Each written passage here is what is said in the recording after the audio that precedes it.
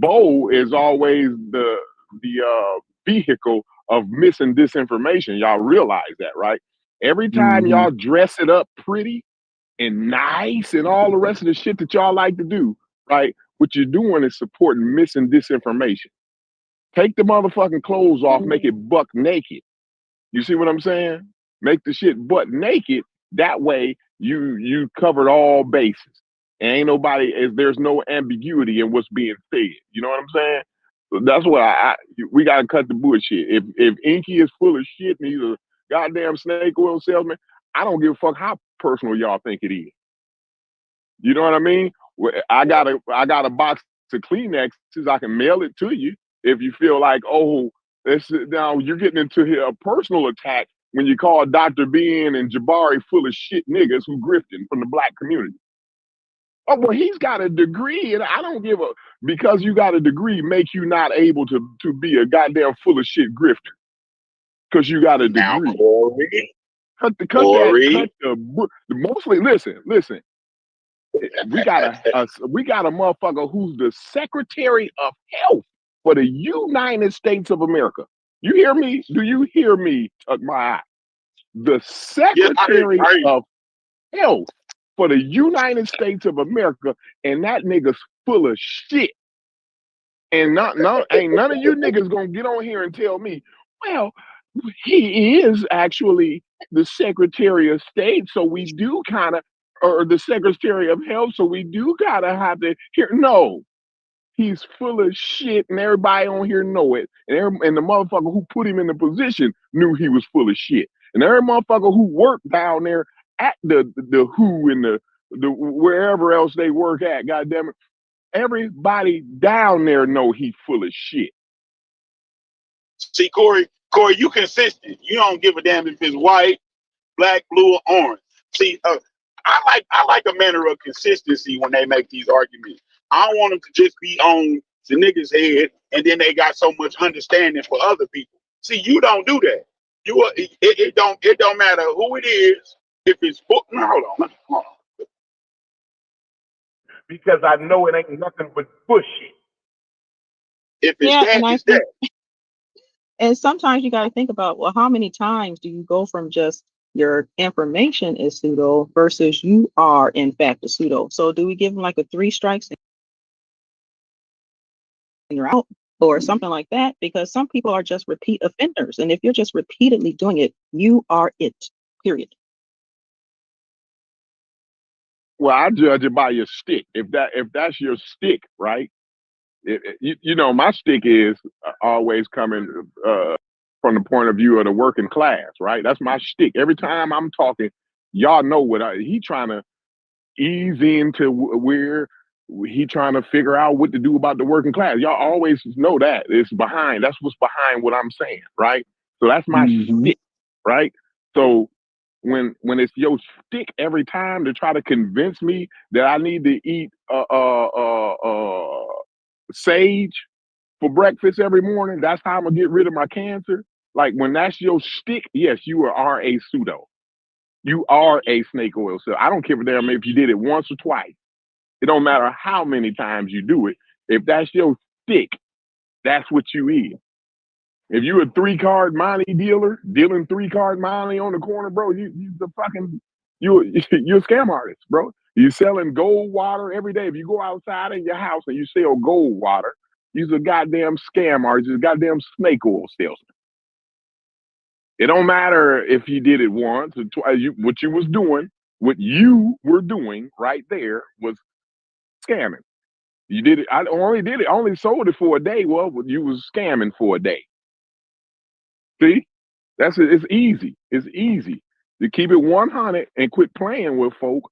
That way we can get to the bottom line. You know what I'm saying? Quit worrying about the feelings. And well, I have to consider the flat earther because we don't want an echo chamber. So we have to hear the flat earther. No, we don't have to hear the fucking flat earther out. No, we don't. Don't ever convince yourself or your kids that they got to sit and listen to bullshit so they can be considered fair. No, I'm not fair to a bunch of bullshit motherfuckers.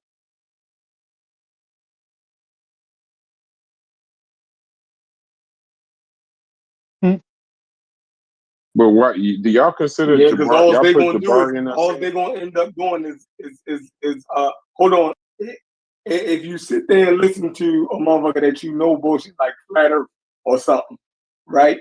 What's gonna happen is it's gonna do more damage than it is anything else. Because there's gonna be people in the audience that's gonna believe that shit. So you're giving them, they always can talk better than you. Think about that. Anytime somebody is grifting and scamming, you know what I mean, they always a little bit more polished than us. You dig what I'm saying? So it's dangerous. They can easily convince people, you know what I mean? Like, so yeah, I think you should just go at them straight up and get a little and get busy with them. You know what I mean? You can't be playing with them with kid gloves. You dig what I'm saying? Now, somebody like James who actually believe what they saying, then you dig what I'm saying? That's room to deal with him. You know what I mean? Because you can see that the information that he got, that people has just been misinforming James. You dig what I'm saying? But yeah, Inky and them, nah, you gotta go straight at them. Sometimes Reggie, Yeah, you I gotta go agree. straight at Reggie. If James was 25, yeah, I would agree with you, Shepard. But James is 50 some years old. You got to quit bullshitting with James, right? It's either Nah. Who is James? you Pan African James. Bro. Listen, nigga, you motherfuckers done sat with spent hours on him, Shepard. Spent hours. So listen, after I done spent hours and months trying to walk you through with kid gloves, and then you take what all them hours and months that I done put into you, and you throw the shit back in my face, bro. Listen, no, I'm done fucking. You's a dumb motherfucker, and you just gonna end up dumb. Some motherfucker you gotta say, ain't nothing I can do for you, James. I'm done having a conversation with you. You know, you can go over and have a conversation somewhere else, but I done came to my limits. Sometimes you got to come to your limits and say, look, this ain't even worth the time. It's gonna cause somebody else to be just as dumb as he is. You see what I'm saying? He's a 50-year-old grown ass man, right? I'm stuck in a lot of my ways. I'm stuck. Sometimes, Sheffrin, you can tell me till you blue in the face the right thing, Sheffrin. But just because I'm stuck and I don't want to listen, I'm gonna keep doing the wrong shit. You see what I'm saying? But that ain't your job to make sure you baby me the whole. Well, he really believe in this fucked up thing, so I'm gonna handle him. No, no, no, no, no, no. You done told his ass. I done told his ass a number of times. Everybody on in this community done told his motherfucking ass in all kinds of different ways, and he's still on the same bullshit at 50-something years old. Look, you got to call a dumb motherfucker sometimes. Just like you got to call a pseudo sometimes, a snake oil salesman sometimes. We got to start keeping it real. I agree. I agree. But okay, so Brass, help me out, Brass. I guess I'm about to start capping. So, and Corey, don't start yelling at me, bro. I can't deal with it today. But I don't like to say all in anything. So you just saying all? Are you saying that they're just every single person is just ain't shit? I don't know what y'all was talking about before. Listen, Brad. If I take and you 30 something, 40 years old, right? Mm-hmm. And I take months telling your ass something, and you still spit in my face after I took months and hours trying to tell your ass the right fucking thing. No, you's a dumb motherfucker, Brad. I'm sorry. I apologize. That ain't the most prettiest thing to say. Grandmama told me. I listen. Grandmama told me, and I know better, right? She say if you ain't got nothing good to say, don't say nothing at all. But grandmama don't live in my time. That might have worked out in her times, right? But in these days, right, when something needs to be said, you got to say that shit, because otherwise it'll fester and come back to fuck you over. You see what I'm saying? So But is there even your anything good? grandmother, That's what I'm even saying. your grandmother would probably, if she saw you kept on talking to somebody and it wasn't getting through, she would probably pinch you and whisper in your ear and say, "Listen, you know that child is slow. Why you keep on talking?" Oh, That's what would Absolutely. happen. Quit dealing with that fool. Granny was so contradictory. Granny was contradictory in the motherfucker. 'Cause she'd tell me in a minute, "Don't quit dealing with that goddamn fool." now I know a lot of these conversations I can't have around sane people. So I know a lot of these conversations are a little crazy, but there has to, I don't, you know, shit. I'm trying, Chef. There's got to be some redeemable quality of someone in this conscious community that you've come across, right? Someone being genuine, someone actually talking about some real shit. Yeah. We You get talking about the content creators or just the people in the audience? Because those are two different things to me. So a content creator, bro, listen, he Both. already know better. Well, I'm gonna speak on the content creators. They already know better than the shit they doing. You and I ain't nobody on here gonna say a word that's gonna convince me that Sonetta don't know better than the shit he doing. Right? Brother Inky, Baba TV, you name them. Every last one of them niggas know better than the shit they doing. Now, okay, maybe somebody that comes on the panel from the audience and don't have a full understanding or may not have had some of the arguments that we had. Yeah, we can take the time and argue it out and bring out some points and some sources and have the discussion. Right? That's a totally different thing than trying to convince Brother Inky on some bullshit. You see what I'm saying? We're trying to take the time out to fuck with Brother James, who's been on YouTube in this community and heard every scenario that he can hear on the topic in every situation in every way from multiple different people, right? No, nigga, you just dumb because you want to be dumb. You see what I'm saying? And ain't nothing I can do for you. Now, who is And I Inky? agree with what Corey said about the age too. You got to take that into consideration. We have a lot of young people who are in the audience and stuff like that. And maybe if you 18, 20, 25, maybe even 30, but once you good and grown, that cake is baked. And I don't got time to be trying to unbake Cake it. is baked. God damn. When y'all say these things, Absolutely. y'all know we Absolutely. just it's over with. Y'all, I mean, this is the then we ain't got a chance. You just said if you over 30, your cake is baked. Those are the niggas we gotta try to get in order. No, well, I mean specifically some of these people that are 40, Oh 45, God. 50. Ain't nobody got time to be trying to do that. And you would look like a fool trying to argue or change someone's perspective once they're a certain age. I do not believe that once the cake is baked, once people are good and grown, they are the way they are. And so trying to change them at a certain age, you're just wasting your breath.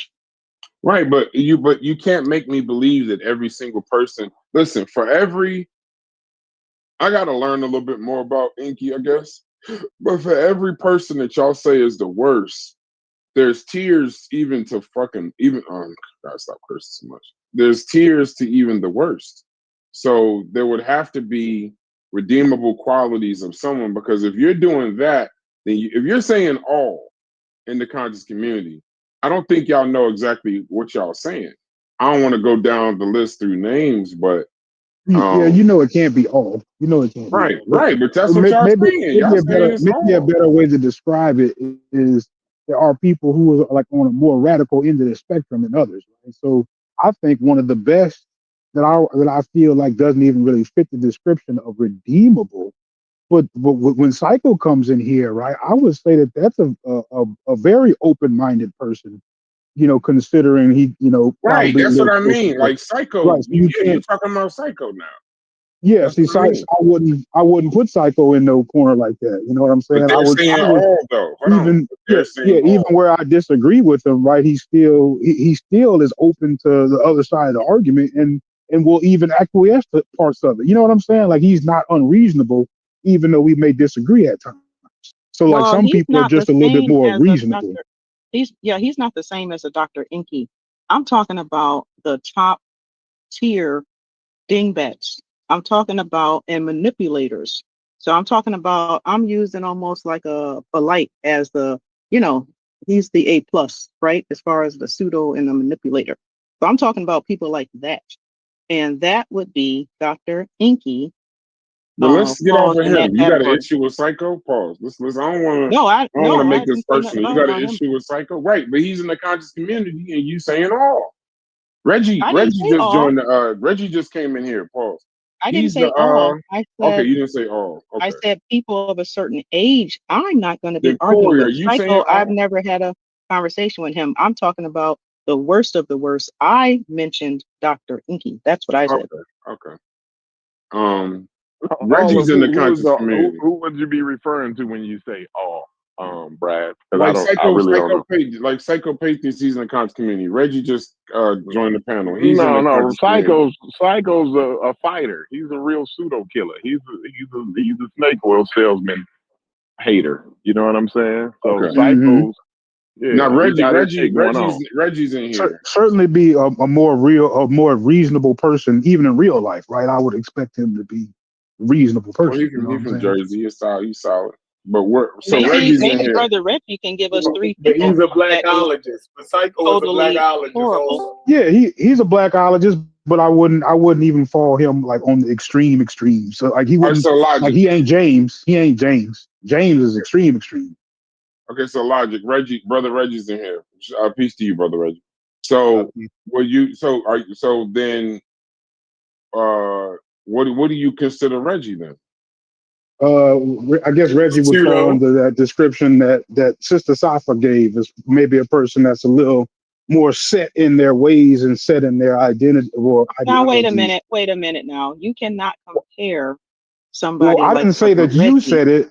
I didn't say you said it. I'm saying the definition you gave, I would fit him in there. That's what I'm What's saying. Yeah, the but we're definition? talking I about wasn't here. we're comparing people though. We're comparing the worst. So I think Brother Reggie would be able to give us three people that he would consider to be a total No, I don't want to get uh him into that though. I don't want him to do that. shit. No, Well, I'm just I'm saying, like saying I don't want to have a. This ain't I would moral. never put Brother Reggie in the same category or even on the same street as Dr. Inky. Okay. I appreciate that. Yeah. Difference is with me, I'm a 60 plus year old black man. I started my journey in understanding our people in 1983, 82, 83. At 82, I took my first Black Studies classes. 83, 84, started working with Dr. Leonard Jeffries. 86, I went to West Africa with Dr. John Henry Clark. In 87, I went to what we call Egypt and with Dr. Yosef Ben Jochanan and 1,000 people. And I took 100 people, 120 people for that particular tour. I managed. Uh, I worked at the Schoenberg Center for Research in Black Culture of the New York Public Library. I had completed my degree in computer science from the School of Engineering. I worked at the Schomburg for 5 years and 16 and a half years in a law office. And I have a son. My son has been named the America's top Black young scientist, right? He's in a PhD program. Um, and you can find him if you really want to look, right? But he's America's top, named one of America's top Black young scientists. He has more peer-reviewed papers than uh, most professionals. I, I'm a, yeah. So now, in the course of these years, I've met, before I came to the conscious community, I, I primarily worked around professors around in the Black Studies Conference and the African Heritage Studies Association, and then scholars around Association for the Study of Classical African Civilization. So I knew, of course, Shaka Amos because I knew his mother, right? And one of the and she was a supporter of Dr. Yosef Ben Jochanan, and Dr. And then Shaka Amos. I had met Sinetta I had met Sonetta years before. Shaka almost told Shaka maybe he needs to talk to me. That was my entry into the conscious community, and this is where I met. Uh, they weren't content creators yet because they weren't YouTube, but they were the street speakers or people trying to put out their books. What I found is that the problem is the economics in our community. Uh, there are people who are entrepreneurs, and what they do is in the entrepreneurial journey, their business is promoting people as they promote their events. And what I found is that uh, um, these promoters use people that are electrifying, not definitely necessarily correct. First, it started with the lecture series with using people like Dr. Ben and Dr. Clark, Dr. Leonard Jeffries, Asa Hilliard, um, and so on and so forth. And then it they started using younger people. I knew when Kamani, uh, Booker T. Coleman, I remember when he was first starting. Uh, when Dr. Umar Johnson was first starting, I met him. I lent him my laptop for his presentation. He didn't have a laptop. He didn't have a portable laptop, and so that's the first time I met him. So the problem is that these people who are snake oil salesmen, they don't get there by themselves. They get there because they're selected and promoted. I also remember when well uh Dr. Cress Wilson. I remember when she was promoted, and then Dr. Richard King with the melanin. I remember the melanin consortium and all that. And what I found is that sometimes these speakers would be what you call kind of relief speakers, meaning we would be participating in something scholarly. We would have an event. We would need somebody to be the closer of the event, right? And it was much more to me. Some of these people that was chosen was just for entertainment, meaning, um, and I'm going to get a lot of heat for this, but some brevity, because a lot of times these speakers weren't speaking on the things that we were actually working on, right? So uh, the issue is the consumption or the need for brevity or entertainment that has caused this and the promoters needing to promote their events and needing entertainment, right, has caused this. And so some people have become scholars and teachers and experts when they're really not.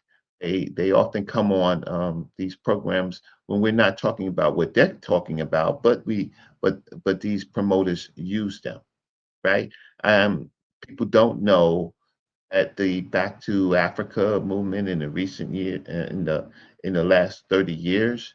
I was participating in getting people back to Africa, West Africa, uh, from my trip in 1986.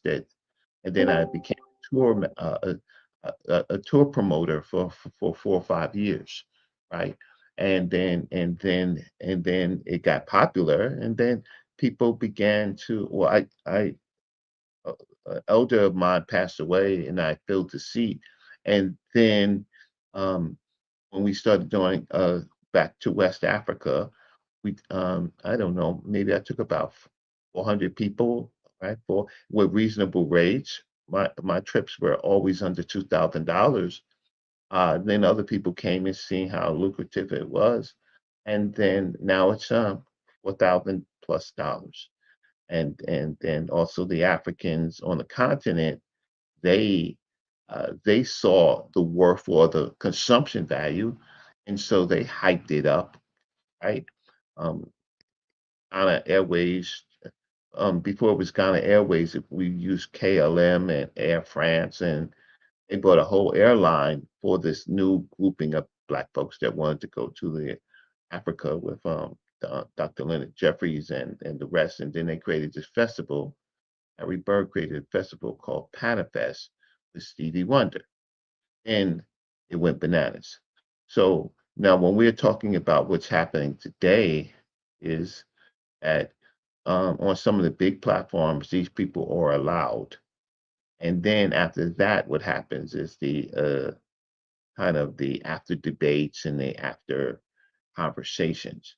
The problem is that the people are injured because the people are generally trying to, besides the brevity, they're trying to think about these things because some of these people have, many of you have real jobs supporting your family, real jobs. Got to put food on the table and stuff. And sometimes you just want instead of watching television, you want to watch the internet. And then YouTube has a lot to do with the super exploitation because it's really YouTube that gave a payment plan. All you have to do is produce a lot of content, get a audience, become an influencer, you get paid, and became some people's jobs. And that took off after, there were like the promoters that would have events. One popular is Sonetta's early in-house events, which was really popular, but that was just one of many. But for the young people, his platform was his in-person debates was really super popular, right? At the time that I was there. So the dilemma is really, we as a people, we don't have a plan. Hard work on a job, hard work in your community is hard work. And hard work and working with our communities, hard work without pay is hard work without pay, right? Um, and so the we you know platforms like this have to look for solutions. We often don't look for solutions. So I know media uh, and all people involved is looking for a better way in which to do things. And so that's where the problem solving comes from. So I commend that, a better way, instead of the ways that we have, and where maybe because most of the stuff that I do, there's no payment at all, really. I mean, when people say, "Oh, Brother Reggie's Cash Apps," or please, look, I just say, why do I work so hard and get nothing? So I complain, right? But it's not. But using it for a living is just ridiculous, right? But still, because I'm in a space in my life, a particular space in my life, I paid myself to try to communicate. So so criticism is good. So I don't. Some people that you criticize, I don't say anything about. I really don't say anything about at all. I don't. But then some people, sometimes it's over criticism, like might differ with me, but Dr. Ben and Dr. Clark and others, they're first of all, they're deceased, um, and second of all, their work was in their time period. And I remember when people didn't even come and see them. They would have audiences like 100 people or so, then 200, right? Then maybe 300, right? But I remember, but it wasn't never really jam packed. It was a period, right? But they were bringing their life experiences. And I met Dr. Clark when he was 70, right? And so he taught largely through academics, Black studies Black studies professionals, and then he had some community. Dr. Ben had much more community and than Dr. Clark did, because it was connected with his trips to Africa, Well, where Brother Reggie, can interrupt you for a moment, or go ahead and land your plane. I thought you No. So generally, my landing my plane is looking for a better method where one, people can be criticized for their bad deeds, and two, to create a positive market that's based on real facts. And right. I'll stop my plane. Right. So to me, one of the essential things in order to build a new method is that you would have to be thoroughly convinced as why the old method is inefficient or needs to be updated. Right. And every time I hear you tell that story about how you used to take people to Africa and then they started hiking up the prices, and Mhm. I could be reading into it too much, but I detect a hint of guilt, right? Because you're not exactly a whistleblower, right? You still protect some of these ideas and some of these people, but at the same time, you've been inside those organizations and you know it's not perfect.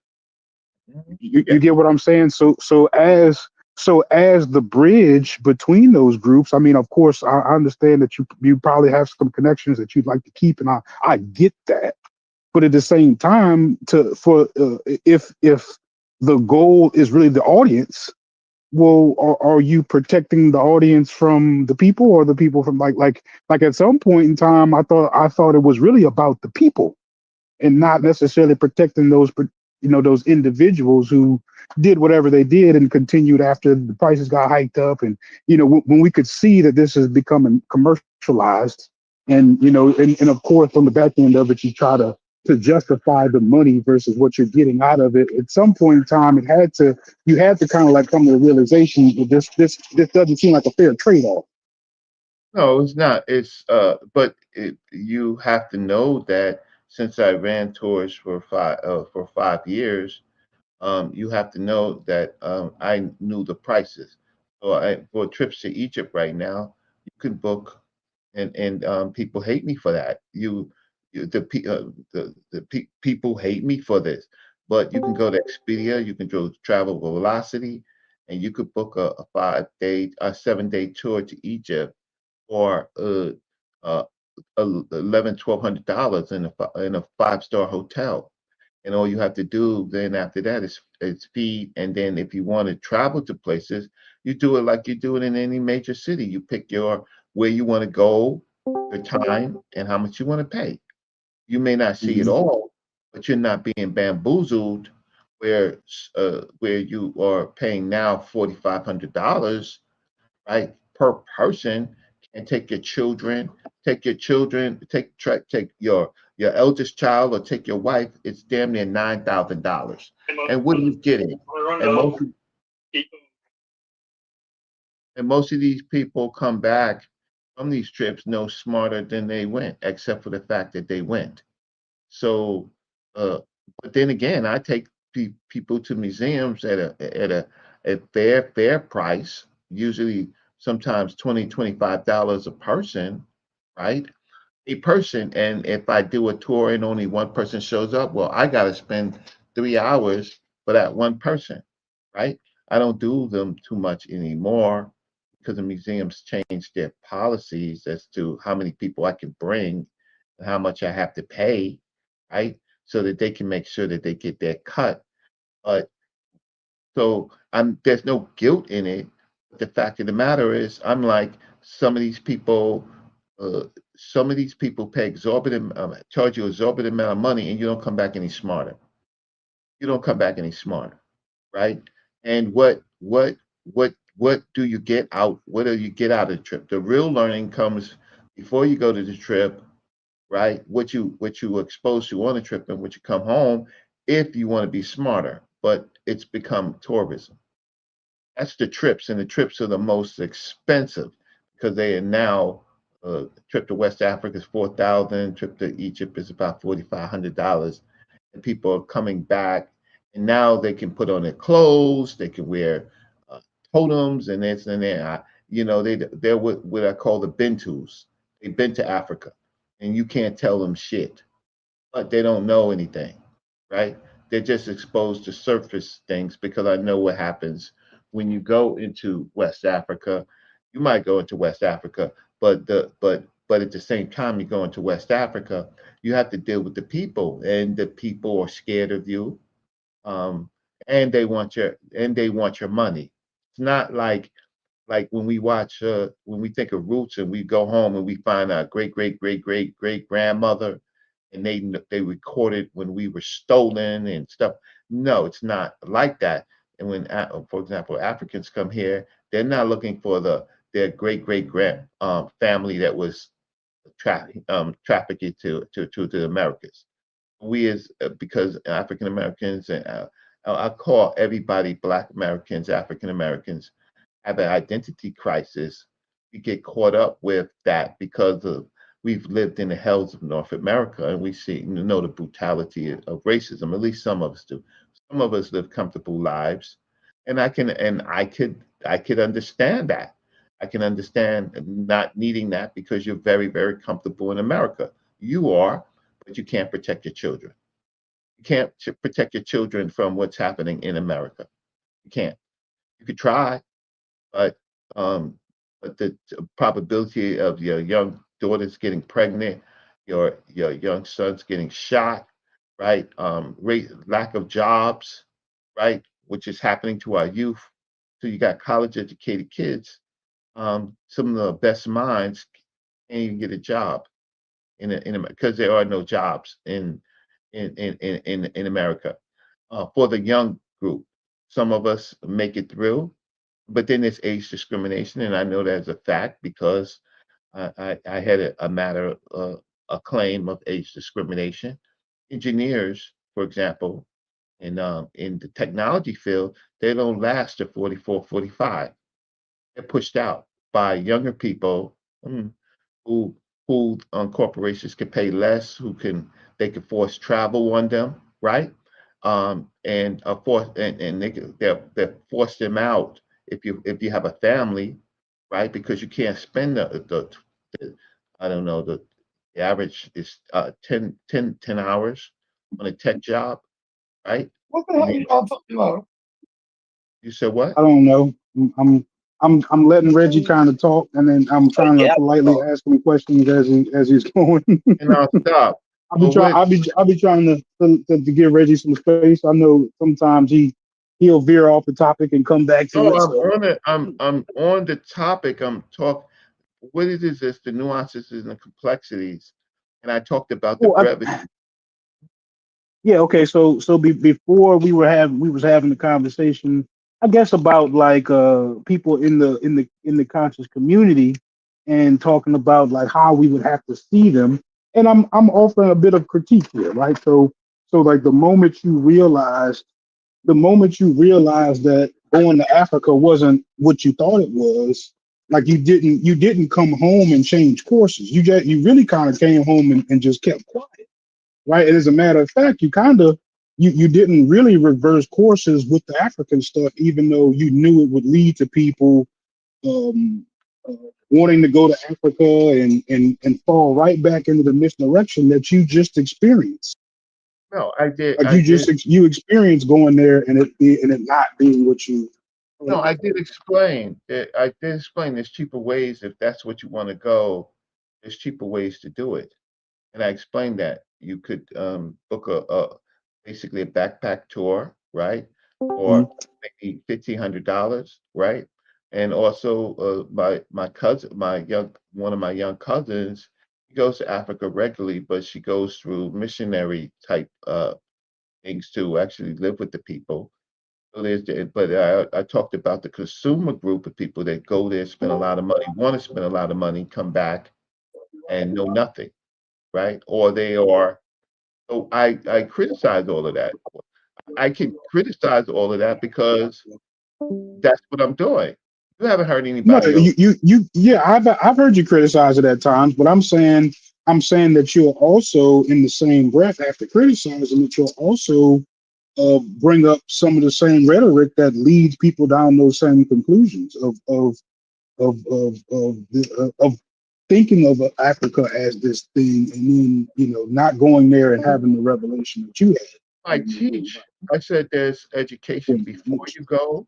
There's Mm-hmm. education what you're exposed to while you're there, and there's education when you come home. So I did say those things. So my whole No, point of it, so let's try to have the conversation. I am making a bit of an accusation, and I'm trying to do it politely, but just to be clear, what I'm saying is, you do more of protecting that particular paradigm than you do to dismantle it. Right? You've admitted that you see the problems with it, but I'm saying even in acknowledging those problems, you still adhere to some of the same rhetoric that leads to those. you're talking about the education part before you go to Africa, where I do Perhaps.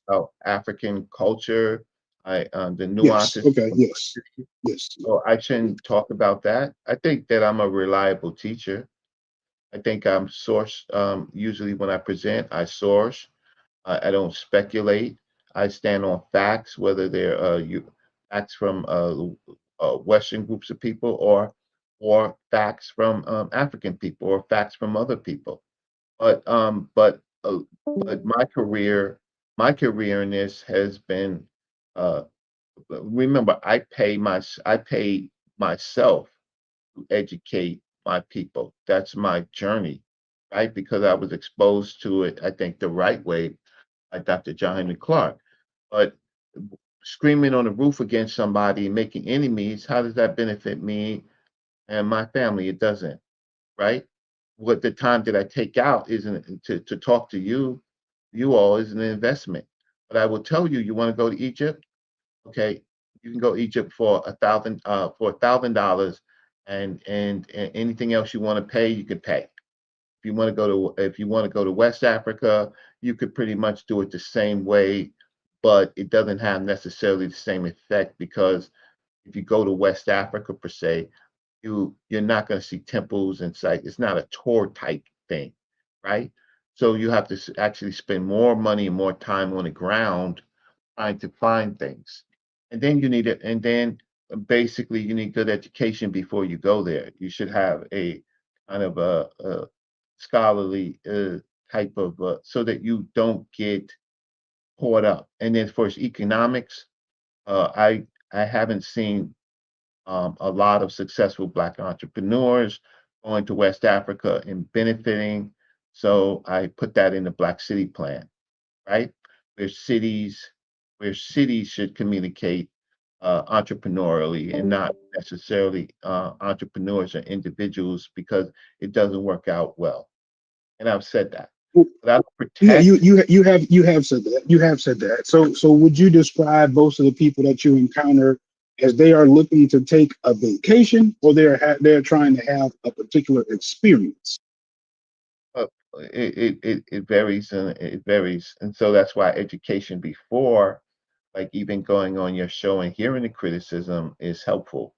But even still with that, if you have money for a vacation and you want to identify with the continent of Africa and you have the money, okay, you should. That doesn't mean that you should be ripped off, right? No, I agree. It doesn't mean that you should be ripped off, but I'm saying a lot of people are looking for that experience, and you yourself said that they go to Africa and don't come home no smarter. No, they don't. No, they don't. No, Right. they. So the potential of them having this experience was almost zero from the jump. We have lots of experiences as humans, and sometimes it's But, personal. Can we But agree what is that the but what these is the trips issue that though? we take, I'm sorry, What is can we the agree that these trips that we take to Africa, that's not, I think, at the top of the list as far as things being problematic in yeah, this community. I think it's more so the scamming and the manipulation, the cult-like activities, those type of okay. things that happen without people even knowing that they're being duped. And then also you got a lot of people around here who sell these fake books that they write in one weekend. You got all sorts of crazy things. There's nothing wrong with taking a trip. There's nothing wrong with having a business where you take people on trips. It's more pressing things I think that probably should Yeah, be discussed. I agree, but I agree. So that's why I say there's nuances and complexities.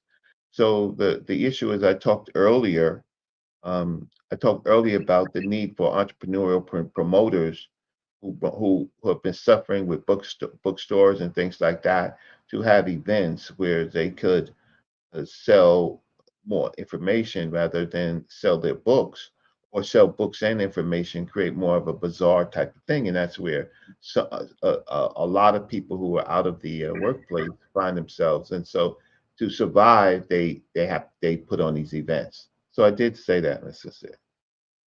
I did in fact say that. But It's a logic, I Hmm? apologize. So what is your, because the title of the show is about the conscious community. So yes. are you saying that the that the that the trips to um Africa, are you saying that they're a scam? No. And the people, are like, what are you saying, Logic? Yeah. I'm basically saying that, yeah. So this No, is no, what no, I'm no, no, trying to no, no, say. no. Don't explain Hold on, it. hold on. Just Let me explain. Let me to please answer the let me try. question first. I know, but answer the question first. So Are you I saying said that yes. Basically, that is what so I'm saying. all the Yes, wait, all the and tourists? and to go even Hold on, further. hold on, hold on, hold on. I want to be clear. I just want to set a premise, and then you can have the floor, brother. Reggie takes trips to Africa. Jabari takes trips to Africa. What's the guy that you interviewed? Um, Smalls, I think that's his name. James Morris. Okay, he takes trip to Africa. You're saying they're a scam. Just set the premise of why you think that's a scam, and then take the Well, floor, do whatever. I just well, want to be I clear. actually like Brother Reggie, and I Okay, no, actually no. respect him. Let me do this. Okay, So I actually respect him, and I'm trying to kind of dance around what I'm saying so I can say it as politely as possible. But I'm basically saying that I feel like Reggie is complicit, right? And then and not necessarily, like I said, he's not necessarily a whistleblower. So, I see a contradiction in, of course, you can see through experiences that taking people to Africa did not really give them the experience that they left the house looking for. And yet, even though, the prices were hiked up and all this kind of stuff, you still came home and doubled down on the same rhetoric that led people into that experience, No. right? So of course you did have a cheaper alternative, but I'm saying like you didn't stop, even though when you realized what you were doing had been commercialized, and it wasn't providing the customer I with the wasn't experience that they were commercialized, looking for. but here's the dilemma. Here's the dilemma. There's a need for humans to expand their horizons. There's a need for that. Mhm. When I personally did trips, it was educational. We got experts to go with us on the trip, and we talked specifically about slave forts and dungeons, the different cultures, right? The different peoples we met chiefs, and we in big groups like the Shanti, the Fanti, the Ewe, the Ga, right? We learned aspects and differences in their culture, but we did that. Um, uh, so it's changed. So do I participate in that? No, I haven't participated in that in years. So I don't promote people's trips. I don't do that. But what I do is I spend time education on the ground, and the education that you get me is largely for free. Largely for free. I'm thankful that Brass and Logic occasionally sends me donations, but for the most part, the conscious community is not interested in my candidness about these things. So they don't send me anything. They're interested in things like Dr. Inky. Well, Dr. Inky just came back, but they're interested in that type of stuff. And yeah, and I've that was embarrassing, by the it was way. hard.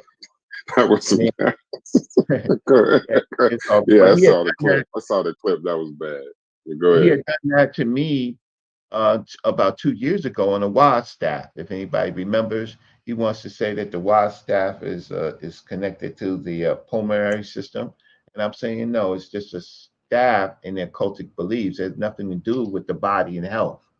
And so for 4 months, 4 or 5 months, I was back and forth with Dr. Inky on this on this, and so he came back and with a new.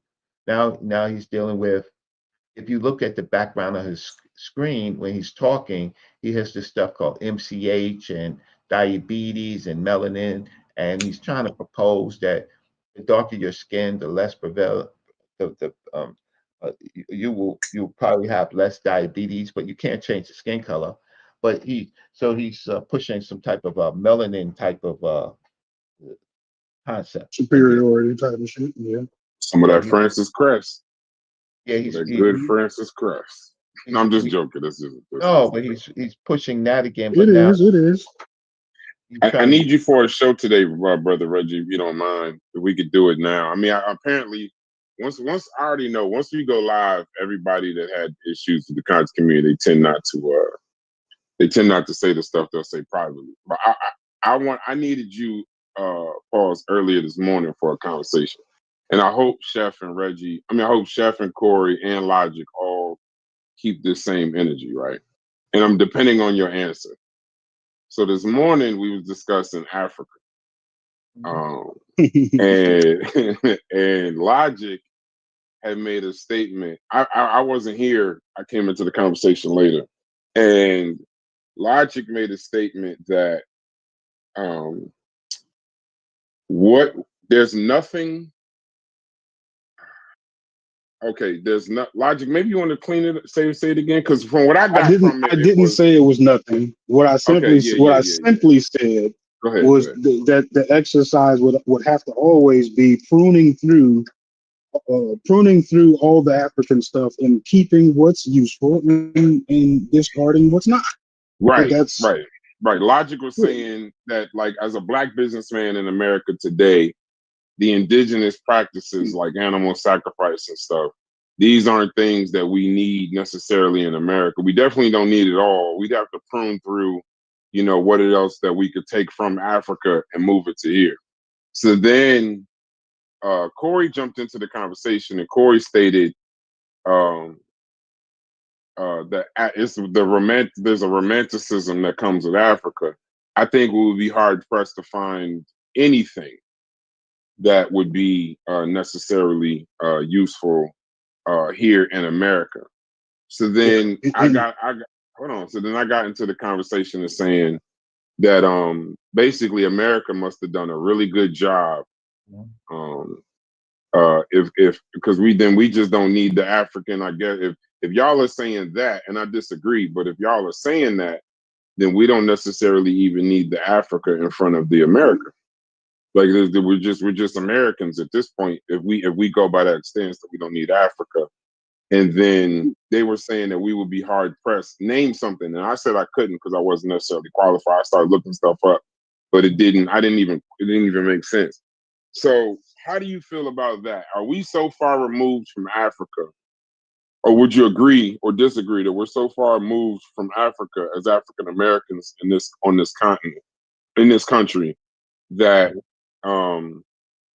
Africa necessarily doesn't even hold a place of any kind of importance right now? Is it just romanticism? And then Corey, you could state your own case, or Chef, you could state your own case when you get a chance.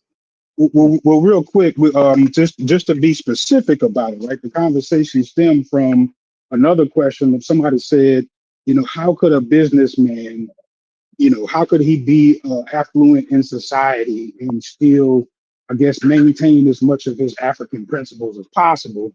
And that's how I came up to the comment of where we would be pruning through the African stuff to find out what's useful. So that, like that, so in answering your question, how would a person that's attempting to be affluent in this community, how would they wrestle with retaining as much African stuff as they can? That's kind of what the conversation is. Well, it's not. It's not. I laugh too, by the way. Yeah, it's not. But it's not Africa. It's the problem. The problem is America. America has always separated peoples from being what they feel is the true Americans and the other Americans. So so that's pervasive in birth certificates and employment and benefits, and you have to specify. And then the people who I can only talk about the people who are African American or is they called Black, because that's also one of one of the selections, right? Hmm. We don't have any equal protection. So we are just hoes to Mm. America.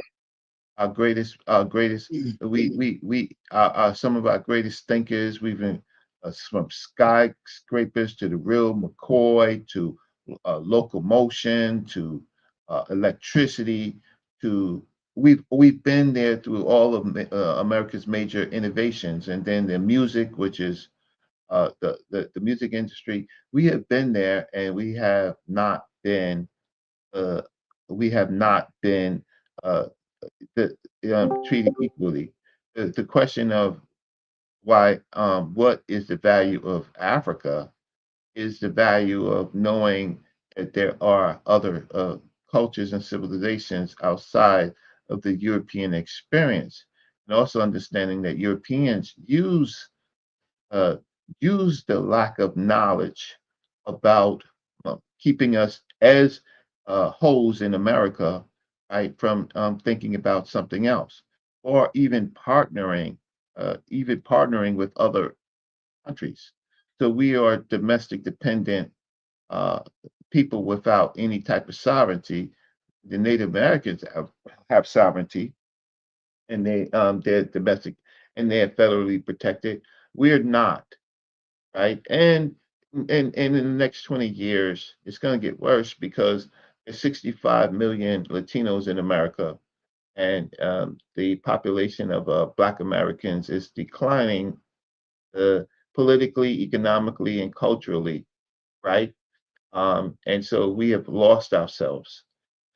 So the question of to me, there are benefits of understanding Africa, but it has to go beyond snake oil people, right?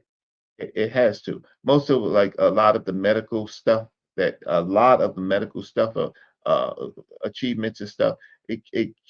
These things come from natural things that African and indigenous people knew for years. They've just been commercialized, right? But the problem is that they don't have to be pills. America's issue is pills and medicines and things like that. A lot of these things, believe it or not, can be can are used in indigenous societies uh, naturally every day. Where you don't have to take a pill every day. But a pill, how much does it cost? $1. Almost every pill starts at $1 to $20, right? A lot of so health, things like health. The cultural stuff, you start talking about their belief systems and things like that. Well, I I have access to listen. You can challenge that. Do I believe in it? No. My friends know that I talk to. They look at me crazy because I'm like, no, I don't believe that. I don't believe that, but you believe it, right? And it's part of your heritage and culture, and I respect you. And as long as you do it without super exploiting people, fine. But I don't believe in it, and I don't. But I respect the culture of African people, just like Europeans respect the culture of Europeans. All of this and night that, and sir this and sir that, right? That's just people's cultures, right? And so no one challenges when we watched we watched the president of the United States go to England the other day. We saw a cultural collide. That was, if anybody wants to study, that was incredible. He walked in front of the king. He held the princess's hand too long, right? And Yeah, he got he was ignorant, bro. He was yeah, acting out. I don't know what he had going on. He didn't take his pill or something. He was acting out right right. And but then there's cultures, European cultures, they respect their values highly because it makes them who they are. They will fight. Israelis, the culture that they have, they will fight to the death for it. We don't fight to the death for anything. We are the only group of people who you could have somebody different than Europeans like the Charlie Kirk situation, That was white on white crime. Had nothing to do with us. But that's as American as apple pie. That's as the American Revolution. American is apple pie. These people, who were brought here from Europe on the king's dime, got mad because they had to pay more taxes, and then they say freedom or death. They make that freedom where there's people who were actually chattel slaves freedom. So the on the superstition issue and stuff like or the cultural beliefs and stuff like that, um, that's I we could talk more about it. It's just something that I don't teach. I teach science, I teach history, I teach culture, I teach language. I don't teach any spiritual benefit from I don't. But uh, I've had problems with Brother Jabari and some of the comedics, right? And Baba Heru, who has passed away, right? I have been, you see me, I have been the villain. But you people, even though I was trying to be rational, I'm not saying you people directly on this channel, Mm-hmm. but our people called me a traitor, called me a whole bunch of names, right? And I'm like, yeah, on one side, okay, well, show me the benefit because my skill set says that at least you should be able to read or get the work translated so that you know you so you're not fooling the people, right? But I was demonized. So I'm not what do you call not to use the word. Uh, I'm not that, but I'm different than a lot of people. I'm older than most of you people, right? Respectfully, I'm older than you, right? Mm-hmm. I've seen the best and I've seen the worst, but it comes with a plan. So we do have to figure out what's useful and what's not useful. We do. We need a plan to do that. Sometimes just going on the internet and saying things is not is no better even if you criticize them because I said earlier we need a plan, we need solutions, right? We need solutions. And not a lot of people are willing to look at a problem and solve it. But I'm not gonna some things okay, you being American as apple pie. That sounds good till you're unemployed, you're discriminated against, right? Till you have to go to court like me, right? And then no white lawyer is going to take my case, so I have to represent my case, my own case, right? And the time and all of that stuff, you can't. Justice in America is per pay. It costs $450 an hour. And you get nothing for the most part. The average legal case costs you a minimum of $100,000, right? And you better have $100,000, and that's for civil and that's for criminal. But we are in an illusion that we have protections, but you have to pay for it. You have to pay for protections in the United States. In other places, in other countries, you don't have to pay for protections. Indigenous people don't have to pay necessarily what we have to pay for protections. So our freedom is based on look, hope it don't happen to you. Hope you don't get into a situation. Hope somebody don't steal your idea, right? Uh, because once that happens, then you have to pay. Then you have to pay. So so the issue is generally we need plan and solution for all things. But I come on your show to listen to your criticisms, and I think some of your criticisms are valid to start with, but then I ask you, well, what's the solution? Are you saying logic, Corey, that the white America's model for us is going to make us successful? I don't understand that because look at statistics: 65 million Latinos, right? The majority is still white Americans. Black populations are at the lowest, but we are always subject to all of their experiments. But we bear the brunt, and we don't get any. We get no relief, right? And we're dying by attrition, right? It's like apples. I mean, a basket of apples. Okay, you can start with a big basket, but the apples diminish. We have great young people, our children, completing college, right? Having these very very expensive tuitions, right? And not getting jobs to carry their payments for their tuition, and going into debt, right? And at the same time, the American system is printing money for groups of people, and they have so many different opportunities that are for free.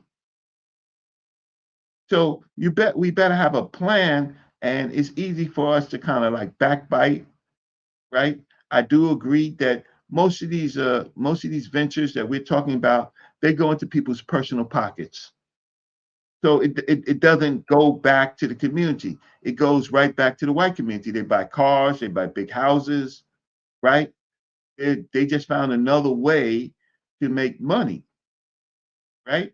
So we better have a plan. So the big thing is to tweak out a plan, and plans are not sexy. Hard work is not sexy. Okay. Because like I said, I thought I didn't have the knowledge or the information to really form much of an argument. It just didn't feel correct, right? I didn't want to Mhm. get into my feelings, but it just didn't feel correct because based off what I heard, all I could answer was that America and the transatlantic slave trade did a damn good job. That we got African Americans Mhm. in the United States now saying Africa just don't mean shit, and that it's just like it's a romanticized thing. We shouldn't talk about it. It has no bearing on our life here in the continent. I felt bad because I couldn't form an argument because then the question was posed back to me. Well, then what? Then if y'all are defending it, then what it is? And the only thing I could say was like, damn. I mean, then we have. Do you know what you're saying? If you saying that, then remove Africa from African American, and we just Americans now. And I can't agree with that. I can't abide by that. I can't defend it, but it don't feel right. I know that's my culture. I know that's my legacy. I can't I can't abide by that. Well, But I think you're right. Put it in a plan. So the problem is if you have a critique, then okay, let's say we take out the Africa, right? Are we really Americans? No. Right? Are we really Americans? No, we're not. Why? Because you don't have the protections that Americans have. You have to pay for your protections, and you don't have the money to pay for your protections. Freedom ain't free. If it's a court issue, lawyers are $450, right? So anything you have to do anything administratively or anything, start a business and stuff like that, there's fees. They don't come out of thin air, right? You need investment money, right? Okay, so our community has been redlined. Uh, zip code, we're really zip codes, right? You don't live in the right zip code, you get nothing. You live in a better zip code, you get quality of life. We need a plan for that. It's not, and then the zip codes change, or so your voting rights change, your representation changes, all of that changes. So yeah, some of the people feel that all they can do is be Americans, but you can't. You can protect yourself, but you can't protect your children. Even white folks can't protect their children. I live in a community where white folks was able to buy houses, a 30-year mortgage, right, and buy a house for $50,000, right? They got subsidized. Black folks couldn't get those 30-year mortgages, right? And so we were pushed into the projects, and they were in their houses, but now the people who owned the houses originally, they're dying off, and their children are getting it. The white children are on meth, they're on cocaine, right? They can't get jobs. But the beautiful thing is, guess what? They still got a house, right? All they got to do is pay electricity and cable. They were subsidized. Why? Because America will revolt if that's not there. But us, uh, um, we're priced out largely of a house, right? We're priced out of everything, and then they control. Okay, well, okay, you're priced out of that. So what if I want to get a trailer home? Nope, right? Residential laws say in city things you can't get a. I want to build a tiny house. Nope. Residential. I want to build a tiny house for $100,000. It's just me and my wife, or I'm an elderly. Nope. Can't do that. You got to pay rent till you die. So some policy people some intelligent black people, right, have to look at these things, and so it's just bigger than uh, uh, deciding whether you want to be a connect with Africa or not. It's bigger than that, right? And I hope that y'all understand. College tuition for 3 children, who could pay for that? The child can't pay for it, and neither can you. And then in the university system, they force you out of some programs, engineering and stuff like that. I mean, listen, I'm an engineer. I know how many people were forced out because they was just politely saying is get the degree. Even when I got my degree, I used to interview for the jobs that would be, and they would be asking me, do I play tennis and golf? They're scared if I'm going to mess with their women, right? So I didn't get some of those jobs. I was relegated to the nonprofit sector with a degree in computer science when it was fresh. Okay. So be American. Be American as apple pie, but you're delusional. You are. Hey Corey, can you speak to your point if you are not busy? Because logic was more saying that we don't need to bring all. This wasn't really Logic's argument. I shared a little bit of Corey's sentiment, but just not all of it. So I do believe Africa gets said so much in these conversations. I was always taught that if you say something too many damn times, it begins to not mean anything. So I agree with him on that piece. But Corey's argument was more along the lines of the romanticism and such. And I don't want to speak for him, but if you can speak, Corey, speak to your point. Yeah. So I appreciate that. But yeah, so what I was saying, I say it kind of regularly in a lot of these conversations, like, because the original kind of question was brought to me is kind of where I came in at. They were asking Logic, like, what was it that he thought he could take from Africa that he could use today or whatever. And it's like, I don't think it's anything he can take from Africa that he can use here in 2025 in the United States of America. Especially like, again, like saying the word Africa, it just bothers me anyway, because like, what are we saying when we say Africa? Africa, it's just like, to me, I think it's a birthday cake. Like, and like I said over and over again, what you do with a birthday cake is you put a candle on it and you make a wish.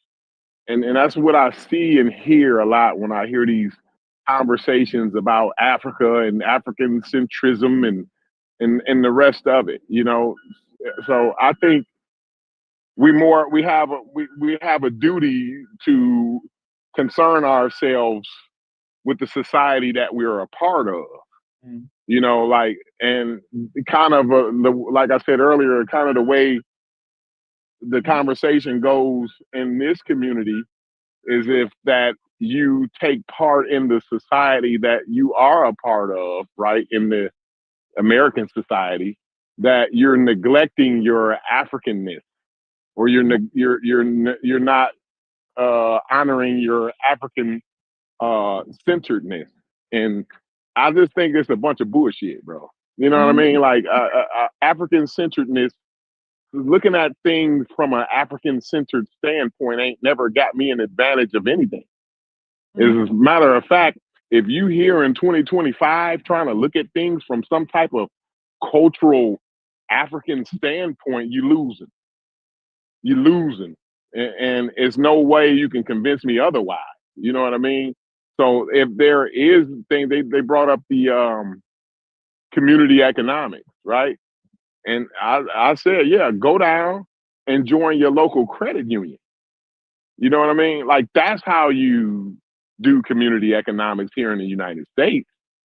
You know, I don't know what they had going on in 1423 or 1215 or whatever the hell date people want to go back to, but that don't work today. And you fooling yourself by trying to put forth some type of moral argument that one needs to go back to an African-centered standpoint. Because what does that even mean? Because let me tell you, even if you one of those people that got off the boat, let's say you one of them people, and somehow miracles work, right? You jump your ass off the boat with some type of tradition that you brought with you, right? In 400 years, that tradition ain't gonna look like it. Even on the continent, we can even go to the continent. We can go to Ghana right now. What was going on 400 years ain't what's going on today. If you're in Ghana doing traditions that was 1,000 years old, bro, like if it ain't some type of ceremony, some type of symbolic ceremony, right? Then you fucking up. You fucking up real bad. And that's why Africa looked like it looked today. You see what I'm saying? Because of not changing fast enough with the times. You see what I'm saying? So when nobody has an African culture from practicing. Nobody's practicing some ancient African culture. If, like I said, if they do, it's a symbolic thing. And if it's not symbolic, you got to know that you in some type of fucked up situation, especially if you're trying to do that here in America. It's more likely that you living in an abandoned car in somebody's alleyway. You know what I mean? Trying to practice that bullshit. So that's kind of where I'm at with it, because I was telling the sister and Shepard earlier, I think today Blackology is more productive than any Afrocentricity can ever be. You know what I mean? So I mean that's just my spiel on it. I don't know if that was coherent or not, but that's what I got. That's the best I can. I understand what you're saying. At least I think I understand what you're saying, but I'll pose it to this. People from India, Arab communities, Japanese and Chinese community, all these other groups, they are still really connected with their culture. And I don't know if Chinese do practicing ancient Chinese culture here in America. The Chinese people, I know what they doing. They building Samsungs and all the rest of the. They out here teaching the Chinese folks. I know their last name Murray how to build a battery plant. That's what the Chinese folks. But they are. Go ahead. Yeah. So yes, because they have. Now they might do some traditional ceremonial shit. Fine. Shepard said he do Kwanzaa every year. Fine. I'm not gonna argue with him about that. But he's not out here practicing some type of African spirituality or some type of African tradition, some wild ass shit that don't make him or his kids no different. He's not doing that. Okay. Well, I just laid out that continents, states, countries, they value even and certainly Europe. The Swedes, the Dutch, the French, right? They value, and then the Americans they value. What America values is labor, right? Having a group of people on top, as long as they're on top, and other people on the bottom. People on the bottom in America. You can find a country that don't feel like that. Which government doesn't feel like that? Fine. So in all of these countries, there's a hierarchy.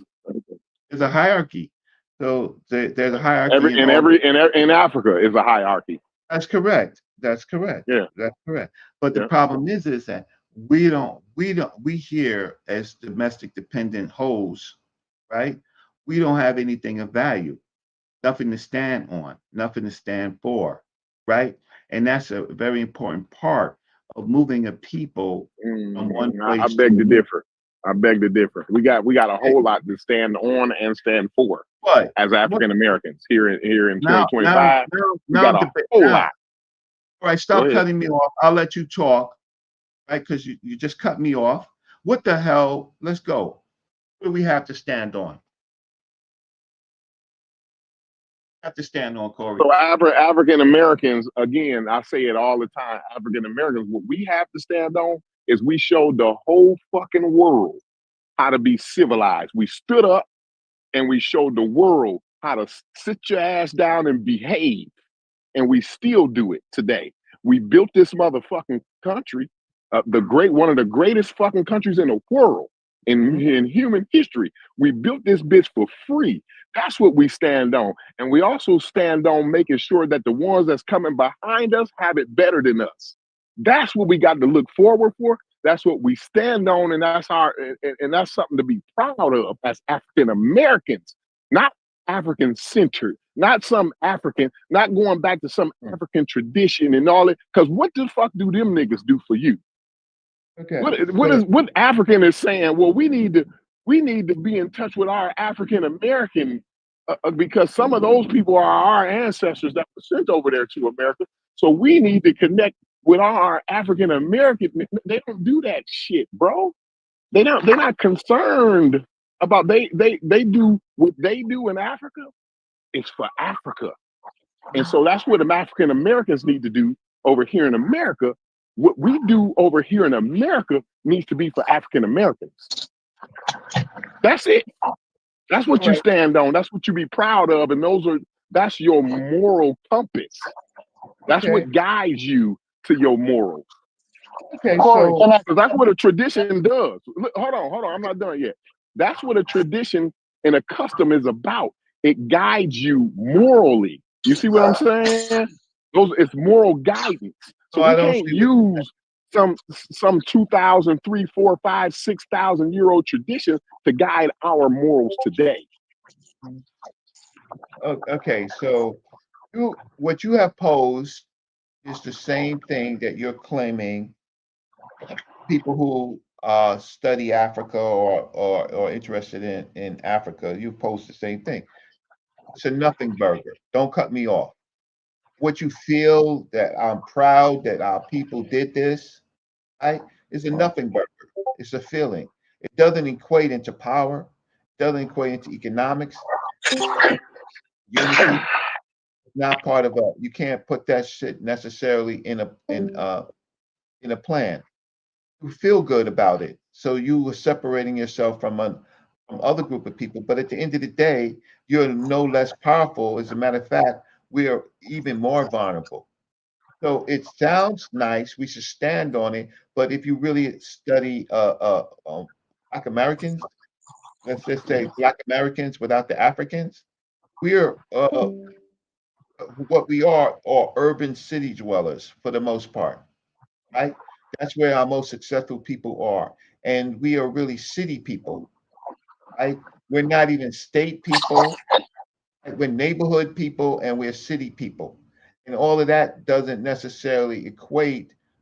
We've not been able to do anything with that since the time of the people that you criticize, like Booker T. Washington and then Garvey, right? And so we haven't been able to do anything with it. Doesn't give us a plan. So fine, I can accept that. I'm as Black American as anybody else without the African. Right? What I find is that doesn't deliver my people anything, right? Because there's no unity.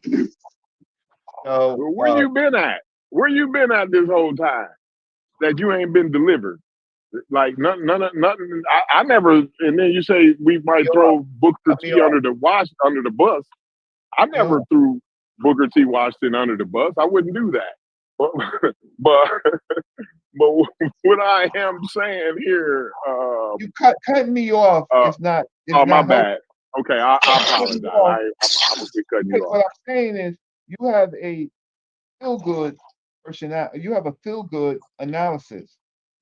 It's nothing more than right. You could talk about, for example, when I argue with the foundational Black Americans, they're not foundational Black Americans. The foundational Black Americans are dead. Every single one of them. The last foundational Black American that we could say probably died in 1941, right? Uh, and if you want to say that, if you want to use slavery as a meter, the last enslaved person probably died in 1941. We're not those people. We're not those Yeah, people. absolutely. So what make you think if we ain't even them people, why the fuck would we be somebody from Africa then? Okay. If we ain't even the people, if we ain't even the people that we descend directly from, how the fuck is we talking about Afrocentricity then? But this is the point. The point is what my bigger point of it is we don't have a plan for any of this. So what you pose had no capabilities. So what? I'm Black American. I should focus on Black American. I should be American. That's not a plan. That's an emotional connection. So what I'm looking No, for it's the plan. The plan has been working for years now. Like it's the same plan. When you go outside, it's not the plan on the internet. what plan? But when you Direct go out, me to a Direct me to a outside, plan, Corey. huh? You're telling me It about don't. filter. You're religious. No, You're nothing no, but a I'm not. Baptist I'm telling preacher. you how society Man, works. I'm telling you how it let's actually study works society. outside. Right? Let's study society, right? You So got to go outside to understand society. Like you can't start read where? society in a book. You can't I got read more life society in a experiences book. than you, You gotta sir. you gotta How many times you have you been probably out of do this because you're country? more older than Yeah, and I have a lot more experience. Not only am I older and have experience, I have the life experience experience of my rather than the books. Corey. Yeah, Who's your so I don't give a damn about the books, but I give a damn about your experience though. good? That's what I do give I a don't damn have a about. problem with that. Corey, who's your mentor? Yeah. Corey, who's I your don't. mentor? I have my grandfather and a journeyman that taught me my trade. Okay, they Those are my taught you your mentors. trade, and Yes, okay. and my father and my uncles and those people like that. Yeah, my uncle and my aunt who's been married for 36 years, right? They mentor me in my marriage, right? My grandfather taught me my trade. Then once I learned basic skills, then I learned how to be an expert from the journeymen that were coming ahead of me. So Okay, those are great. my mentors. Go Okay, ahead. great. You answered my question. So the other part. Now expand that to the rest of our people. Do the majority of our people have that experience? They should, yeah, absolutely. Every majority of our people got uncles, aunts, fathers, mothers, grandfathers, all of that. And those are the We already ones who have teach them. them. Not some master teacher from the internet, right?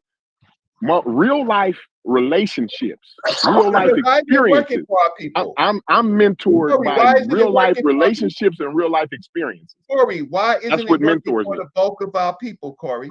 It does work for the bulk of our people. Actually, it works for We all 80% of agree? our people. Wait, stop. Yes, I do. I Stop, do. Go stop, ahead. stop. I'm asking other people. Has that experience worked for our people? Corey's talking about? What experience you talking about? I'm listening, but I'm doing some work over here. What experience specifically? Ask the question. Mentorship through family and elders. It That's worked all for I have me. in No, okay. You talking about you? You got where you at, Brass, because of the people that's in your family, like your Oh yeah, dad, yeah, your yeah. My grandfather, father, my some brothers. uncles, Yeah, yeah, yeah. aunts. No question. Yeah, No question. yeah. No question. And then I wouldn't be even here without them. outside of your family, even That's outside not of what your I'm family, there's talking black about. men and women I'm talking about that have a does skill that set that work was able for to the mentor bulk? you Hold to on, one your mic, skill one set, mic, right? one mic. Yeah, No, yeah, what I'm saying, Brass, is you had people outside of your family who had a skill set to mentor you to get to your Oh skill yeah, set, no right? question, no question, no Absolutely. question. That's what That's not we what That's not I'm talking about. even. That talking Yeah, works that's not about. every even day debatable in real right life. now. But that's my That's case. not I do recognize that that's my case. I No, can't that's speak how for everybody right. others. does. That's how everybody does it, Brad. Corey, you just We can't got win to an cut the argument by bullshit just out. keep cutting me That's off. how everybody does it, bro. Bro, why But go is it ahead, Okay, y'all. I'm on mute. I'm on mute. okay, I'm hearing y'all. the question is, okay, we have individual experiences of success. Some of us. and some of us don't, right? And so the question is why isn't it working for the bulk of our people? Corey says that everybody has this. We have a Says high rate the of bulk of our people. It does work for the bulk of our people. Go ahead. uh, we have a high rate of unemployment. We have a high rate uh, of terrible health care. We have a high rate of discrimination. We have a high rate of that. If I said, say it again, unemployment. We have high debt prices with our people, right? We have the for the bulk of our people the inability to buy homes, even pay for tuition. You don't know how many black young people that are in colleges have to opt out because they can't get loans. Uh, we have a high rate of inability to start businesses, right, or restart businesses when they fail. Uh, we've been pushed to entertainment as out, and rap as an out, and now YouTube as an out, right? Uh, Anybody that says it's working for the bulk of our people is not actually being honest. Uh, the other groups of people have had a head start, right? Uh, and or they get supplemented. These bodega owners and stuff like that, particularly the Arab groups of people. These are families coming from their community for the sole purposes of a plan to benefit their own communities. They work. They work. Let me see. Three. They usually have a 9-member shift. They work three shifts of 3 people, and they work enormous amount of hours. Right. We and our situation is that when we had those businesses first, right? But we had external forces with us. We had to pay protection, and if you didn't pay protection fees, you get robbed. The protection fees became exorbitant and exploitative, right? We have lots of things in our society that we need to kind of study. Not everybody who is even bright is going to be successful in America, and we have a high divorce rate that takes away and high child support rate. We don't have a plan. You say it's working. I'm saying it's not working. I'm saying we need a plan. You're looking at yourself, and what you're doing with yourself is you're looking out, or you're looking through the eyes of yourself as if every Black American is in your same situation, and that is not true. Uh, so we don't have the Asians, the Indians. Um, they have a cultural. It comes from the culture. Being African American, our culture has been disrupted. Uh, uh, African American, and when I mean African American, I mean everybody that's that descended from the continent of Africa that was sort of segmented out by race, right? To have less can I say less uh what's the word that I'm looking for? We were never on a level playing field. Individuals can be, and we have lots of individuals that we have some entertainers. I was never on a level playing field, What? Reggie. I never said we were, I never, my claim was never that we were on a level playing field. I never had a level playing field. But you know what I did have? I had a grandmama and a granddaddy that told me, hey, you black ass nigga, you get your mother Right, but not everybody has that. harder than any motherfucker that you can see. Not You see what I'm everybody has saying? that, They Corey. told this, No, I don't see no, what you're saying. listen, I brother. You told you went on you're for looking 5 at it minutes, through your and own I heard, eyes. and You're not looking my at it through heart the book was of our started people. crying. My heart started crying while you were speaking. You went on for 10 minutes, and my heart literally started crying. Hearts Right, don't cry. and I feel you.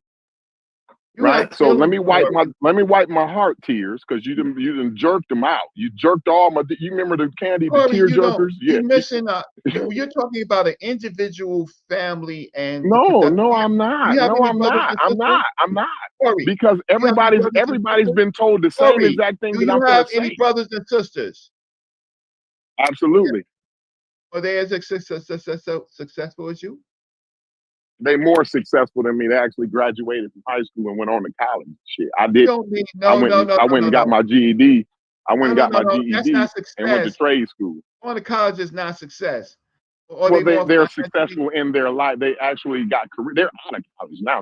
They're grown. They're 40 and they're 40 years old by now. I got my youngest little brother. He's 36 right now. He's an Is your family anesthesiologist. plan? Is your family plan the bulk? Is what the majority of No, Black Americans? nobody planned for that. Like, no, my little brother was never supposed to be an anesthesiologist. Never in a million years did my dad That's not what I'm imagine he would saying. be. Go ahead. That's not what I'm saying.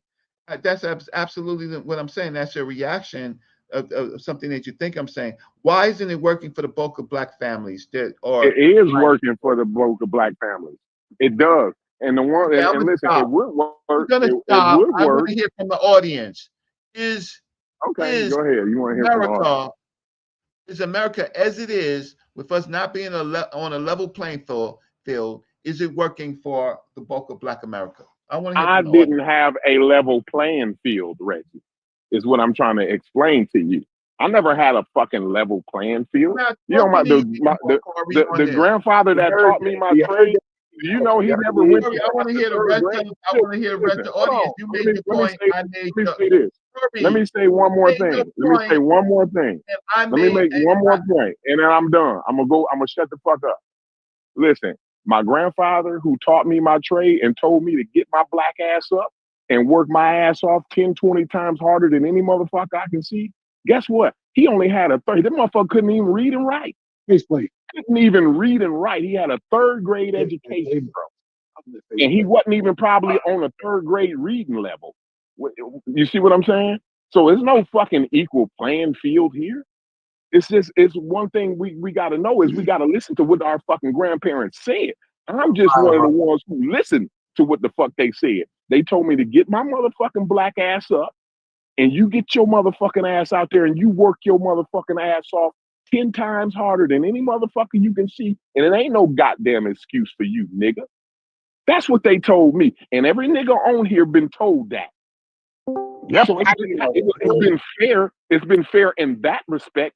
Everybody got the same fucking warning that I did. I just took heed to the shit. Argument. That's just emotional. That's emotional. Right. I'm You asking. what was emotional about that? The whole thing was, boy. the way I said it was emotional, but it was facts. Because your grandmama told you the same shit, Tuck. You better quit playing with me right now. You can't go to saying you better quit playing with me right now. Grandma's voice, Corey, and I'm doing well for myself, Corey. I'm doing well for myself, Corey. But to say that's the majority, what Granny instilled in you. That's crazy. Tuck, that's because of what Granny instilled in your motherfucking ass, boy. Did you kidding me? To say that's the majority is crazy, Corey. That's Hey, I can't.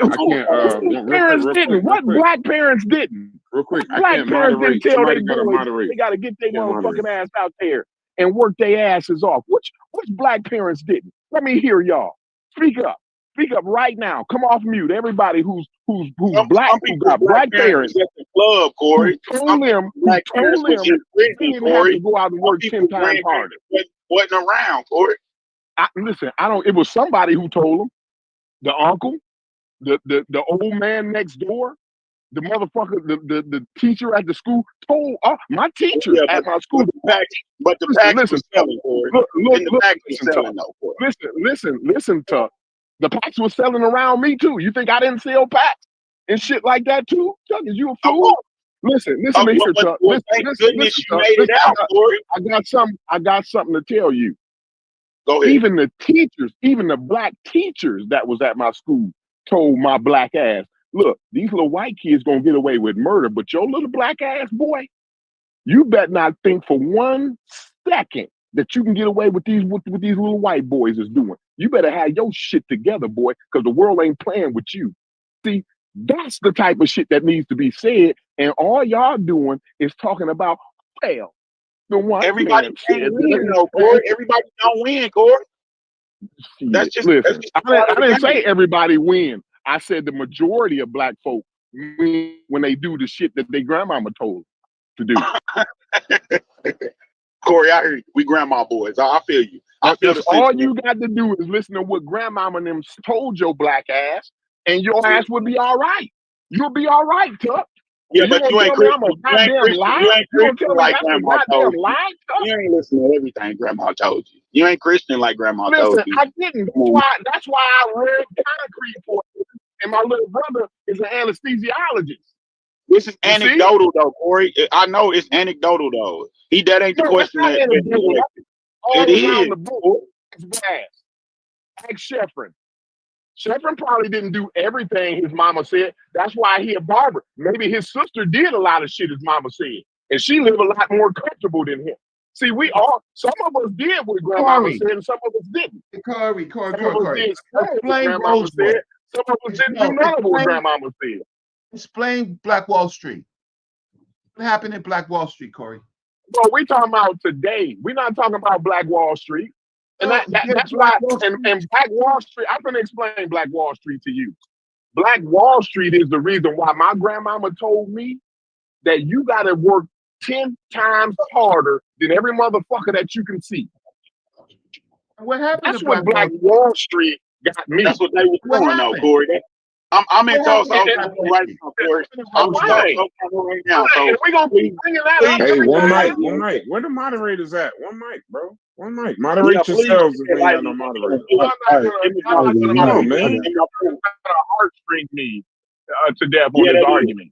You're not gonna heartstring me out of this argument. Hold up, Tuck. We all getting good. Let's just do one at a time, please. It's Corey's belligerent right now. He ain't trying to hear us. He don't want to hear nothing we gotta say.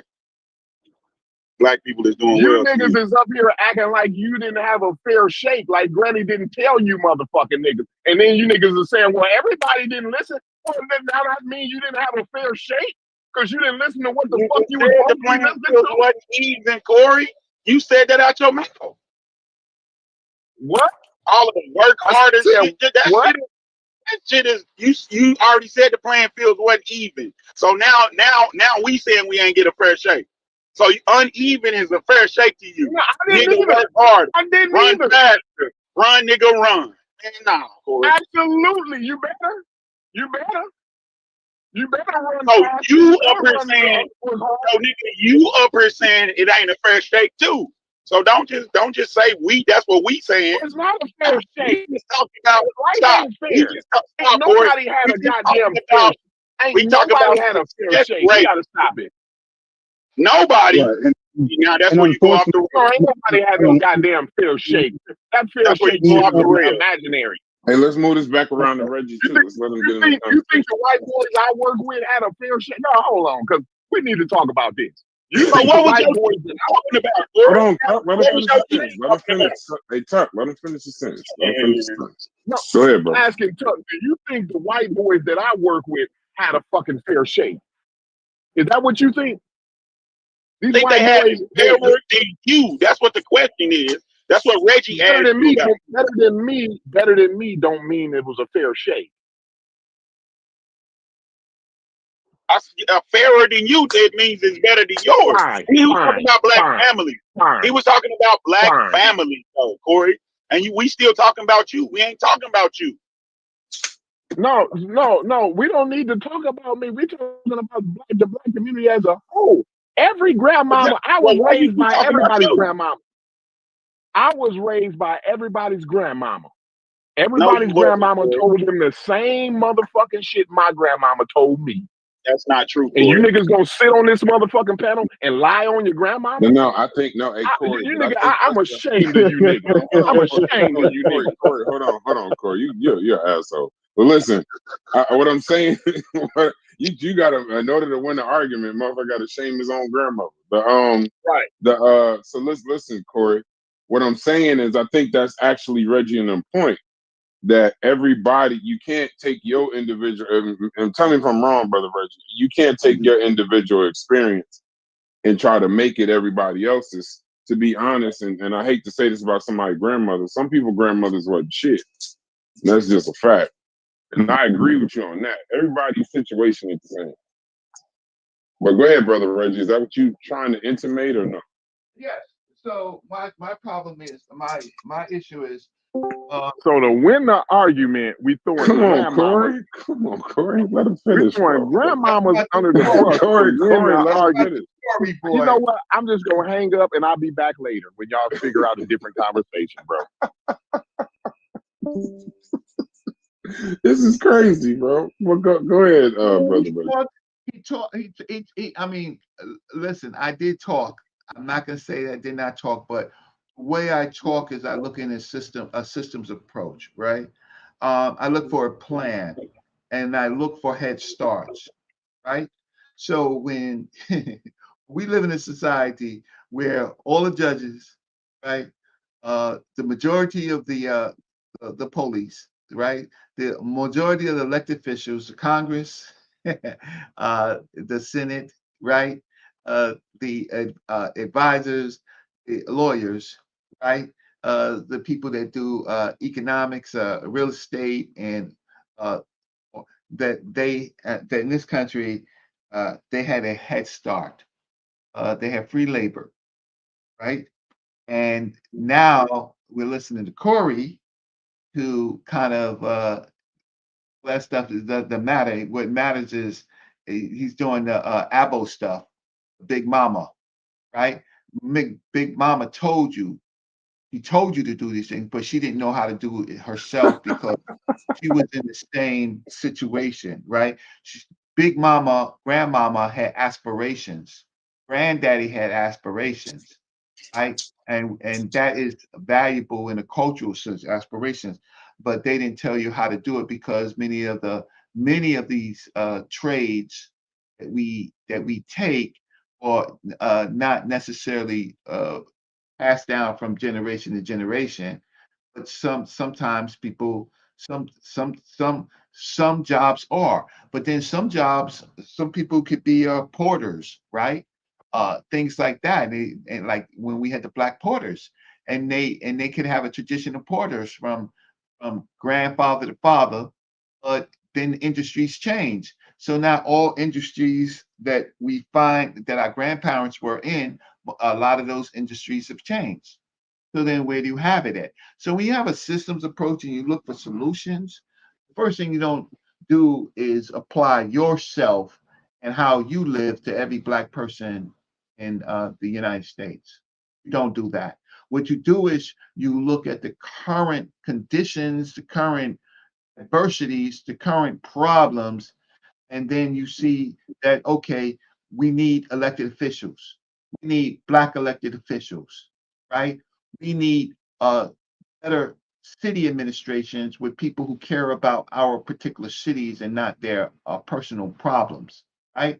We need organizations of people who are successful, like Corey, right? Who have now the time in which they can put back into community and do things to strengthen our community, to volunteer, to mentor, right? To be that grandmother, right? And then we look at when we are successful, places like we talk about a lot about Black Wall Street.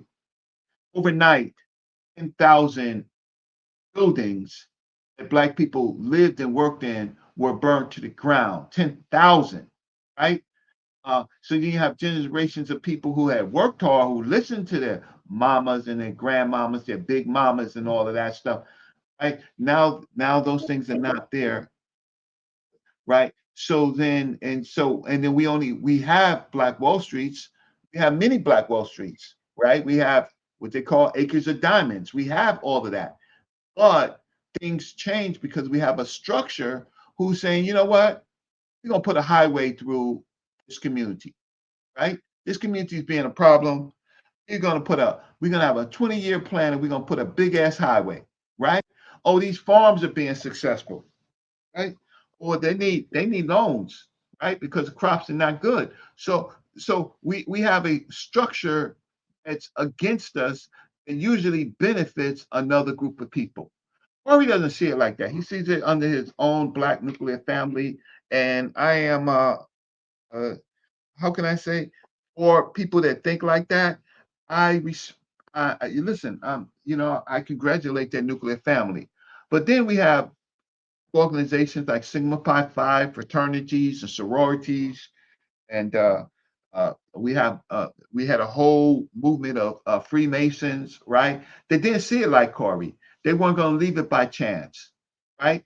They were going to work in their communities because they saw a bigger gain by duplicating structures, right? So when I don't have a problem, you see, I didn't get belligerent, I didn't get upset. I just asked for my time to say that other communities they benefited by unity. They accepted their individual success, but they created for them to be more successful. They created structures that other people can be successful, and then they can be successful because of the other success, right? Our problem is when we have done that in the past, right? We get adversarial situations from our own government. Our own government comes in and changes our voting power and our elected official power and things like that for their own political gains. So, I mean, I'm gonna stop and land my plane. Corey is no better than an Afrocentrist or blackologist or any of the things that he claims because he's using his personal understanding, right, to kind of like extrapolate on all of our people, right? So he's just successful. He's no different than somebody who's doing a $4,500 tour and got 100 people on the tour, right? uh, and then feeding his own family. I'm saying that's those are the things that we and listen, Corey, my dude, I don't disagree with him on all things. I don't agree with him on all things, but I'm just trying to say is I do have a college education. I've studied these things in college, uh, I've worked my ass off in the community to show that and studied history to understand that we're lacking a plan. The grifters Many of the grifters are in our plans, their own benefits, right? And so we need to be able to analyze it. And hopefully we have this generation of young people who are the most educated of all of our generations. Hopefully we can inspire them to group together and to help solve the problem for the masses of our people because they're the best and the brightest. They're the aspirations. They did it. And they went to historical black colleges, and then they went to Stanford and Yale, and they went to Columbia and NYU, and they went to Cornell, and yet they're the bulk as individuals. They're just regular people with mediocre success. We haven't found a way to bridge that. Well, we have found a way. I mean, you do have Sigma Pi Phi, and you have these type of organizations that have systemized success. They have systemized success, but they also have felt that listen, we can only extend it to a certain group of people because of the grifters and the other, and they don't want to argue with those people. They just want to do like what Booker T. Washington did, just continue, and in Du Bois, just continue on with the group of people that can survive. While our popular Corey just refuses to understand that our population is being devastated, right? We don't think about ourselves. We think about other people. Charlie Kirk gets assassinated. We're thinking about Charlie Kirk. We forgot about everything else, so we're driven by the news of the United States that doesn't benefit us, while other groups of people they have a plan, and so while these things happen, it doesn't affect their plans. I'll stop. Anybody else want to participate in that? Yeah. So I've been listening to y'all, and I somewhere in this it reminds me, and I feel like I'm wrong, but I want to hash it out with you so I can figure it out. Where I might- 'cause I feel like somewhere that the approach might just be a bit ideological in a way, or not necessarily like more idealistic, right? Because it basically, I don't think that you'll ever weed out disparities in complex communities. Like, I feel like there'll always be a minority group, and the minority group will always be exploited to some degree or another because they're the minority group.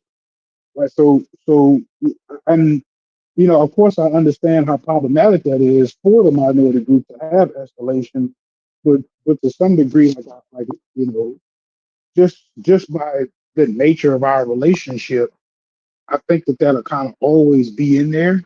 Right? I don't think that we'll ever like just completely like bridge the gap to where we now have like this completely equal playing field.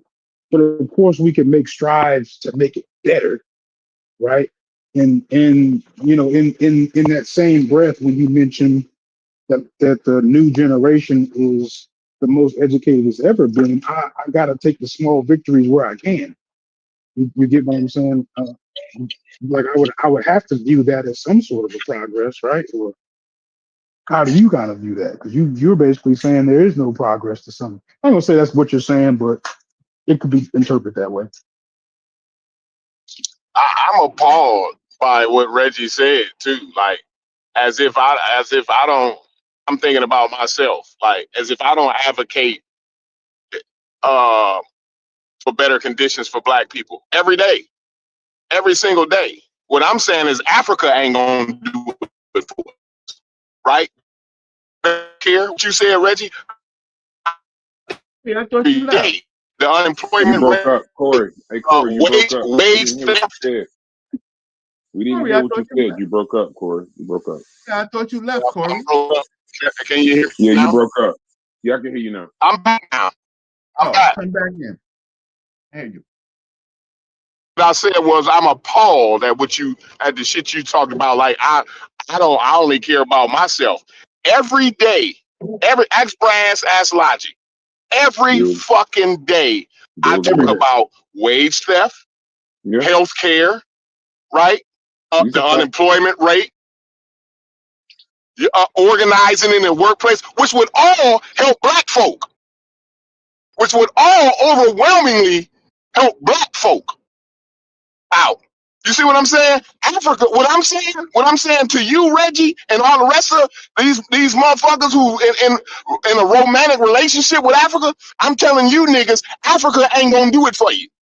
Africa ain't gonna get you no health care in America. Africa ain't gonna keep Black women from suffering the mortality rate that they do in America, right? Africa ain't gonna keep you from being unemployed here in America. Africa ain't gonna organize your goddamn workplace. Like I talked to you niggas about. Amen. Now being nobody's talking about being selfish here. What I'm talking about is being concerned with those problems. Fuck Africa's problems. I'm talking about being concerned with those things. How Black women go into the hospital and don't get the same kind of care as their white cohorts, right? How Black men is being killed by people outside of their community. Everybody else get killed by somebody in their community. And Black folk is getting killed by people outside of their community. See, that's the shit I be talking about. I don't give a good goddamn about Africa.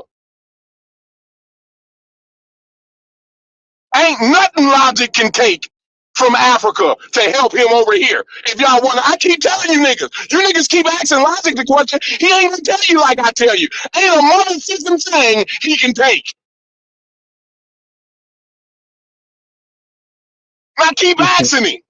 And he gonna keep telling you in a nice roundabout way what I'm saying. Like, we gotta stop with the boy. Well, somebody's grandmama ain't shit. What? Logic, did you hear these niggas? Did you hear these niggas? I thought I was on mute, They Corey, willing to but yeah, I say heard him. somebody's grandmama. These niggas is willing to say somebody's grandmama ain't shit so they can prove to me that Africa got some value in it for me. And you lie. Okay, can I? Man, I'm tired of this shit. And they gonna say, well, you Why you so emotional. emotional, What did I Corey? say that was emotional? Corey, why Everything you I so said was emotional? motherfucking facts. Why you so Everything I emotional? said was facts. You might think it's facts, but you're hurting your facts with your bad language. Listen, this is type of language that gets the message conveyed. When I talk, listen, because I'm not talking to you, Reggie. I'm not talking to you, Reggie. Because let me tell you something. When I talk, Reggie, I left off the panel. I left off the panel for 10 minutes. You had a whole 10 uninterrupted minutes. Can I have 3? Can I have 3? Can I have 3, Reggie? You had more than 3. And so what I'm saying, Reggie, is I'm not talking to you. That's why my message don't get conveyed to you when I use all my fucked up language. Because guess what? Because guess what, Reggie? Guess what? Listen, Reggie. Listen. What pseudos do is interrupt a real nigga when he talking. That's what I notice pseudos doing. When a nigga putting out real good information, what pseudos do is interrupt that motherfucker. That's what I've noticed pseudos do. But let's listen to what I'm saying. That don't hurt my feelings. You're not gonna get me to go off the chain about that. I don't sound like Chief-X. Good. Hopefully Chief-X do talk this. If Chief-X talking the shit I'm talking, he sound like a good motherfucker to me. He sound like the kind of motherfucker that I want to be around. If he talking the shit I'm talking. So that shit don't hurt me in no kind of way, Reggie. Now, let me continue back to what I was saying. Let me continue back on to my information, because you're willing to listen to the bullshit that I say about Chief-X, but the real information you keep cutting me off on, right? So like I was saying, I wasn't talking to you, right? Because you are to a point where I can't talk to you. But let me tell you what happens. When I talk this shit that I'm talking to, when I talk this kind of language that I'm using right now to them 25, 30, 21, 22-year-old niggas, they understand what the fuck that nigga saying. That old motherfucker right there, OG got some game. OG know what the fuck he talking about. You don't even know OG. How do that young 22-year-old know OG know what the fuck he talking about? Because when he look at his motherfucking bank account, he see that when he listen to that OG motherfucker, now he can raise a goddamn family. You see what I'm saying? So don't worry about how I sound to you, Reggie, because I don't give a fuck. I don't give a good fuck how I sound to you. What matters to me is how I sound to them young niggas. And there might be a young nigga on here listening to me right now that say, you know what? That nigga has got some passion about the shit that actually count in life. Yo, may I say something? Can we let Reggie respond first? Can I get into this? Yeah, of course. Can we let Reggie respond first though? I think we let somebody else respond because Corey's mad at me. We need a cooling off period. I didn't bring a balance between the two perspectives. Is I think Corey's trying to talk about personal complicity in the situation that's happening. So he's using it to show your complicity in striving or not striving despite what's against Uno. As Reggie's just focusing on the forces that and Reggie doesn't account for your community or your lack of initiative.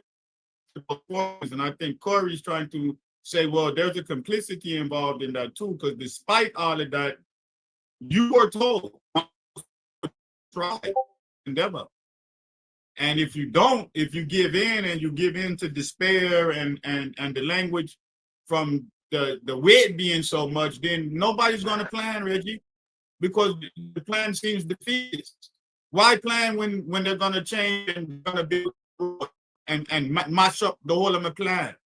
And I think Corey's offering the opposite to that, where Corey's trying to know there's complicity, because you can be complicit in your own demise by just giving in and accepting the situation as it is. rather than mustering to fight and doing the situation while working to change the situation at set speed. You just can't wait for somebody to change the situation. 80% of niggas do what you saying. 80% of niggas do what you talking about. After the thing. 80% of niggas do it in spite. They know all this shit because they grandmama told them, like my grandmama told me, Athema, like your grandmama told you, like your uncle told you, like your daddy told you, like the teacher told you, right? Like the football coach told you. Everybody done told you niggas. And you niggas want to sit up here and tell me, well, some people's grandmamas wasn't shit. Man, get the fuck out of here. I don't believe a word you niggas say. I don't believe a word you niggas say. Talking about, well, my grandmama wasn't shit. Well, you had a coach in your life, and he told you the same shit my granddaddy told me. You had an uncle, you had a next door neighbor. Somebody told you to ass something that was good. And whether you took heed to it or not, that's the complicit that Athema is talking about. Is you complicit in spite, or is you complicit in your demise? Huh? I don't understand. I think you misusing the word complicity. No. I can use the word the way I put it. I put it in the nigga way. I put the word in the nigga way. I speak English. Right? I don't give a fuck. You gotta speak nigga when you're talking to me. I speak nigga. That's why we arguing. That's why we arguing, Reggie, because you don't speak nigga. No, I don't. There's a language barrier. It's a language barrier. You don't speak nigga, and that's the only language I know. Right. So we're talking. We're trying to educate people, and the people are not niggas. Listen. I've educated countless. I can't count the niggas that I've educated. I get niggas texting me. I don't know who the fuck they is no more. What you're talking about is your personal success. And no, because this is what happens in everybody on here. Every single person on here can attest to it. Whether they do it or not is a different thing. Waiting for them to talk. No, they don't want to talk because they feel sorry. They feel sorry every time. This is what happens. This is what happens when the real nigga is talking to some flim flam bim bam niggas, right? Yeah, honestly, Reggie, the reason why I'm not talking, the reason why I'm not talking is because once I take all the clothes off for everything else that you're saying, I still have to do something, right? Like I can't just sit back and let shit happen. So like the something that I would have to be doing would have to be just working my ass off. Can I add to the conversation? Just working your ass off though, Logic. You got to work your motherfucking ass off 10 times harder. You better always put that in there. You gotta put that in there for the rest of your life. Yeah, once you start taking all the window dressing off of it, that's gotta be a part of it. Yeah. Logic, let me say something. I agree wholeheartedly with Corey. Because I've always said, in spite of, we are aware of the hazards that we face in our environment. But I will make excuse for those persons who live out in the boondock, who don't have access to. But the majority of black people live in cities. And they have access to all different kind of things. It might not be comparable to the white person who daddy drive them to work. But we know that going in. We know all the obstacles going in. We know all the obstacles. And we see other people pass them and the routes them take. So if you want to have 100 Jordans and still complaining about school book, that's on you. I understand what Corey is saying. And Sheffrin made this point a lot of time too. That's why I always talk about in spite of. Because Sheffrin don't give anybody any excuse either. Right? So we need to come off of that excuse thing that we run with continuously. What excuse?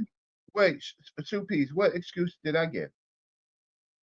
The You same said white that man. some I people's got more grandmamas education than wasn't most shit. people. That was What? the What excuse. excuse did I get? Some people's grandmamas My whole wasn't family shit. That got was more the excuse. education than most people, right? So what excuse did I get? I ain't give no I just excuses. told you, Reggie. I just told you. You told me some people's grandmamas wasn't shit. That was I the didn't say excuse that. you gave me. I didn't say that. What? Who said that? Somebody said it, but you co-signed it. Maybe you Brass said didn't that. say it. You Brass said co-signed it that. though. You ain't gonna Because you never was get me to say you didn't overgeneralizing. co-sign it. Because you was overgeneralizing. And I just said those are aspirations. Which your Yeah, grandmother yeah. gave you I aspirations. use That's not a grandmama plan. as one example, but there's many other examples. Like I said, the football coach, your uncle, your aunt. Stupies, you didn't even grow up in the same country as I did. What did your grandmama or uncle or aunt Everybody, or Grandma, older? every black person I around want the to know. world, I want to know. every black Hey, person my around the grandma. world my get the my same talk. my Every black person around the world, every black person in the Caribbean get that talk. You have my to work harder than the Chinaman who have the so shop we're down the the road. only You have group to of work harder than the the Syrian. only You group have of to work harder people. than the white man. Every black man in the Caribbean get that talk. That talk is not unique to the Americans. You're relegating this to grandma. In the mountain. You're relegating this to grandma, and I'm talking about a systems approach. I'm talking about how other groups of people have been Fuck other groups of people. That's how Fuck they other do it. groups of They people. learn Yo, it what do from you their keep talking about grandmama. other groups of people, man? One mic, Them Chinese people mic. you're talking about, them Indian, them people that bring over poor people and exploit. I don't understand what you said. Say that again. Say that again. I'm listening. I said, why you always talking about the poor people that they bring over here in them cultures and they stop for working? We don't have them type of people. Why you act like it's some type of benign system and plan they got going on? Them Chinese people exploit the fuck out of their own people, and so do them Indian people. All right, we get For it. the But head, let him for finish the his point. Oh, Finish your point, bro. Sometimes you just got to mute people when they just y'all can't just yell out and scream, bro. One mic. Go ahead, Reggie. Finish your point. Oh, okay. So I take a systems approach. I had asked Corey, those hardworking people with aspirations, with their grandmothers and their great grandmothers, and coming out of Jim Crow South, they built up Black Wall Street. They had all the ingredients. They were successful, but something happened. There were forces, external forces. So what? So aspirations and sometimes even mentorships uh, don't save us without a plan and without unity. Individual nuclear family, that's not really how America works. America is run by rich families and corporations who who hire the best people to measure how they're going to remain in control and profitable, even if it is your demise. Even if you build a great company, they find a way to sue you, right? Those are adversities. Those adversities are not just to Black people, but the problem is that we haven't understood the value of unity, right? We haven't understood Black those. people in America? Like, listen, sometimes you got to No, interrupt shit. You talking about black people in America don't understand unity. no, And you gonna look at our history and tell us that? Man, stop no, this bullshit. I don't know no. what goes on the internet today. I I'm don't know not. what I'm goes on not. in New I'm York. not I from the don't know what internet. goes on in New York. Hey, But I know as far listen, as I American am being history, very polite with as you. far as Come on, one American mic, Very one mic, history, polite. one I am mic. being as very far polite. as You cut me American off. history You are goes, cutting that's me a off goddamn lie. every Okay, time that I okay, we get heard my you. Hey, first Corey, word. we heard you. Reggie, finish. We heard you, Corey. Right? We got your point. Finish, Corey. Finish, brother Reggie, and let the other people I have asked for get the other involved. people to come in, but Corey comes in and for some reason he's really triggered and upset with me. Corey, no, Because I hear have a read more lot of books. because it I have started said out with I the have much more romanticism. education. I got the spray Right? paint I have much more community engagement, right, over my than me. 60 years of life. Right? Good. I talked to far more. I've talked to Cornel West. I've talked to Henry Louis Gates, if you like Mm-hmm. those type of people, as well as as well as the people that you know I've talked to, right? Those Absolutely. people, right? I talk to Egyptologists, I talk to intellectuals, I talk to, and I talk to elected officials. I talk to all groups of people. Corey, I do understand some aspects of what you're saying, but in this country that we live in, there is a design of hierarchy. And I asked you to explain what happened to Black Wall Street because they did everything that you said. And what happened? And it was a tragedy. A tragedy happened. But the thing is, you get your ass up off the ground and you get back up on that motherfucking horse and you ride that bitch harder than you ever rode that motherfucker before. Because now you got catching up to do. Well, Corey, I don't think that the people from Rosewood and Black Wall Street and all the other groups of people, I think that that's in fact what we did because we survived. We fought in wars. That's what I'm talking about. That 80% of Black folk. We fought in our wars. We do what we have to do.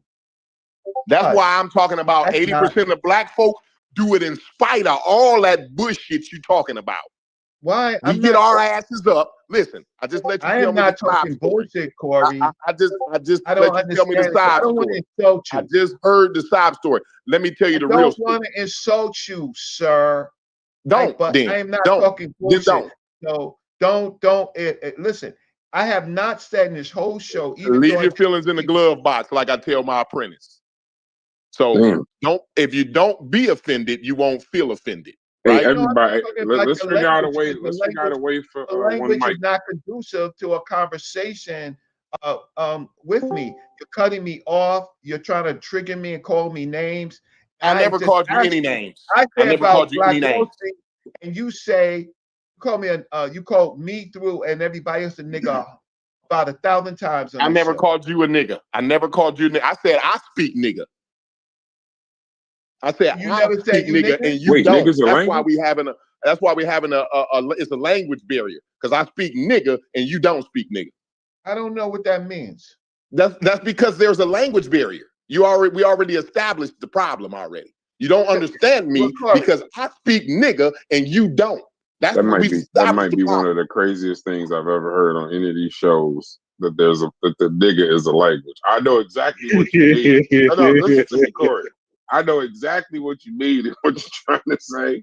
It's just how you put it. I've never heard it put in the way of I speak nigga. But go ahead. I want to participate. You will never get a 25-year-old to say he don't understand what the fuck I'm saying. 25-year-olds don't stand there and look at me like, well, I'm offended by what you're saying, Corey. 25-year-olds upper middle class meters up when I'm talking. You hear me, Brad? Calling himself, he speaks nigga because he's in the upper middle class of Black folks. Right? I don't listen. I don't know where I'm at. I know I'm a hard-working nigga because my grandmama told me I had to be. Well, Corey, I'm talking about not individuals. I'm talking about a group. There's no sob story. Reggie, hold on, Reggie, because I just muted Corey for half a second. Give me a second, Corey. Y'all having a good conversation, but it's incoherent because I can't hear Reggie's point over Corey, and I can't hear Corey's point over Reggie. Y'all just take time and talk to each other, and then allow people like Anathema and/or Stu Peas to get, or Logic or Sister Stopper to get in the conversation. So y'all having a back and forth, that's cool, but have a back and forth. Just don't talk over each other because I can't even hear either one of y'all point. I'm gonna let Corey go first, Reggie. Right? Let him say what he got to say, and then you come in and y'all try to have a discourse, not necessarily talk over each other. Go ahead, Corey. Yeah. So Reggie don't realize like we're not that far off from each other. It's just that I speak the language of that kids can hear, right? Reggie, I'm sorry. I apologize, and this ain't no insult.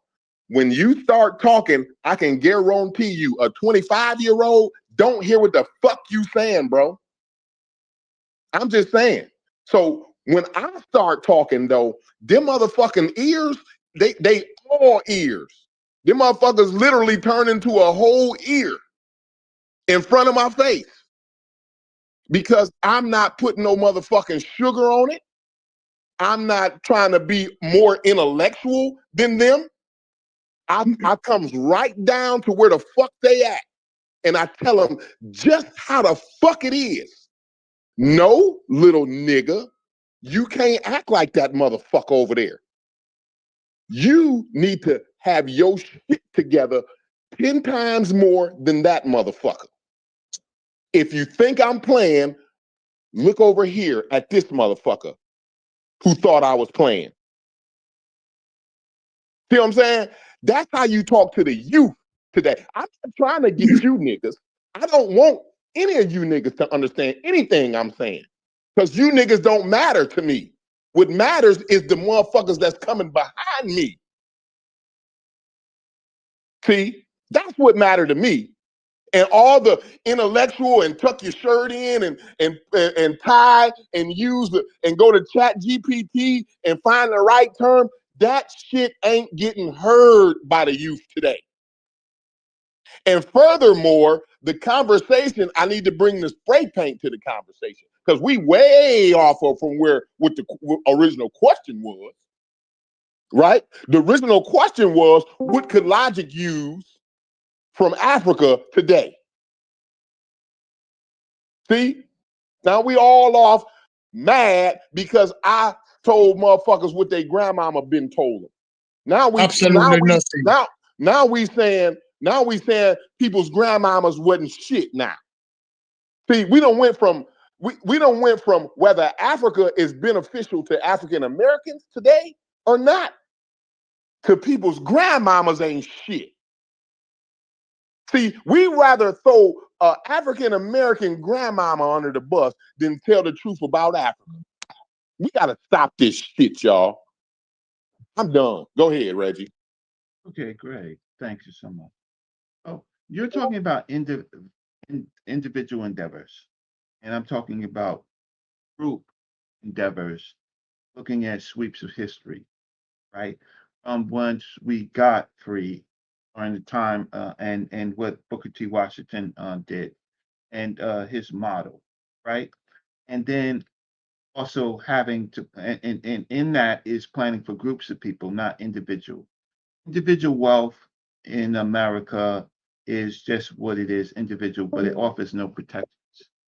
All you have to do is just take a trip and find yourself in a sundown town, and with all your great individual endeavor, you might not make it out, right? That's the state of America, right? There are places where we can't go, and that still exists. So even with that, right? We have to have a plan for our whole people, for our best interests, right?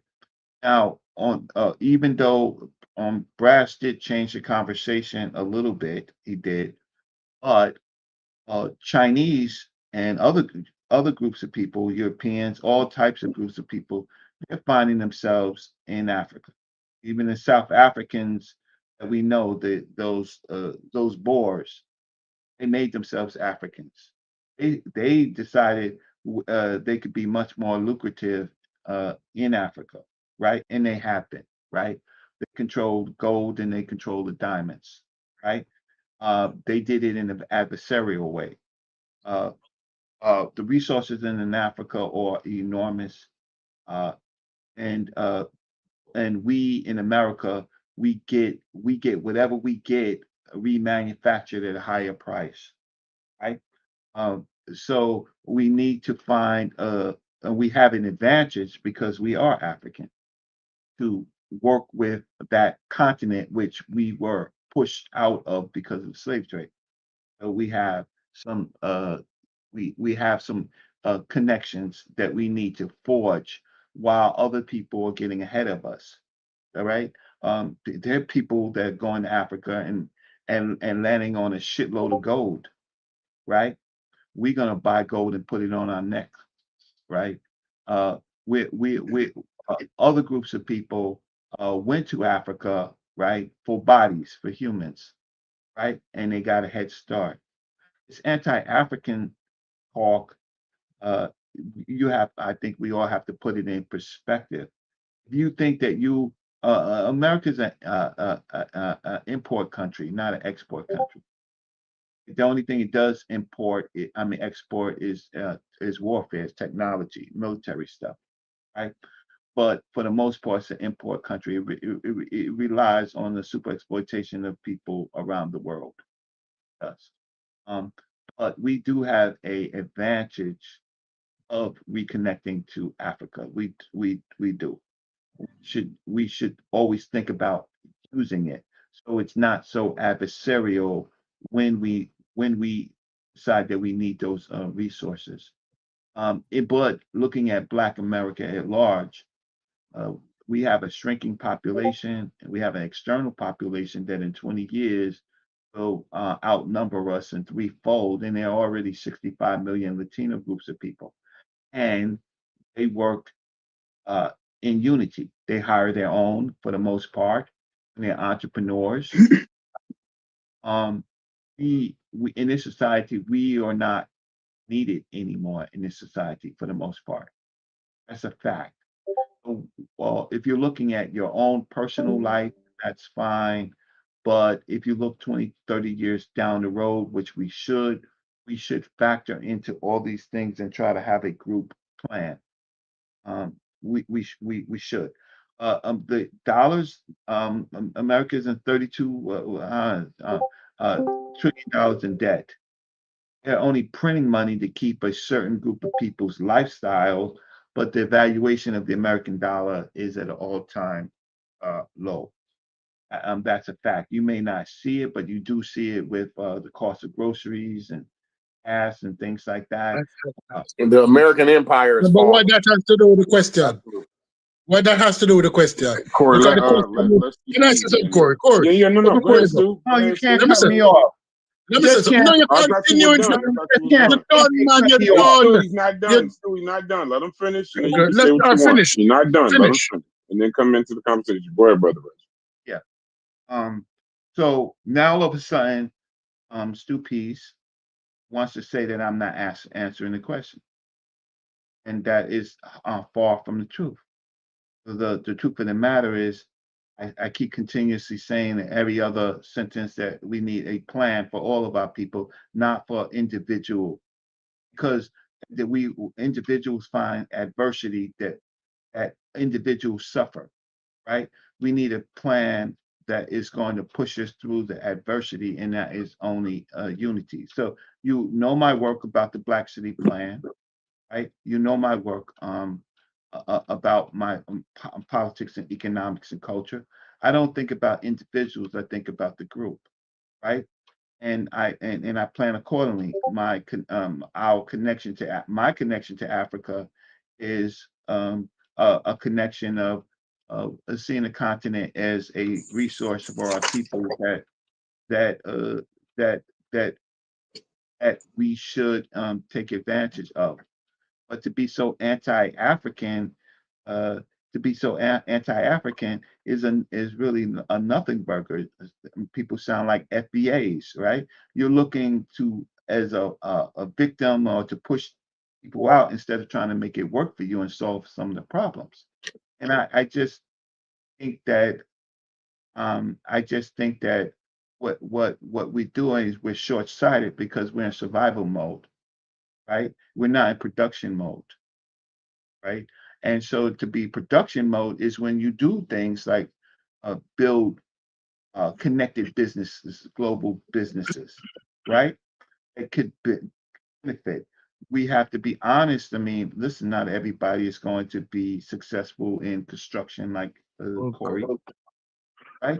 So we have to. So my whole concept is to work toward solutions and a plan. It's going to benefit all of our people. Aspirations, it's just what it is. You're inspired. You're inspired.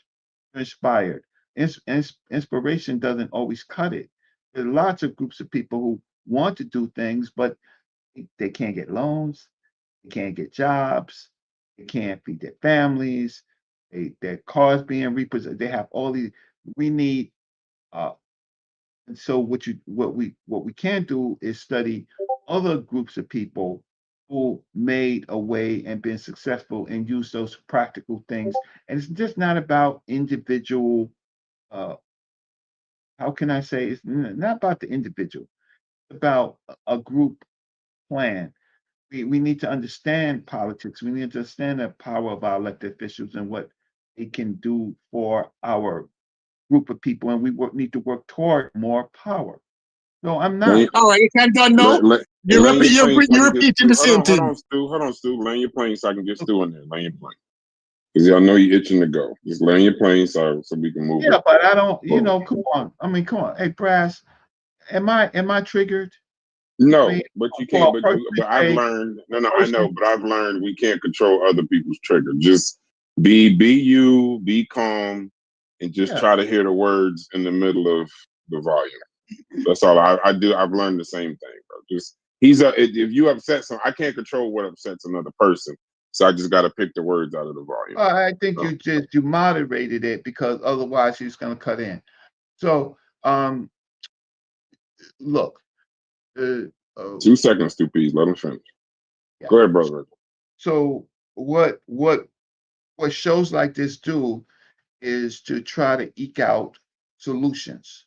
It's going to benefit the majority of our people and use models that we have in history to show that things work, and that's what we should be directed into. So I'm not here to argue. I've given up as much time as anybody else, but I do have other things to do. So I'm going to listen for a while. But if these people don't come on with plans for our people, they scamming and wasting your goddamn time. Right? Okay. All right. Let me answer the question now. The original question is what Africa has to offer the Americans. And the answer is absolutely nothing. If we look at every country in Africa, coming down from sub-Sahara or going up from sub-Sahara, the ones above the sub-Saharan have been Arabized for thousands of years, and the ones that come down has been colonialized for 500 years. There's no African country in Africa. The African countries are European countries now. Over 20 generations, 500 years, 5 generations per 100 years, 5 for 20 or 25, between 20 and 25 generations. The African nation has been colonized and indoctrinated by Western powers. The political system, the government, all of that is westernized. The most Africans don't even know what them is. The music that they listen now, the most popular music in Africa is a bastardization of reggaeton, of reggae, which reggae has its roots in rhythm and blues. So even the music that they're listening to now and sending out worldwide has its roots in American rhythm and blues, because reggae has its roots in American rhythm and blues. They're learning just as much as us.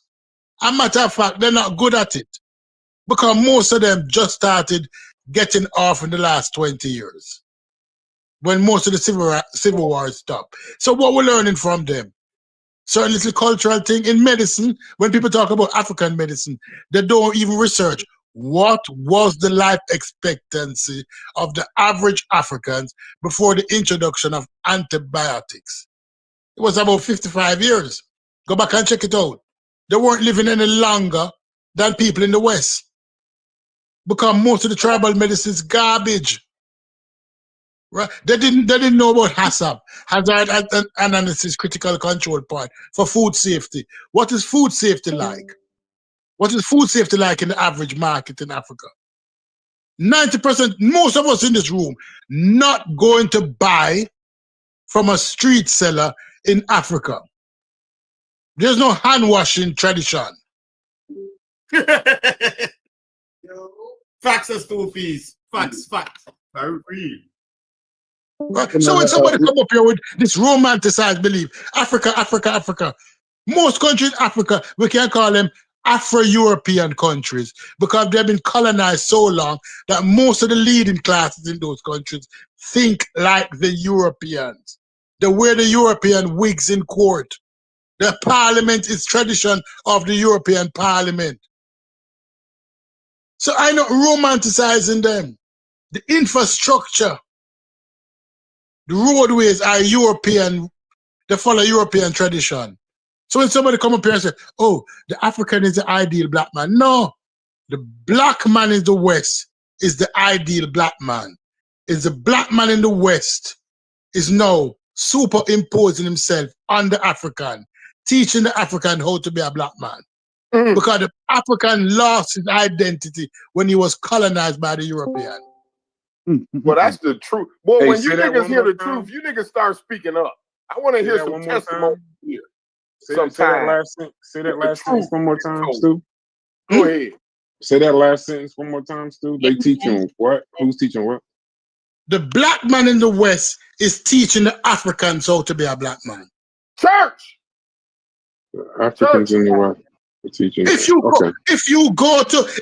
on YouTube now and type in "is Jamaica in Africa?" because they love Jamaicans.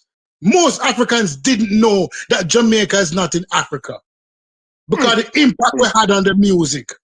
A lot of Africans didn't know it, and even when they know it, they don't reconcile with it because it's the black man in the West is teaching the Africans how to be a black man. Boy, you niggas, boy, I swear Hey, give me one. Hey, give me one Stu second, P, bro. Give me one they second. uncomfortable. See, what I've learned in this community is niggas get uncomfortable when they hear shit like that. They get uncomfortable. Well, listen, I'm confused because Corey, not for nothing. I ain't trying to cut Stu, and Stu, you could continue. I think that'd be a good title for a show. Somebody remind me, or somebody could text me that in the back chat. But this kind of goes contradictory because for the last, that's very positive about us because for the last few days we've been listening about white people sprinkling freedom. So it throws me off when we finally get a little credit around here. But that's cool. Right. That's well, I cool. give credit all the time, right? I So know. I know. My argument was that y'all didn't give a good argument. We've been on freedom sprinkling for the past week. What I always say is black folk, African Americans, taught the world how to sit their motherfucking ass down and behave. We taught the whole world that through the Civil Rights Act and other and we continue to keep on teaching the world how to act civilized. The black man do that. See, niggas get uncomfortable when we say where we really at, what status we really at in society. You know what I mean? Corey, let me tell you the truth, Corey. If you go to the African countries now, they're all European in their nature. Why you think all of those Nigerians love the Rolls Royce and the Lamborghini and the Louis Vuitton? Because they're accepting of the European ideals of what it is acceptance. Most Africans don't know what it means. Most of us, they like it because we like it, stupids. Yeah, they are learning to be black from us. The black American, the black Jamaican, the black Caribbean, the black Brazilian, and they will tell you too that them don't even know what Africans mean. The African in Africa don't know what the term African mean. They think it mean what I think it mean. They probably think the shit mean birthday cake to them. It probably ain't no different than birthday cake to them. So when somebody come up here and tell you all of these romanticized bullshit, they have never spoken to a real Africans. Why do you think when they come to New York, they're so isolated? Because they don't know what it means to be black. They know what it means to be Nigerian. They know what it means to be Ghanaian, but they don't know what it is to be black.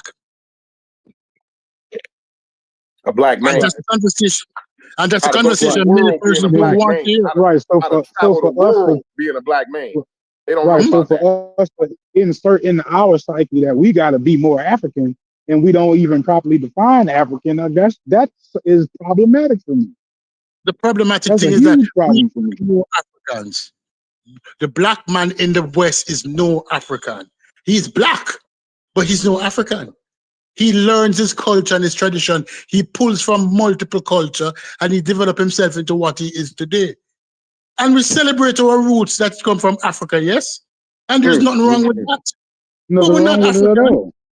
Nope. There's nothing wrong with it. But when a black person comes to you and says, such and such, when you listen to a Ghanaian, when you listen to, when the Jamaicans first went to England after World War II, This And you hurt. can ask any African this. And the Nigerian went there also. They learned their blackness from Jamaicans. This is The hurting. This Jamaicans is were the hurting my one that feelings defended right now. them. The rude boys. Why is it Go hurting and your research feelings, that. bro? This is hurt. Go and This is research hurting me that. what y'all saying, bro. This is Huh? hurting me. Why? What y'all saying. I ain't gonna lie. Like, I'm listening to Corey, bro. Do you? No, I ain't gonna fuck up the conversation. Y'all go ahead. We'll have that Nah, come on. tomorrow. What is No, it? no, What is because it? I don't know what he it means think to be it's black. contradictory. He thinks it's contradictory. Yeah. With, I don't want to change the conversation. I want to stay on this conversation. Okay. I'm moderating.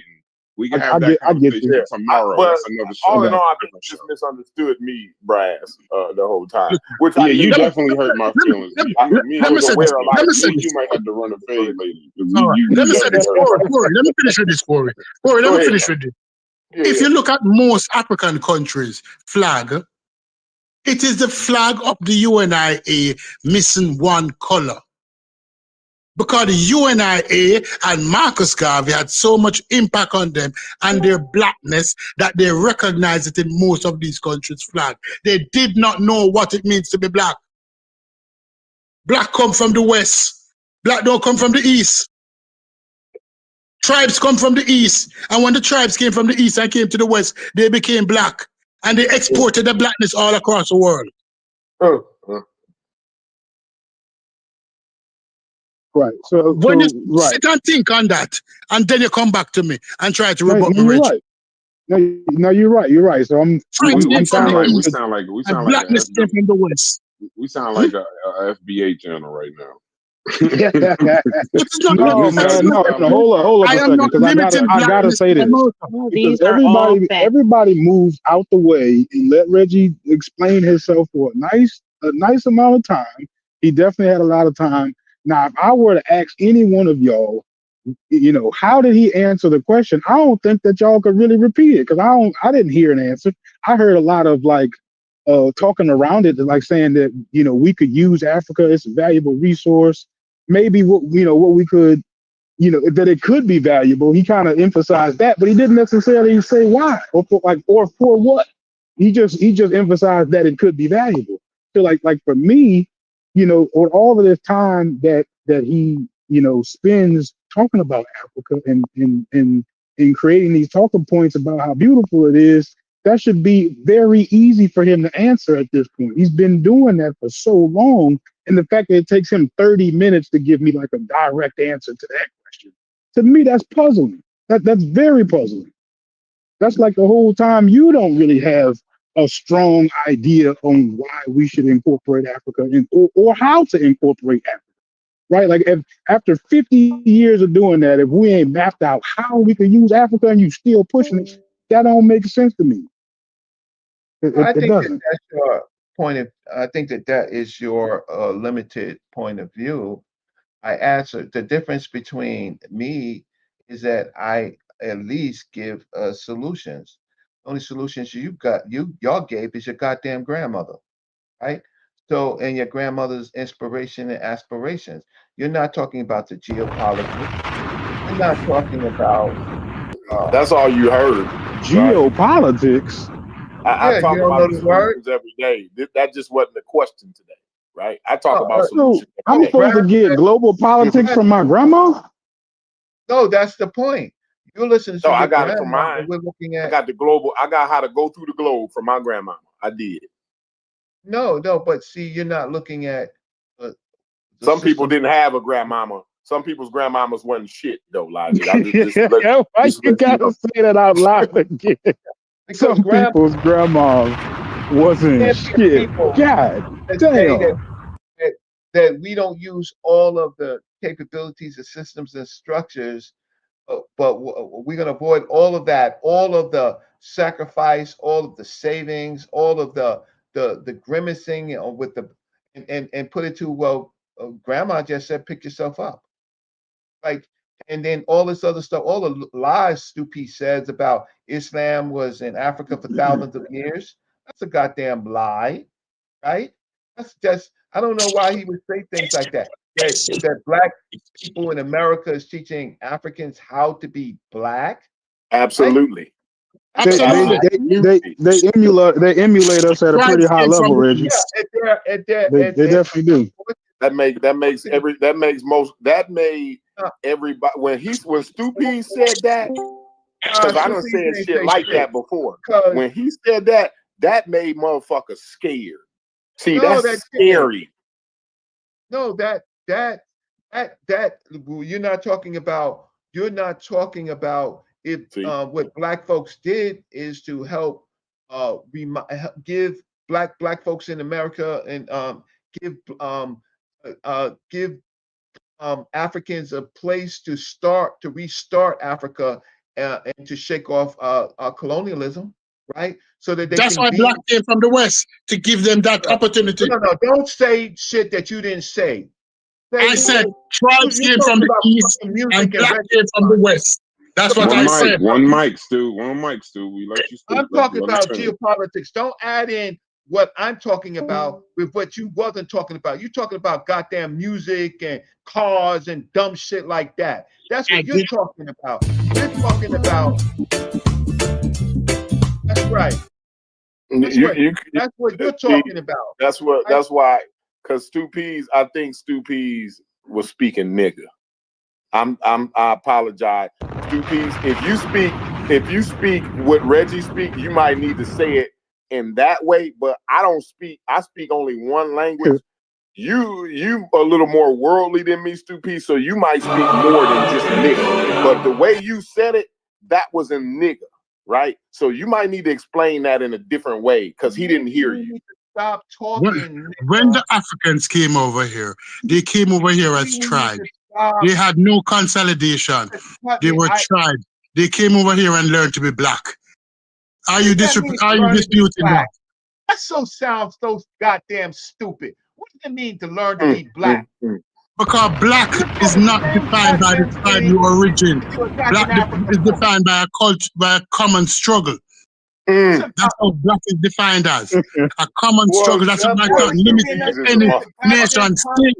Motherfucker need to be somewhere talking. You need a bigger microphone than Discord, stupid. I'm gonna tell you that right now. You're doing the world a disservice. You know what it by is? hanging out with fools like nothing.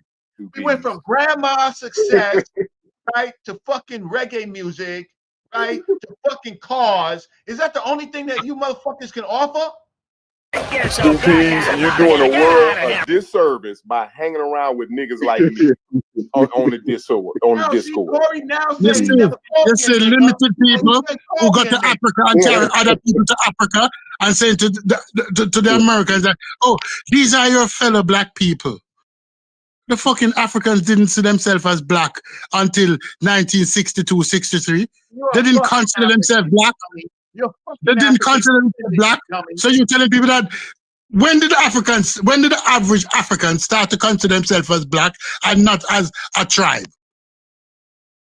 Let's be honest, Reggie. Let's have an honest conversation here. When did Africans... What did you say, nigga? When? What does black mean to you? What it means to you? What it means to you? He already said what it means to you. What it means to you? What it means to you? Hey, I yellow people don't understand what it means to be black. I don't consider you black, Reggie. One mic, Stu. One mic. Let me question your blackness now, Reggie. You Egyptian black man. Come Egyptian. Come Egyptian. Because you're everything before you say you're black. You're Egyptian, right? Come now. Question your blackness. You don't understand what it is to be black. You don't understand what it is to be black. I don't identify myself as an Egyptian or ancient Egyptian. Yes, you do. You're only close to your chest. You're only close to your chest. You know everything about it. You even study the language. You stupid ass. You even study the language. You want to get it. You even study the language. Let them apply. Let them apply. Okay, the people, you stupid ass. Somebody killing the soundboard. You can't tell me about what I do. What the fuck are you? I know that you're not black. No, I'm not this black. Guy yellow, bro. Come in here. No, I'm talking about blackness. I'm talking. Now hold up, now, Stu P. Let me try to say it in a different way, right? Because you tell a story, brother Reggie, about how one time y'all went to Africa, and Dr. Ben wouldn't let Ashwa Kwesi into a particular room in the temple, right? So like y'all at some point in time you were in a community where y'all looked at the African culture as so sacred that the people who y'all deemed it actually belonged to couldn't even go in there, right? So like it was so sacred that the real people couldn't even experience the shit once they got all the way to Africa. So some kind of way you'd have made a huge transformation, but you're also defending it at the same time. Oh no, you stupid. Now logic. Now logic. Nah, I'm stupid. I just repeated what you said. How that make me Why you stupid? stupid? Did I say that was right? I told you the story. Did I tell Right. you mine? I said the story to emphasize how much y'all Did I actually tell you my opinion on valued the community. it? Opinion for the very fact of the matter that you brought it up. I didn't say that I condoned it. I just simply told you the story about the dynamics. Where did I say that I said that was right? Now, I mean, but I'm saying, like you're saying, What in the You didn't push back. You didn't push back. you You came, didn't push but you back. came home and taught the same stuff. Like Yeah. there's no, your actions didn't change based on how you felt about it. Hey, I study history. I tell you dynamics. Right? You don't study history. You don't know anything about history. You know about Egyptian. Two P's. I know it's brother Reggie. I know you just don't give a good goddamn. But let the man, you got your shit off. Just let them get their shit off, No. and then I bring you back in, Stu. Yeah, and I'm catching strays from you, Stu P. I ain't saying nothing crazy to brother Reggie. But go ahead. Brother Reggie just said you ain't shit. You need to. Yeah, he just said I ain't shit and I ain't stupid. But I'm gonna take that. I'm gonna take that on the chin. He's talking the realest shit I've heard in weeks on this motherfucker. Mischaracterizing what I said because I tell you a story about something that actually happened, and then I didn't give you my opinion on whether it was right or not. You're going to use that against me by giving you. I'm not using it against you. I'm literally showing that at one point you were coming from a standpoint of having a large amount of value for this culture, for this thing, right? So now we're getting into another conversation, whereas you're trying to like justify that thing and not giving us. You're not giving us like, huh? Put it up. That's irrelevant. What I said How is it irrelevant? It's irrelevant. It's Okay. irrelevant to this conversation. That was a story talking about dynamics of Africans and going to Egypt. And if you really know, that was in my conversations about really disagreeing with the Comedics, right? So you're bringing it all out of context. So I shouldn't Okay, even. I'll accept that. Go ahead. I'll I accept shouldn't that. share my experiences with you because if you're going to take it out of context, I simply said it to emphasize how much Africa how much African civilization meant to you. That's all the reason I brought it up. That's it. Listen, African history and African American history has been important to me for 39 years, right? Honors award in Black Studies. Motherfucker Stupies, what fucking honors you got, motherfucker? So you can't tell me when the motherfucker you ever talk to a historian online, right? Like you don't think that you have to, motherfucker? So then stop living through other people, motherfucker. Show us what you've done in your fucking life. Right? What you wrote, what organizations that you were a part of that was talk to me. Talk to me. Stu P's ain't even saying nothing right now. Talk to me. I'm trying to have a conversation with you. Because if Stu P started back up, this is gonna go left, bro. You talking to Stu P. I'm trying to talk to you. But it's already left. So I said that but it ain't left with me and you though. That's why I'm trying to have a conversation with you. Now I'm talking to you. Don't mischaracterize me. If there's something that you don't know that you want me to explain, I explain it. If you think I'm long-winded, yeah, because I have complexities and nuances, right, when I talk, right? So that some people can see different circumstances, different reasons, different understandings, right? But at the end of the day, Logic, now I'm talking to you. What have you written? What organizations you in, Logic? I ain't in none, Reggie. Okay, then shut the fuck up. Ooh, shut the fuck up. Yeah. Yeah, you getting beside yourself, most. Wait You a getting minute. beside yourself, Boy, goddamn. y'all done got Reggie on You one this getting morning, beside your goddamn. goddamn self, man. You owe me a motherfucking And the crazy you owe part me is, lunch now, motherfucker. as much cussing as I You do, I don't motherfucker, you know you owe me lunch now, Wow. motherfucker. You getting beside your Hey, where goddamn self. the hell is Chef at? You tripping. I just pulled back up and I heard that. What organizations you in? What you wrote? What in the nigga I mean, is does that make me subhuman or some shit? What the fuck are you talking about, Reggie? We got Damn. Reggie cussing. Yeah, does that mean my grandma ain't shit because I ain't in no thing or You something? ain't did nothing with your time and energy, and you just criticize. What did you say, nigga? It's a nothing burger. That is Oh, that's powerful what nigga at work.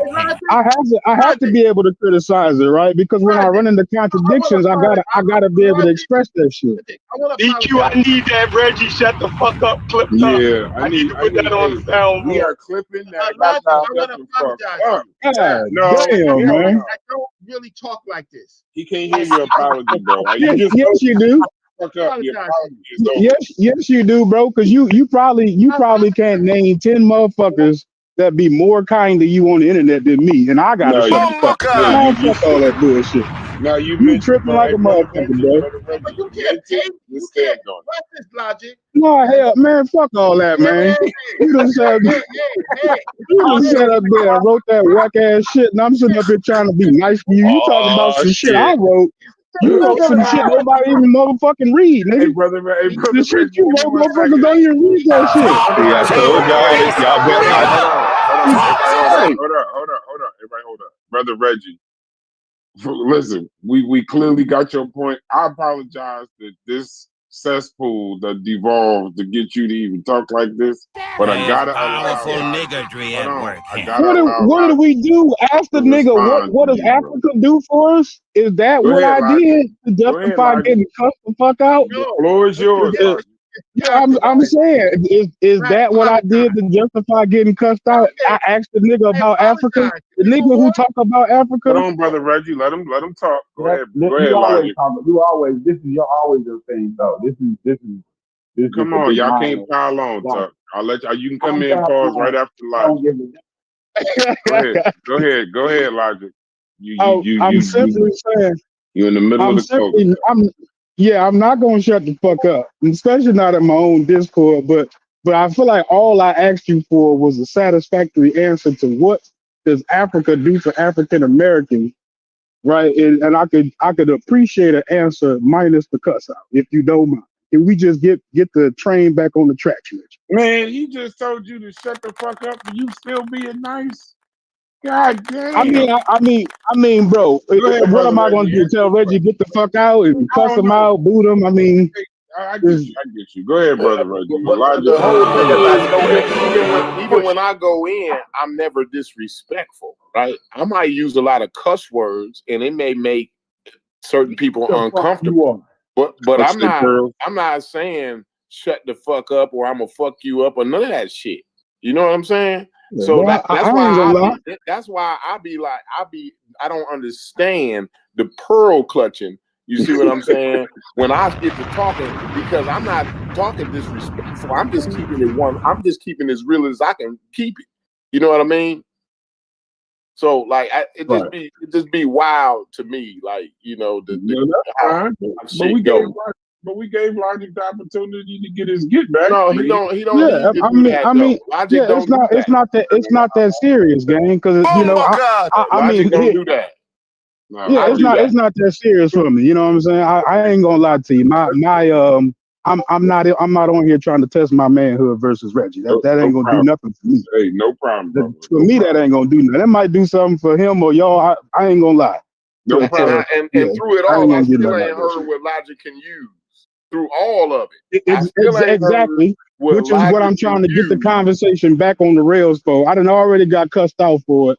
Can I at least get a satisfactory answer? Hey, Ray, We done cuss him out went to again, saying nigga. If that's we cool, done then cuss him agreed out again. we Shit. didn't actually agree that some niggas got piece of shit grandmamas I agree before with we that. establish whether logic can use some shit from Africa I or fully not. agree with that.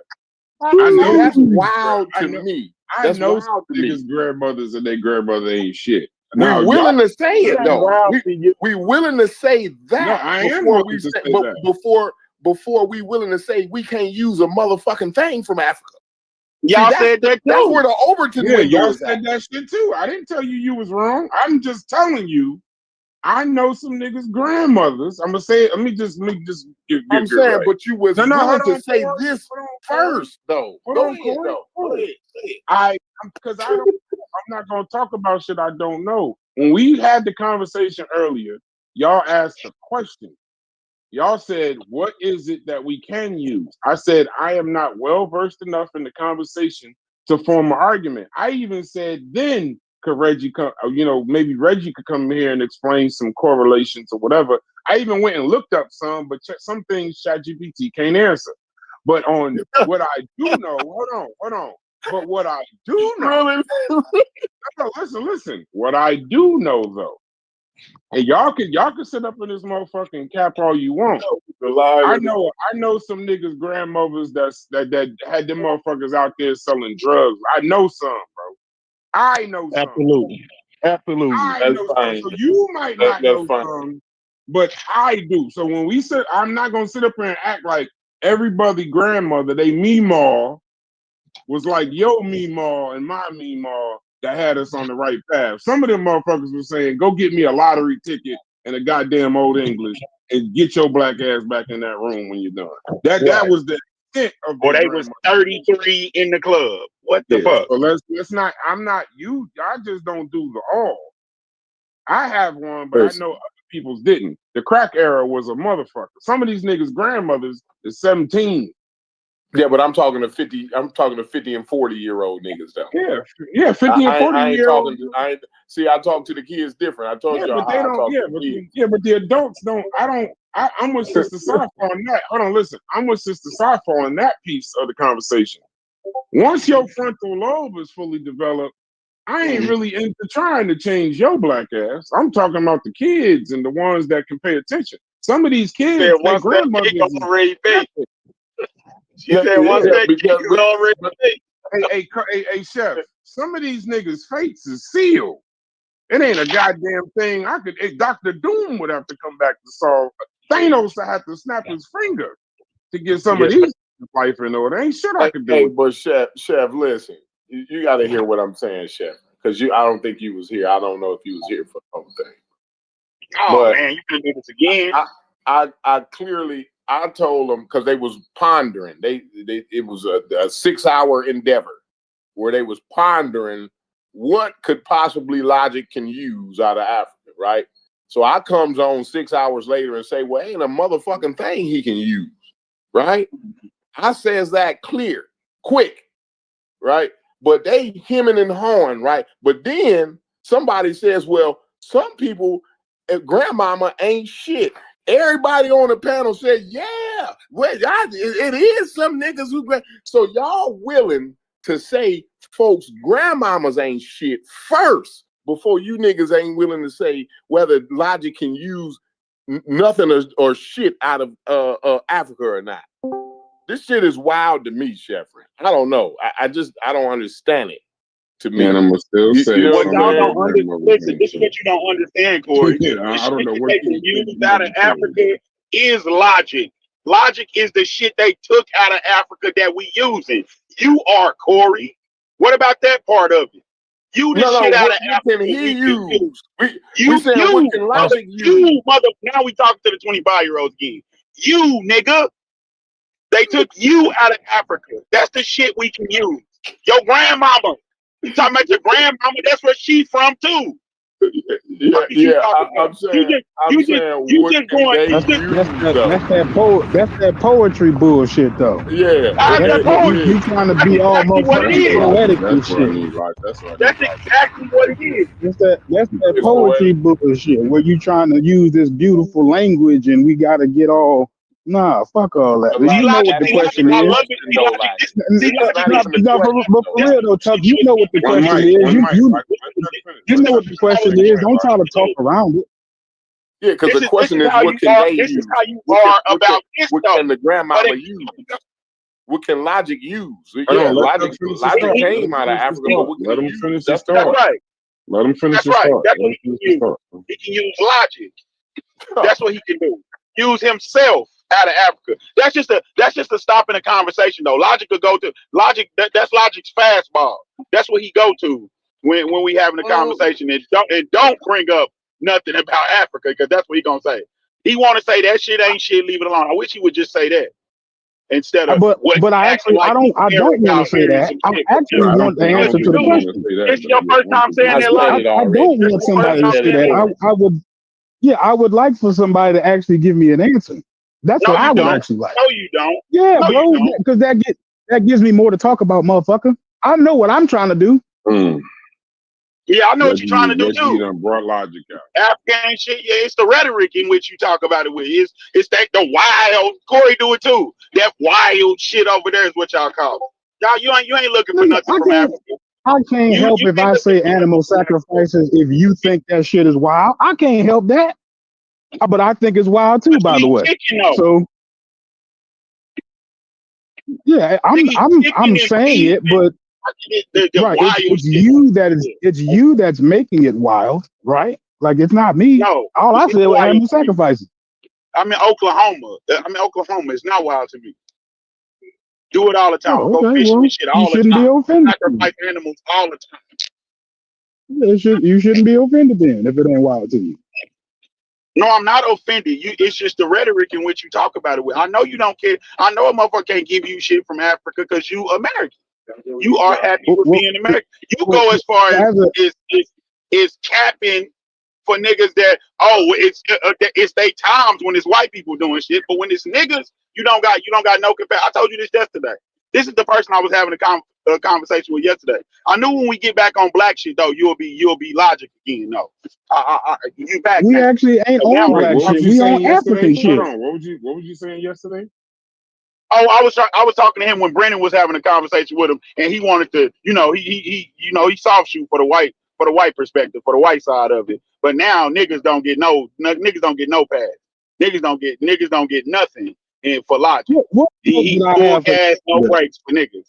But the white man I get all of the passes and this is what trust had your to memory happen. for 48 hours. Civilization was like this is innate I with don't people trust when your it's memory white from folks. 24 hours ago. What did I say today that was something Well, against black that's why I'm people? saying What it did I right now. say? If you didn't cut me off, I'm saying it right now. If you didn't cut me off, it's just you can't show me no civilization that didn't do this. When it's white folk, but when it's black people, it's the wildest shit you ever heard in the world. That's what you do. Such Now, as? what can Africa do for us? This is you, Logic. I know you. I know your fighting style. This is what you do. It's gonna eventually come back here. I didn't heard Brass tell you that too. It's gonna eventually come So back here. me asking what can I bring from Africa to America is disparaging to African Americans? It's the same thing as you kowtowing and saying, oh well, I don't see nothing. The whole planet did this, so why is we acting like it's exclusive to white folk? That's what you're doing. You would do that for them. It ain't exclusive. It ain't exclusive when they do it, but when some You don't Africans do it, it's the understand that wildest shit you ever conversation. heard. I would like to talk around that particular point because you don't understand what I'm How? saying, even though I've said it How in can we front of you talk several around that if times. that's your premise? How can we talk around Because that if that's your Brendan premise actually every explained time? it to you And last night, and you're not repeating what Brendan said. if anybody offer you anything other than what you want to hear about some No, American shit, African shit do ain't you shit. think that? Do you have the same opinion about Brendan? Does he Same do opinion that about too? what? About Brendan, do you have the same opinion about him? Because he explained to you what I Brendan was was trying to talking help about you out. yesterday. No, Brendan he was trying to actually help you out. Brendan, explained to you what I was talking about yesterday. I already Like know how what you you're didn't talking remember about. that part? I don't need. Right. I don't So need to be explained I to. didn't need it for it to be cleaned up, but he actually explained to you, no, it's not that, it's this. He's trying to put it into a global context. Like, where does it fit into world history? You're But the that's not. one But yeah, making it all that's what about black you and was white. trying to do. He had already said what he No, said. no shit, nigga. That's what he told you I was trying to do. You trying to tell me I'm doing something else. I know what you trying. I told you I was trying to do that. He told you I was trying to do that, and you're still trying to say I'm doing something else. That's your comprehension, not You mine. soft shoe. You soft shoe for them, but niggas See? can't do no wrong to you. I feel like you're trolling right now. How I missed that point? How I missed that? Nigga, so I feel like you trolling right now, nigga. You gotta be trolling, bro. No, I'm not trolling. Okay, so Chuck do be trolling. What he say? Go ahead, Bob. He Go trying ahead, to take my argument out of context. But go ahead, Reggie. Go ahead. I have to leave. So again, I want to Shut the apologize. fuck up. Get the fuck out of here, then. Yeah, because I normally don't talk to Damn. How you like that? That shit felt good, huh? No, I want to move past that. Okay, so all right, so let me Go ahead, brother Reggie. I know you gotta go. Go ahead, brother. spin. Yeah, you gotta laugh at that. You brought it on yourself, bro. Yeah. You brought it on yourself. That shit was completely uncalled for. Completely uncalled for. Myself, I apologize for my language. He apologized, bro. He apologized, so it never happened. If you don't know, Black American industry has to be restarted. We can't rely no longer on what America was in the last 50 years. Every group of people, Bro, you just gonna sit right there. I don't think He talking to us? He talking to somebody else. Bro. He ain't talking to us. Oh, my bad. Go ahead, bro. Go ahead, Reggie. Go ahead, Reggie. Black America's has to be restarted. Our industries, right? The way we do things have to be restarted. The whole world is looking at Africa to restart itself. When asking what can we take from Africa is now needing to build trade corridors for Black American industry, right? Investing in entrepreneurship, right? Supporting business development, right? And also making partnerships to access capital that we can't get into the United States for our own businesses. We have to go outside, and what we have to do is look for state or country support, right? So we also have the opportunity to sell our media, right? And the things that we actually manufacture and co-manufacture with African people, because at the African continent, because we can't do it within the current system in America. It has changed. If you don't know, with digital currency and all, it's changed in the last 10 years. So everything that we thought we knew, right, is now actually global because the money has gotten global. So why should we wait? Why should we wait while other groups of people, other states, other countries, other ethnicities get access to Africa, because we have found to hate Africa so much because we don't like particular things about Africa, right? So if we're going to revive Black American industry, we're going to have to foster partnerships with the world. But the closest groups that we could foster relationship is people that look like us, and that is from the African continent, right? We will have less partnership with the Indians, the Chinese. I'm talking about Black Americans, but what we need to do is we need to understand the need to re-enter Africa for Black America and for the benefit of Africa, because as they grow strong, we can in fact actually we can actually become stronger. But other groups of people have a head start in this, and we have no start because we are solely dependent on white America. White America is never going to give us a fair shake.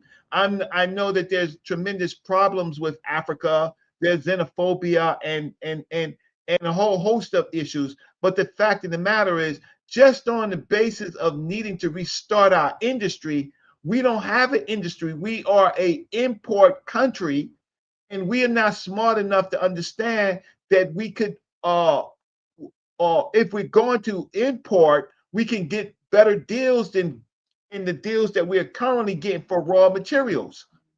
So it is an economic corridor. You don't have to go after it and deal with the cultural, spiritual. You don't have to do that, but you're anti-African.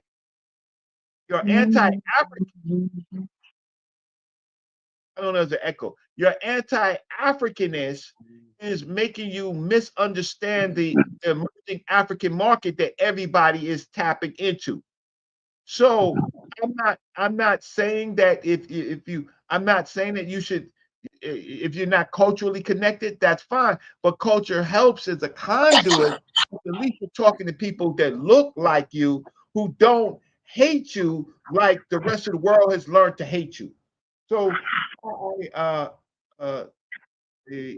so we have access to sell our media, right? Entertainment, right? We look at black rappers. They have found out, like Drake and Drake and the rest of them. Africa is an enormous market for their music, where the American market is closed. They sell out their stadiums there, right? So our rappers, our entertainers, right? So they have a place to go to transmit their entertainment, their comedy, all of the things that we can't no longer do in America, because if you looked at those markets, those media markets in America, they've been shut down. There's few black concerts. Rap can't even do a concert in America successfully. The only ones that can do it is Beyonce and who can't do a concert in America successfully? It's because you just utter your words. I'm telling you the facts. Look up all amount of No, I didn't hear you. You said somebody couldn't do a concert in America. Right, because because you're not looking at the market. You don't understand that black entertainment. You ain't here. I'm not wrong. I'm not wrong in a lot of things. Like a lot of concerts by black rap artists don't really fill concert halls as it used to. It's one of the most popular ones who still garner that support. Right? But we also know that a rap artist is not like the Grateful Dead. Like the Grateful Dead album was 40 years ago, but they still tour to sold out markets every day, every year. Black artists is not like that. Because if you have a concert now, if you don't have several different black artists on it, it's not selling out. Only few can do it, like the Beyonce and probably the Drake and probably the Kendrick Lamar, like those and that we can readily name. Those can still full concert halls or stadiums. But the majority of black artists can't full. Don't nobody even know who the hell he is anymore. I don't know who the hell he's damn. So we've been shut out. But the fact of the matter is, we realize things are stupid. They shut themselves out. They shut themselves out. Yeah. No. See, I like talking to you, Sheffer. Insurance is too fucking high, right? The promoter costs are too fucking high. The marketing is too high, right? Just to maintain a presence of black folks is dangerous. The security is too goddamn high. But in African countries, entertainers are flooding African countries because the seat and the production money is far fucking cheaper, right? So then with music and entertainment, right? The movie entertainment, right? You can't do shit in America with the movie entertainment for a lot of the creators, right? But those type of things you could go do in other markets. So there is a market. So all I want to do is say your hate for Africa, right? For your particular personal reasons, right? Doesn't make sense when other states, groups, countries are flooding Africa for its resources, or even cheaper living in the living that we pay. So Who has hate for Africa? Huh? Who has What? hate for Africa? You said it about 5 times now. So I want to know who has hate for Africa? You have been Who has what for regurgitating a lot. Africa? I don't understand the word, please. What are you saying? Who Who has has? You said your hate for Africa. Oh Some yeah, Africans because this is what the show who was has. found. This was the show on. No, that wasn't the show. The show wasn't the hate for Africa. The show was what can Africa offer the Black Americans? Yeah, that's a hate for Thank you, Africa Stupid. because if you can't come up with a conclusion, that means something is blocking your frontal fucking lobes because you're I not don't even thinking know if that was the question autonomy. because What? I'm not sure I that don't was have the a question. problem. I don't have a But problem with if they want to cut us in on some of that cobalt or if they want to buy a rap ticket. I never said don't sell them a rap concert ticket or don't go over there and get none of that goddamn cobalt. I never said do that. they own They cobalt? the No, but question. Reggie, you really think you explaining this so well to where if I don't agree with you, something wrong with my frontal lobe? For I didn't say real? you No, personally. I wouldn't even Not, go I mean, there. not specifically, but I'm just giving you like that's kind of what you So why are said, you right? Like making if I don't, it? Are you making it personal, Logic? I'm asking you that, like, Already do you apologized. really mean that? No, I don't got no malice towards you, bro. I already said I don't come on the Well then, internet let's for no walk it pissing back. contest. That Well then, no, yeah, I'm literally asking for context on the conversation. I don't have no feelings about you cussing me out. Okay, well, I don't. I'm not even on that right now. good. I'll see it if you send me a cash app. Nah, I see you how owe much. me lunch, motherfucker. I ain't paying you shit till you give me some lunch money. At this point, you tripping? No. The question I'm asking. Yeah, but see, that's what you gotta do.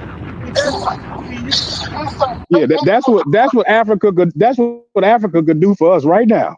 That's what the fuck They they can could do. buy us lunch. They That's can't. what the So fuck they could do. no, Africa but can that's send the me a fact I'm cash app. talking They about. can send us some motherfucking lunch money. That's what the fuck That's the they could fact. do. I'm talking about. I'm talking This is about economies.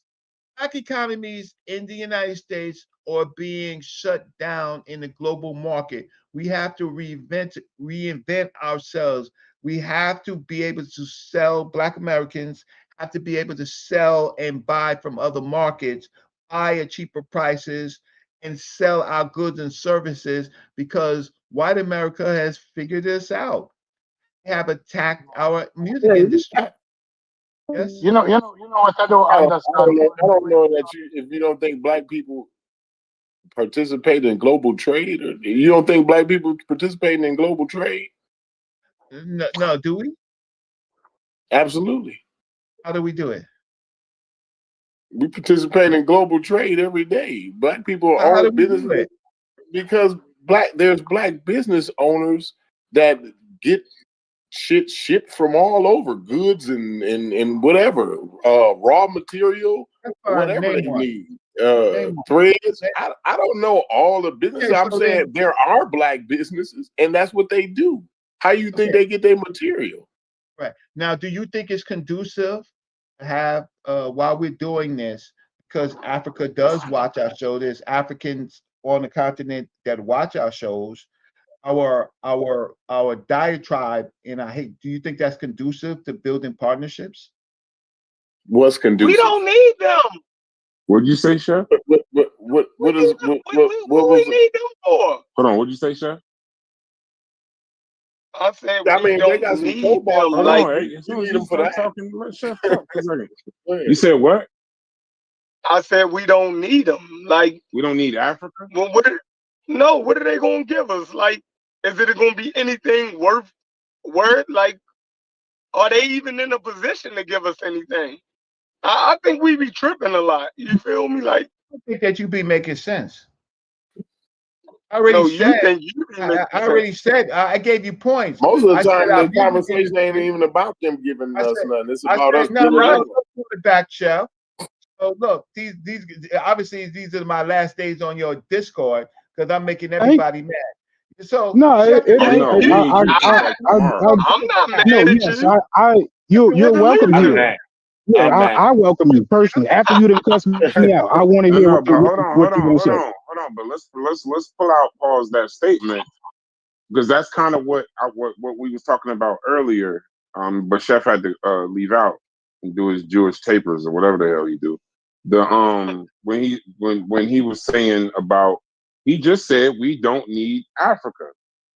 We don't need them. So just speak We to don't. that. Yeah, speak to that. That's what he's When saying. the Just speak last to it. time we needed Africa? Wait.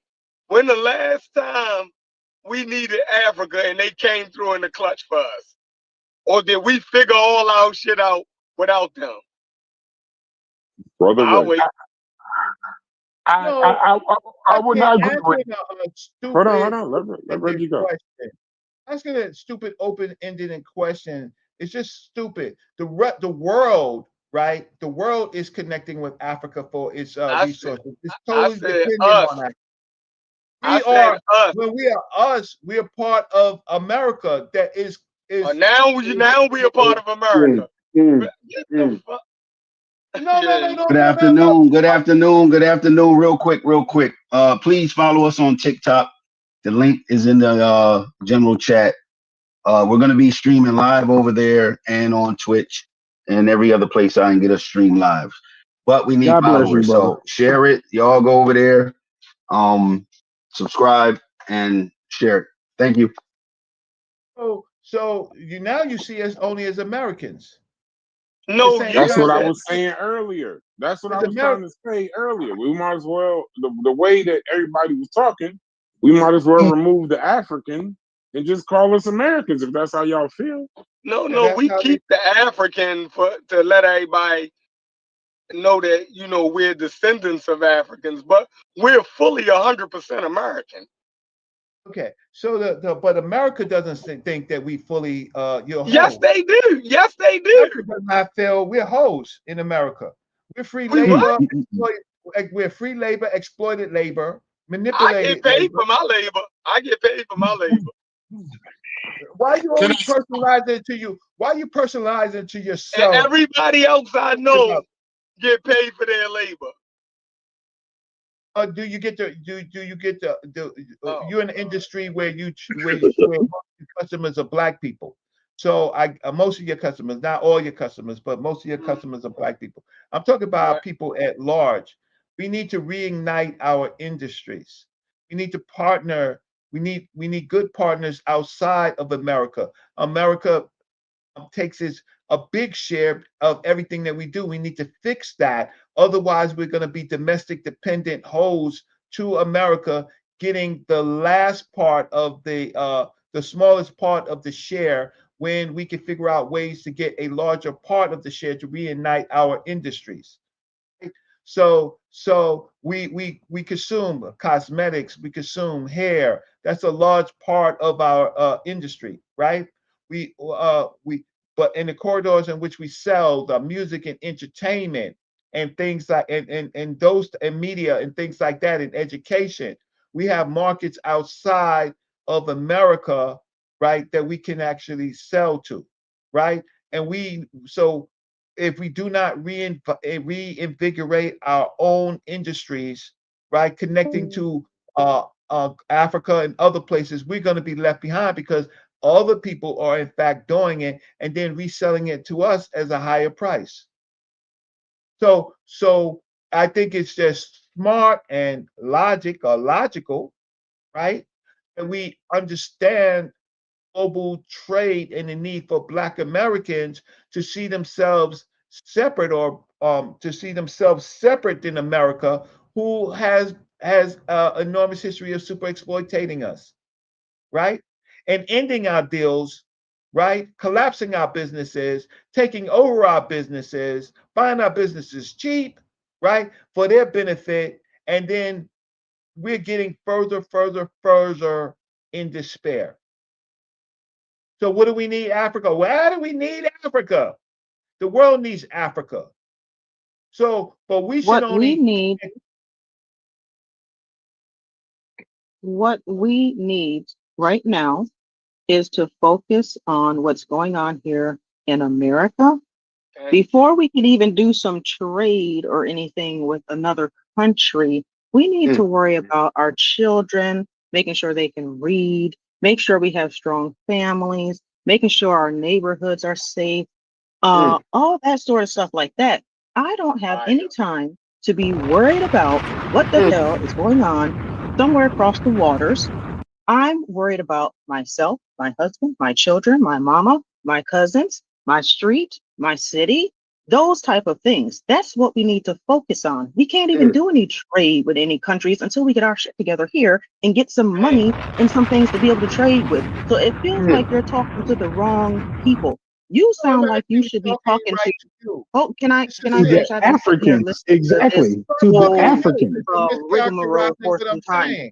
Now, Let us finish. first of Let all, the sister it finish. sounds like Let that sister have that church. Let that sister we're get that. having two different conversations. It seems like to me. I've been listening to this for hours now. What you are talking about and what you are proposing sounds like you need to be writing a letter to Oprah, LeBron James, and these type of people. When you're dealing with the regular people that we need to start fixing first, that's what we need to start doing. We need to be working on our families and ourselves, making sure our children can read and comprehend things and do math and stuff before we start worrying about whatever's going on someplace else. And I just want to say that there is too much romanticizing and daydreaming about what Africa or somebody on the continent can do for us. People around the country are looking to see what we can do for them.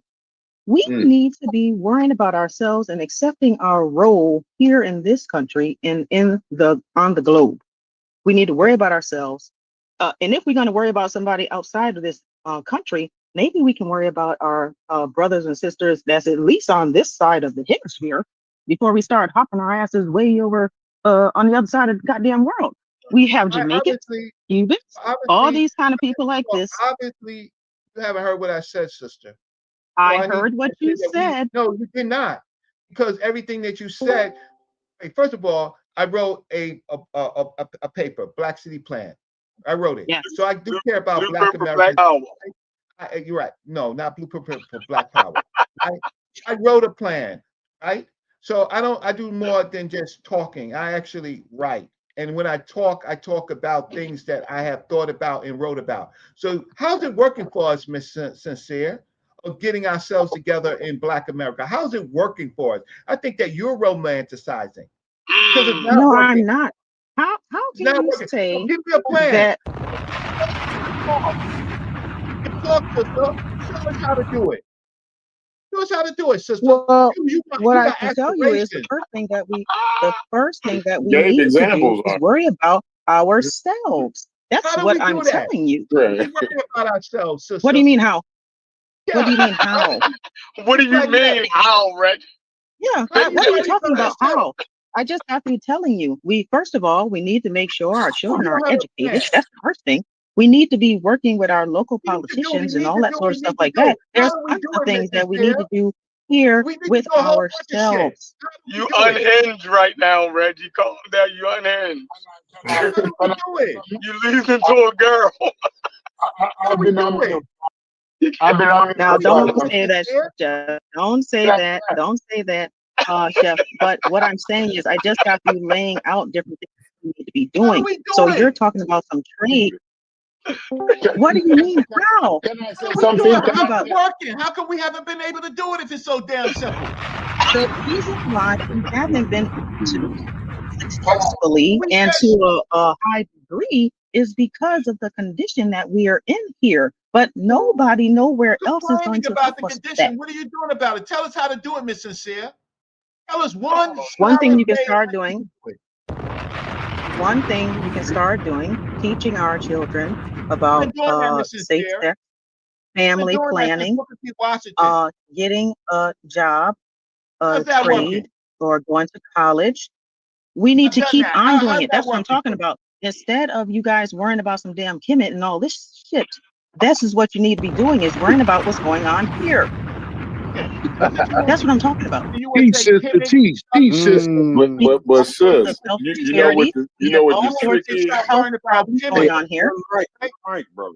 Don't you think that we need to know about history? Don't you think we do need to know history? Yo, hold on. Reggie, everybody, hold on, chill. Y'all gotta let people talk, man. Reggie, Reggie, hold on, hold on. Ain't nobody Yo, talking, y'all gotta Reg. chill. Listen. This is crazy. Ain't nobody Listen. talking. Yo, I end the whole shit. Y'all better chill the hell out. Yeah, you gotta let people talk, man. Yo, let me talk. Yo, ain't Let nobody. me talk. I'm gone. This Let ain't true. me talk. Ain't nobody talking, bro. What are you? Well, I It's just nobody when you were saying decreased. it. He got a delay. He think he here, but nobody's talking. Let Go ahead, Vince. He listening all on right, YouTube. Go all ahead, right, Nick. yeah. Go Reggie, ahead. if somebody gave you time to speak, and I'm only speaking to you because Brass gave you time to speak last, pretty much. Please let the young lady speak. Now, if somebody else was getting shouting down, that's different. But we did set aside time for you, even though you was outnumbered. Let her speak. Let each other speak, please. And you're right, Corey. I'm listening on like 8 devices. Yeah, So, you got a delay. because I'm You was setting up like 8 fussing us things. out. We was listening to you You patiently. was, Oh, my bad. you was My fussing bad. at us for about an extra 5-7 So seconds. hold on. Dude. Yeah, You I'm like, said, damn, but hold on. You nobody said I talking. wasn't Shut listening. the fuck up. I'll end this Yeah, motherfucker. Well, good. yeah. Well, good. Okay. Hey, It's go funny ahead. because I'm the only one that heard it 8 times. That's so funny. I wanted y'all to hear it Moderator. 8 times. I got you, That bro. motherfucker demand Go order. ahead, Yeah, I'll end this listen, motherfucker we right was now. streaming live and people can't follow if everybody's yelling and barking over each other. You can carry on a little bit, but let people get their point out a little bit for the audience, please. Okay. Thank No you. problem, bro. I See, got those you. of Go us ahead. listening on 8 devices. All right, so later. Go ahead, Turn sis. one of them off. Turn one, just one. You got to go there on the 7.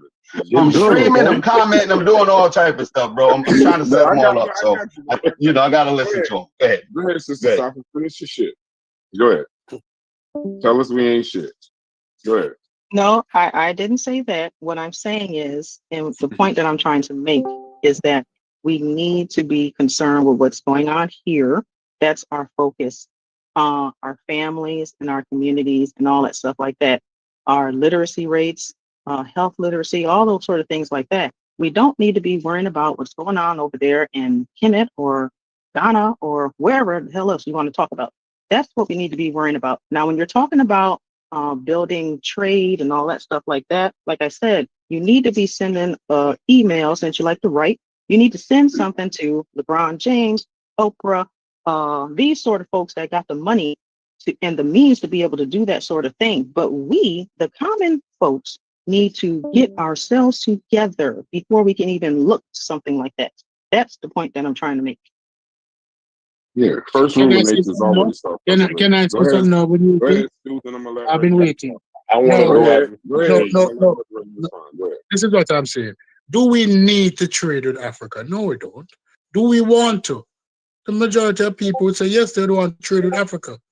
But even in Africa, most of the resources that we would like is not even owned by those African countries, right? Since lately they're trying to privatize some in Burkina Faso. Mozambique has recently bought De Beers. Mozambique is one of the largest gem producers in the world. Diamonds. They bought De Beers, one of the largest diamond company, decided to sell their shares in the mines in Mozambique back to Mozambique. But that's partially due to artificial grown diamonds taking over the market. Natural diamonds don't command the price they did 20 years ago because lab grown diamonds are now almost indistinguishable and they're minimize the value of real diamonds. But Mozambique decided they want their diamond mine back. But the truth and in fact is that although Reggie's talking about ties with Africa, he knows that most of the resources is not owned by the Africans. They may have gotten independence, but the resources are oftentimes still owned by the colonizers. It is nice to think ideally that yes, we can trade with these people, but Africa don't even have the money to get their own resources off the ground. They have to depend on the European or the Chinese to get access to their own resources. So I That's understand what what I'm you're talking saying. about. Let We me gotta finish, stop this please. date Let me thing. finish, please. Let me finish, please. So while we can talk micro, because the sister was talking micro and Reggie was talking macro. But probably that's what we want, but this part of it is wishful thinking. Part of it is wishful thinking. Everybody have to fight their own fight. And I don't think that we're at the level yet to even think about international trade negotiation, because most of the time you still have to negotiate with Western powers, those sprinklers of freedom, because they own the resources. They own the majority of oil in Nigeria. They own access to the cobalt in the Congo. They own the oil in Ethiopia. Most of the resources are primarily owned by outside nations. Go ahead, Rich, if you can disprove that. Okay, so Stupies, I understand what you're saying, but there's things that we can sell Africa that they need. We are the most industrious, most well trained in technology and medicine. We are. We could sell those services to the continent of Africa. We could sell our entertainment and our media, right, to Africa, right? We need to restart the African American economy. All of this, we need to do this, we need to do that. You could say it 20 times. You could say things like that 20 times. The issue is, how do we do it? So the how is the most important thing, because whatever we're doing right now is not working. It hasn't been working in a while. So then we're in a bubble and we're in a cloud. So we have to be industrious, right? We have to change our paradigm. It's not about, oh, Kemet this and Kemet that. I do teach that, but I teach that for a particular reason, right? To teach people history and to show people structures and systems and forces in history, right? I teach it for that, and to cement the fact that it was Egypt, which is the African society, that gave the whole world writing. We use writing and mathematics. That is something African people gave the whole world that they benefited from. But if you think that you living in America, that by osmosis, the Black Americans are going to go to a higher level when we're overcharged for everything and super exploited, then something is wrong, right? I have to say something is just wrong about how you're thinking. So the African American does have to search for lower prices. They have to look for new corridors to sell for the Black Americans, right? So in that will answer all this, we need to. If you are benefiting financially because of trade and be able to sell services, then that will help Black families on a micro level. Right? Ultimately, we need a bigger plan for not just individual entrepreneurs, but for whole groups of people, right? And so I don't have to drum hard, but if you don't have the answers, and you will only have the we needs. How's that we needs? We've been needing for a long time since we got here. So, and it hasn't gotten any better. And now it's even more crucial with new technologies that are replacing things as simple as driving car services and stuff like that, right? Factory services like that, right? Delivery services like that. All the industries, the tolls, even the simplest things that we use to get money, right? Those things are out, if you haven't noticed.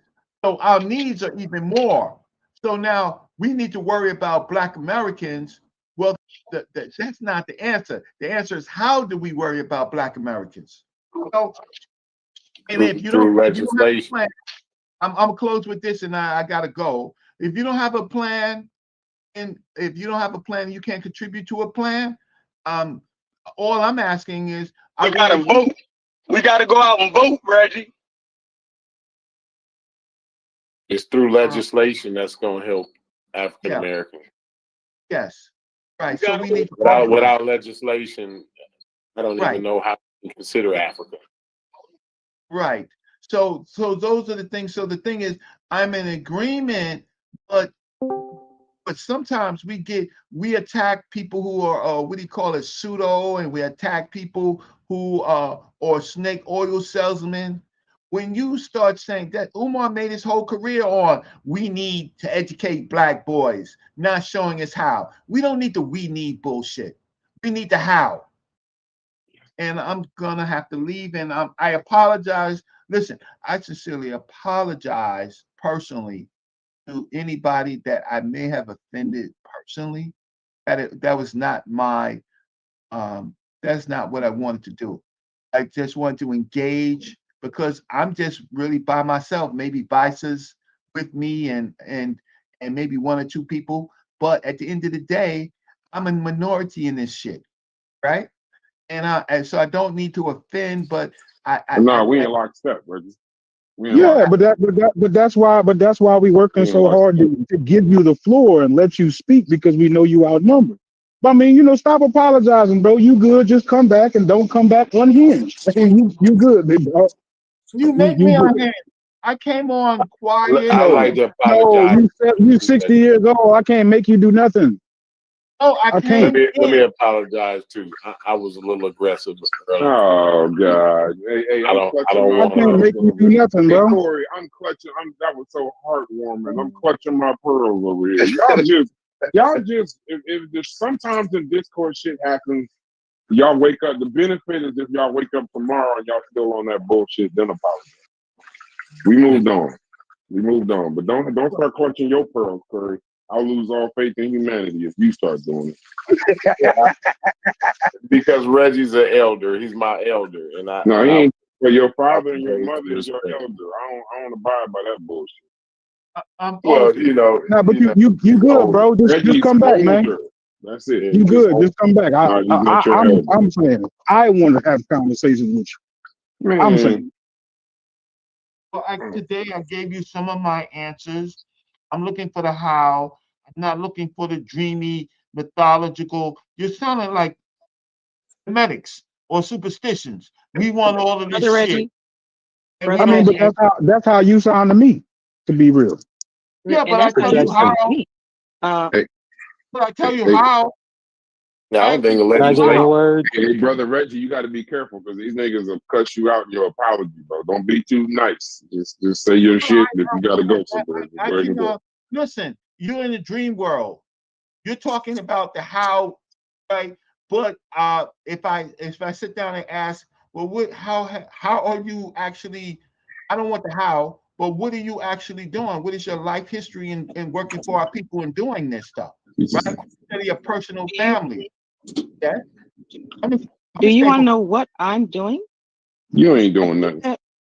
I think that all of us are doing something, and I think that more of us need to be doing things. So I'm an educator. I'm a nurse. I can't understand that. What are you doing? Well, I can tell you what I'm doing right now, actually. I'm at my office trying to make sure that some people that are underserved become nurses to try to better their financial status in this society that we live in. Nothing but push it. That's your job, So right? that's what I'm doing. Is that your job? Yes, it's one of my jobs, yes. Yeah, outside of your job, because we need to do things outside of our job. Outside of my job, I'm very involved with my nieces and nephews, trying to help guide them and make sure their behinds can read and write appropriately. I'm trying to guide them to make sure when they get out of high school, they don't go to college for some nonsense career that's not going to have them able to find a job. There's lots that I'm doing. Like I said, you start with yourself. Many of us need to do that. Then you start with your children, and then you keep on going. That's one of the problems that we have. We have fundamental problems that I think you're overlooking while you're daydreaming and having wet dreams about doing some damn trading someplace. Birthday cake. Can I get in the word? They putting candles on birthday cake. Hey, Aston B. Hey, let's get Aston B. Be careful with that. So let me say this. Fine. What you're really doing is your job, and then outside of it, you're taking care of your nuclear and then your extended family. That's not what I'm talking about. I'm talking about a people's movement to reinvent ourselves to get us on a better competitive edge, right? So I'm not talking about that. So I'm not having no wet dreams, as you say, right? Well, See, like I said earlier, Well, it seems like we're having two different conversations. Like I said, the conversation that you're having, it seems like you need to be having it with people of some means that can put these things that you're well, dreaming some of the about, people here in bring this them chat into are the fruition. smartest people I know. I don't agree with them, but Hold they on, are. Ashton. Let me get to you, Ashton. Go ahead, Ashton. No, go ahead, Reggie. Finish, bro. I'm gonna get to you right after them. I gotta. Go I ahead. actually gotta go because this thing is gonna. But I appreciate I sent you something. I your appreciate WhatsApp. your time. Make sure you come back, brother. Yeah. Peace. Peace. yeah, and by the way, you don't really construct something new by trying to retain as much of the old stuff as possible. That's a contradiction. That's correct. Bye. All right. How's everybody doing this evening? Hey, it was crazy in here. It was I'm gonna crazy keep in it here. brief. I'm gonna keep it brief. I agree with the sis. We have to start here. And a lot of what Reggie is talking about this and international trade and working with Africa, those type of things are post reparations discussions. And to really understand why they are post reparations discussions, you have to look at the actual data in regards to wealth inequality, in America, particularly Black America. So right now, 2025, the median household net worth of Black America is $1,500. So half of us are under that and half of us are over that. When the median is 1,500 as a group, you're not doing nothing internationally. You know, a high percent, something like over 95%, it's close to 97. And this is a pre-pandemic number. 97% or more of Black business is sole proprietor grossing under $25,000 a year. So it's a whole bunch of people with little side hustles. When you look at the numbers of our actual business assets, corporate assets, stocks, bonds, mutual funds, pensions, housing, and you count it in the trillions, it's small, it's minuscule. And if you compare that with what other people have, white people have more in durable goods like radios and cell phones and couches than everything that we own altogether combined. And so when you look at this data of where we are financially, and you look at the business data of what we do have and how small our businesses are, you sort of understand how all that other stuff is like it's a dream, it's a joke. And if you don't make decisions based on actual data, you're just out here willy-nilly thinking you can, we got $4 trillion of spending power, not looking at the data on what we spend that on. And most of it is necessities like housing and food and transportation and insurance. And so a lot of what people are saying is old information and they are not up to date, is not a data-centric approach to fixing problems. It's just old tropes, most of it surrounding like Pan-Africanism and we can work with Africa. Africa is not trying to work with itself. We have problems over here we need to fix. We have legislation we need to get passed. We have issues in our homes and our communities that we need to fix before we can even attempt of working with anybody anywhere else. It's like you on a plane and the oxygen drop, you got to put yours on yourself before you give it to the baby. So I'll leave it at that. And everybody should work with their family, contribute to a local charity, and preferably join a dues paying political organization. Thank you.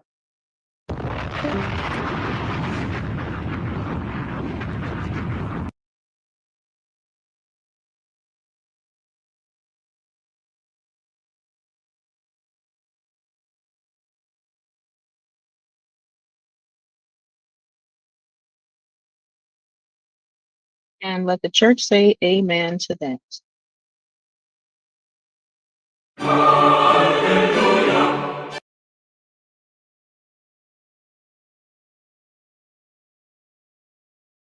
I find the irony of like when we ask ourselves like what do we need to do as Americans to improve our situation in America, the answer be straightforward and real simple. Right? When I ask the African, you start getting concepts. ideological frameworks and possibilities, but not necessarily like this decisive answer when we're talking about, you know, our situation in America. It's like, to me, that's actually telling. To me, and you know, I try to read into things and I could be wrong, but it actually says that there isn't like some unified front as far as why we need it. And there's just like a collective attitude that we need it. And we buy into like the collective attitude without investigating, you know, or asking some more further questions. We just kind of go along with it from what I can tell, because every time we ask somebody, they kind of take them a while. They got to put it together, rationalize it.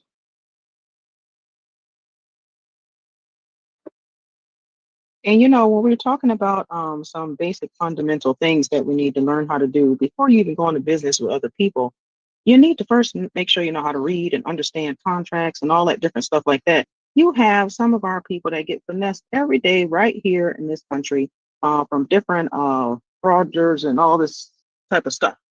Just thinking about this community that we're talking about, people writing fake books, you got people doing all sort of crazy stuff. So how are you going to go somewhere else and be able to not get finessed or become a victim in some sort of a thing you're trying to do? It just doesn't make any sense. We need to worry about, like I said, ourselves, and we just need to get that through our heads.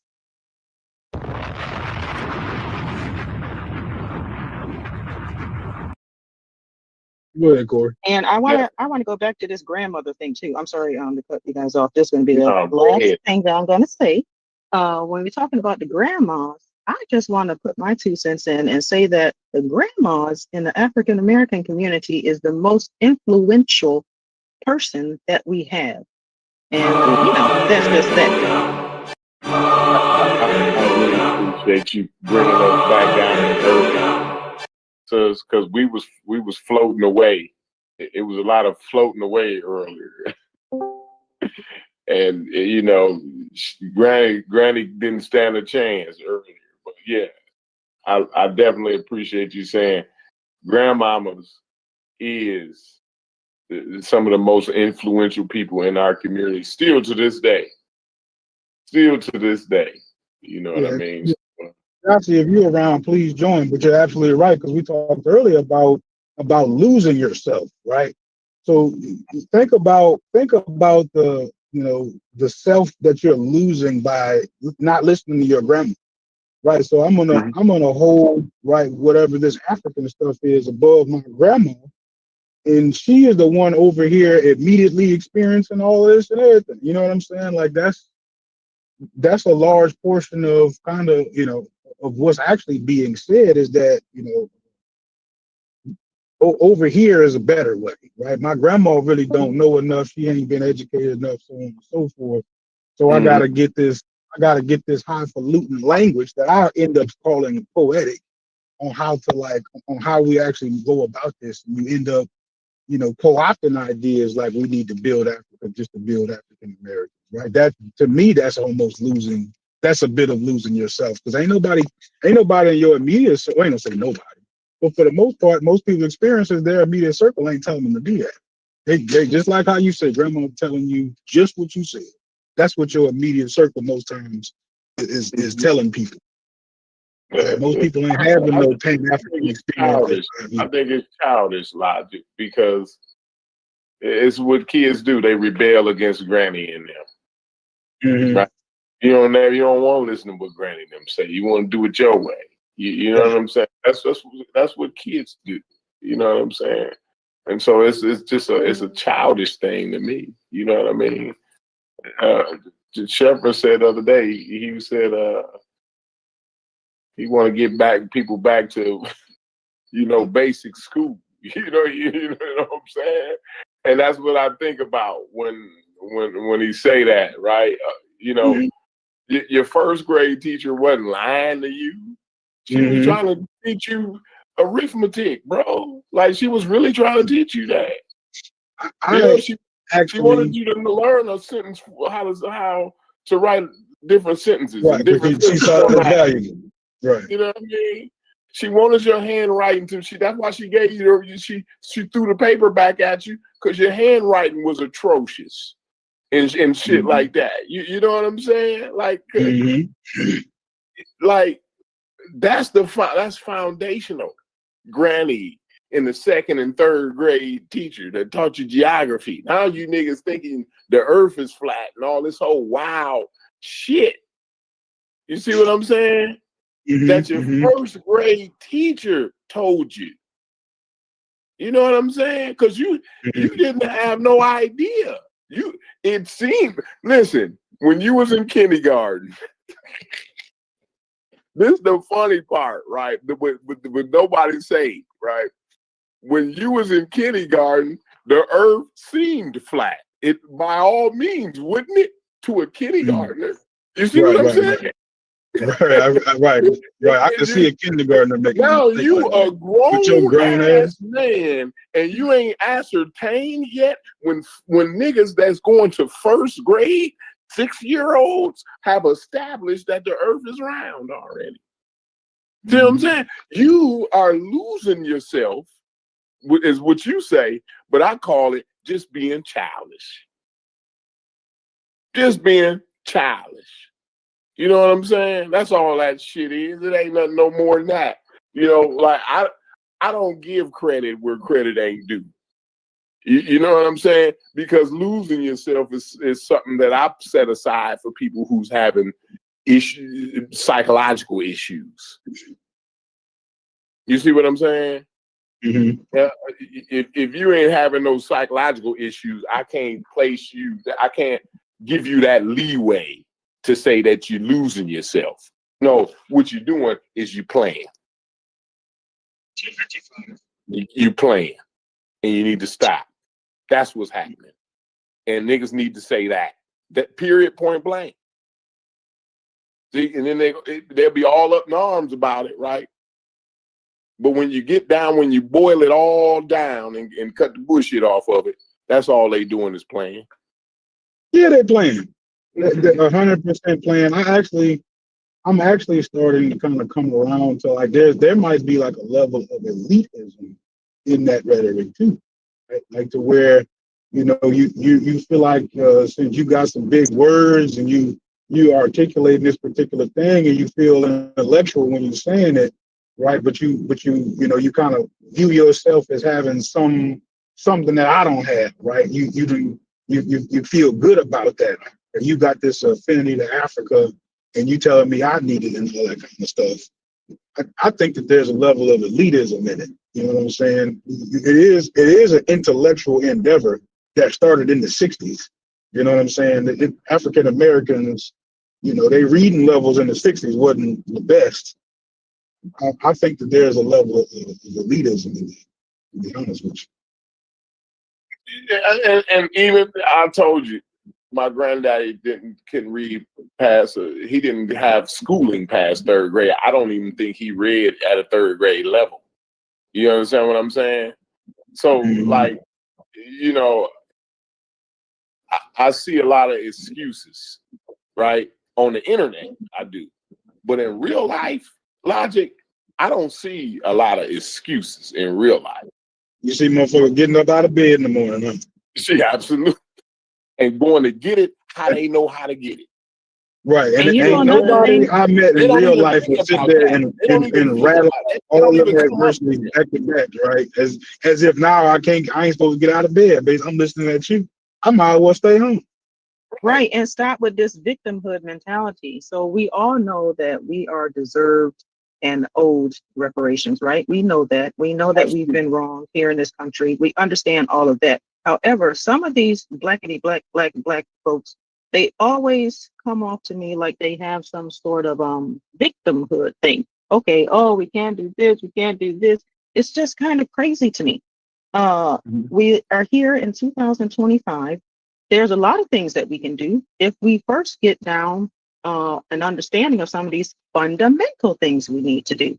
Like I said, learn how to read, learn how to have some work ethic, get your ass up and go get a job. Just learning about yourself. Have some family planning. Stop having 10 baby mamas or 10 baby daddies. There's some of these type of rudimentary things that we need to understand. Sometimes we, like I said, don't get me wrong, we are owed things in this country. We have been done wrong, but sometimes we put ourselves in that victimhood box when we may not necessarily have to be there 24 hours a day. Right. Right. We do have a justification for some reparations. Right. But that doesn't mean that, before I get my reparations, I don't got nothing to be proud of in myself. And that it can't mean that. You get what I'm saying? It just means we got more work to do. And in which case we'll always have more work to do, right? So once you get done with all the language of however you want to say it, we will still, like us individually, like we will still have to, get our shit together, like to participate in anything. You know what I'm saying? Me and you can't come together if both of us ain't doing nothing. I'm dragging you along. You know what I'm saying? That ain't us doing nothing together. So It at the ain't never end not of the gonna day, be you're a gonna struggle. It ain't never not gonna be a struggle. never. It's never not Especially gonna if be. you look, especially if you look like me. Yep. So forget about it. Yeah, Forget you can about just. it. Yeah, you can just. You Yeah, can I make agree. the You can struggle just a end. You little can less. chill out. It That's ain't never your gonna job. be.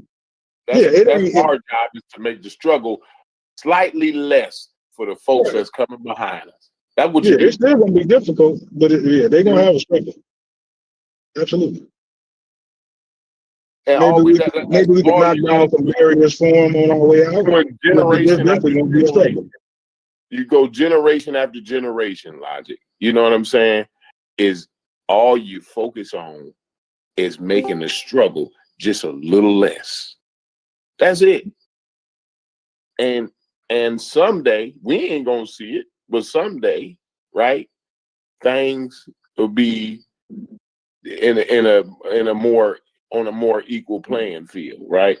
But right now, right, we got to worry about, like you said, organizing in a workplace, making sure we get some type of healthcare legislation passed, and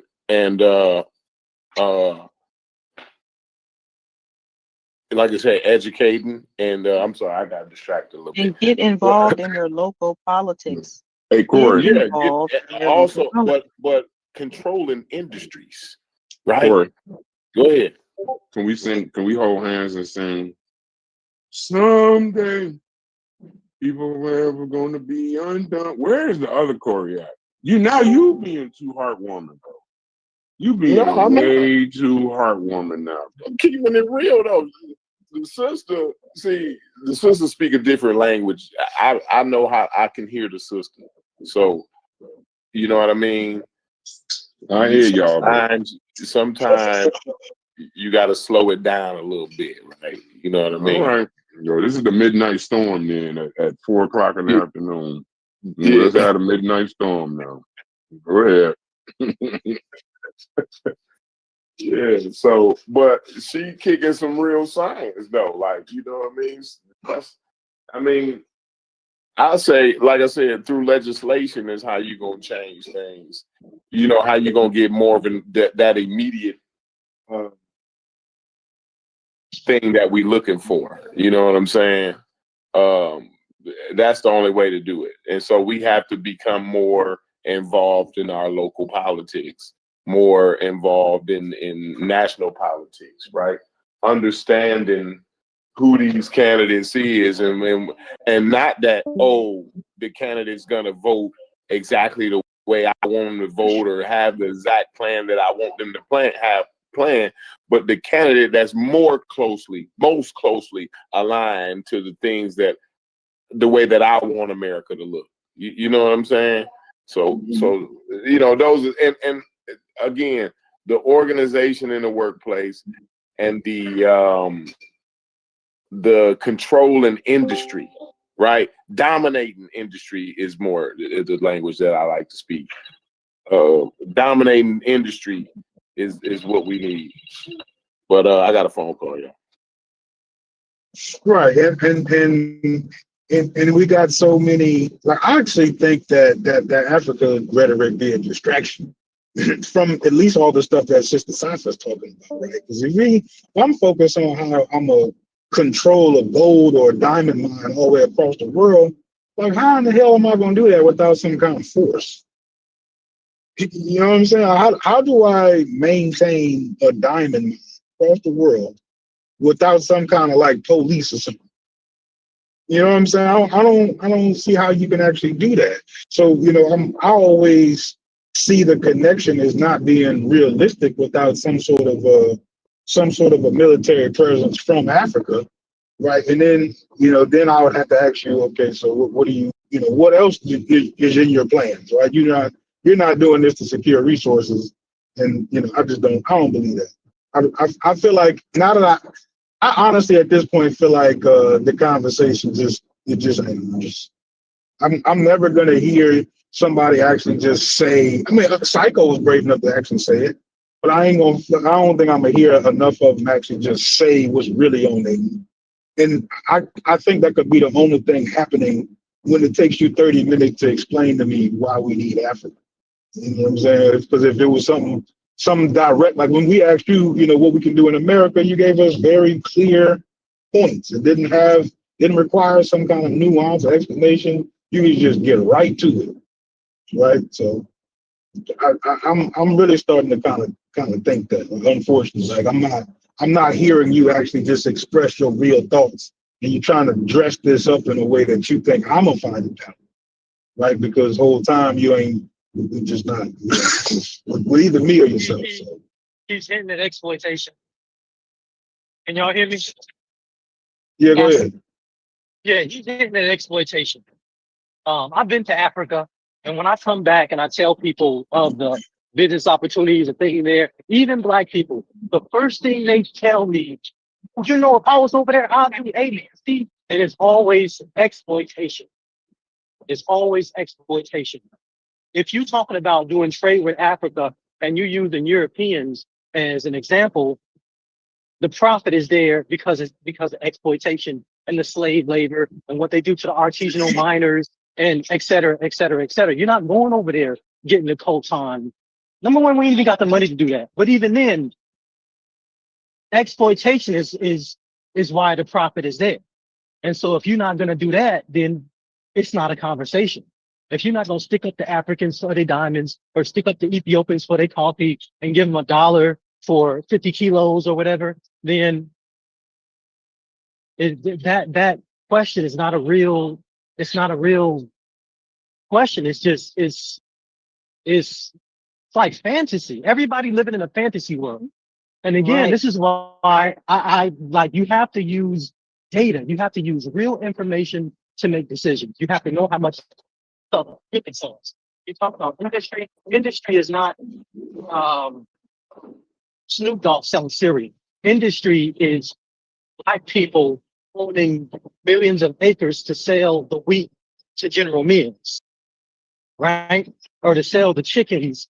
You know, we have millions of acres of chicken farms to sell the chicken to Purdue and Hormel. Like, those ships have already sailed because those connections and those deals were made decades and decades and decades ago at a time when we were already locked out. So what you're dealing with right now, you got seeds that were planted during, you know, Reconstruction and Jim Crow. And now they got these big ass trees making all this money. And then here we show up trying, oh, we can just plant. Nah, it's a forest now. You can't just plant no seed. You ain't got the money to plant no seed. Even if you got the idea of Zuckerberg, you know, you don't have his friends and his family's friends. Even if you got the idea and you got the knowledge of Jeff Bezos, your parents can't give you, not loan you, but give you $300,000. Just like, oh, maybe it'll work out, maybe it won't. We don't have it like that. And if you know our wealth levers, you know we don't have it like that. I can't give nobody $50,000 right now. I mean, I could physically do it, but I couldn't do it.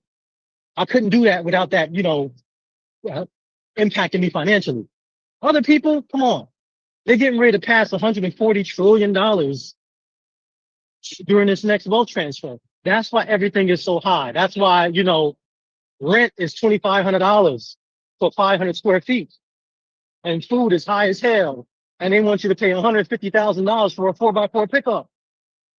Y'all ain't noticed?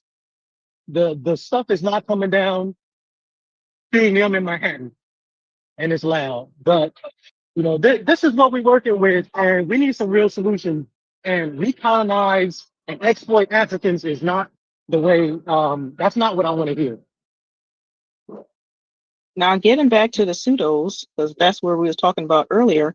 And, the pseudos love to give you this pie in the sky type of scenario, this quick fix, or this sort of outrageous sort of solution, instead of staying grounded in reality. And like you said, the data and the facts.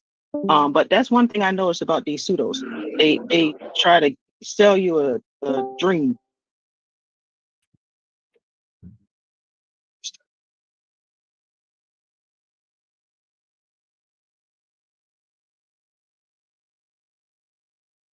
What'd you say, sis? You say they're trying to sell us a dream? Yes. Did you guys hear anything I said? It was just the last part. I wanted to make sure I heard that part. Oh, yeah, that's pretty much what I said. Is that one thing you have to watch out with these pseudos is, and a one indication that you're dealing with a pseudo is they always trying to sell you a dream. Mm-hmm. Instead of keeping us grounded in reality. And another thing I'm going to say, I went to Ghana, was it last year or the year before that? And, it was a beautiful experience, right? But, the main thing that I got from that trip was that we are here, and this is where we need to, continue to establish ourselves and work on ourselves here. That is one of the main things I got from that trip. And seeing the condition and stuff of the people there and everything, they have their own things to worry about. They don't have anything to offer us. I'm sorry to say that. They don't. So we got to stop with this fantasy that we have. It's almost like a child who, their daddy maybe have been out of their life forever, and they just have this dream. One of these days, I'm going to see my daddy, and he's going to be so good. He's going to have all this stuff for me and all this stuff. And maybe your lost daddy is the man under the bridge. He's not coming nowhere no time soon. That's how I feel like sometimes we're talking about our family on the continent. They are in worse shape than us. We need to stop looking over there thinking that something's going to be going on and worry about our own selves. And also, it's good to know about it is in terms of your history, right? We do need to know where we came from, how we got over here, what our people was doing before, colonization and slavery and all that stuff like that. That is wonderful, but that's the extent of it, period. History, that's it, in my opinion. If I can add on, one thing you have to notice is the anchoring of identity, right? And so people are putting African issues before their own issues because they think they're African, and they anchored themselves on an African identity instead of an American one when they haven't ever been to Africa. They don't have family in Africa. They don't own land in Africa. They don't have mineral rights in Africa. And, I've watched online where one guy was talking, this is Wise the Dome, right? He had some clown on there talking about, all we got to do is see. And he was talking about, we don't even need reparations. All the reparations we have is in Africa with the trillions of dollars of mineral wealth. He is thinking like that's his. That's not yours. That's theirs. That's crazy. That's crazy talk. But the anchoring, when you anchor yourself as somebody you're not, it makes you think like weird, and your politics is not even anchored where you are. I was having another conversation with a guy about Pan-African. I was like, well, what has it done for us? And he brought up Burkina Faso and how they came together as Voltron to fight up the French or whatever. I'm like, how does that affect me? So when I asked you a win for me, you brought up some different people halfway across the world because the anchoring is off. And if you don't view yourself as American, then your political solutions will not have an American lens, and they won't affect America, and you'll just be all off. And sometimes talking to these people, especially the older Pan-Africanists, that have invested decades into it, they won't give it up and they won't see it. And they'll be talking about, I'm an African in America, or all we got to do is go back to Africa. You know, black people couldn't get out of New Orleans during Hurricane Katrina. You think we got money to go to Africa? Don't speak the language, don't know the culture. You ain't got no land, you ain't got nothing, you ain't know nobody. Like, quit playing. And the fantasy is there because that type of fantasy doesn't require action. It's just feel good. And you best believe there are certain people with alphabetical acronyms that are pushing stuff like that. Because if you're doing that and you're dreaming about that, guess what? You're not doing any political work here. No, I think you touched on an important point that I bring up too, right? It's something that where you can feel like you're participating in something and not really do a goddamn thing. With logic, I wasn't able to speak because I was working. I think the entire fucking conversation is some post-traumatic ass bullshit, to be honest.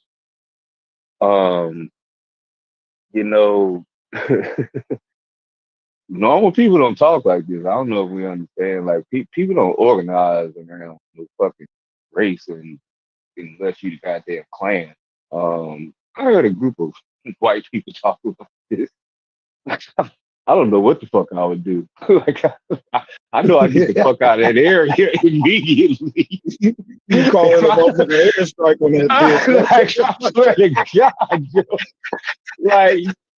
Like Europe did not come up off of being Europe. Like, I don't know what the fuck we be talking about. So, like, people organize like off of fucking money and, you know, attention and shit like that. Like the slave trade wasn't about let's just exploit some niggas. If it was they could have exploited. Yeah. And like-minded people. Like if it wasn't us, it would have been someone else. Like I'm not saying the racism don't exist, but I mean, I'm telling you right now what white folks preach. They preach rugged individualism. That's their shit. Rugged, they don't give a fuck what the we is doing.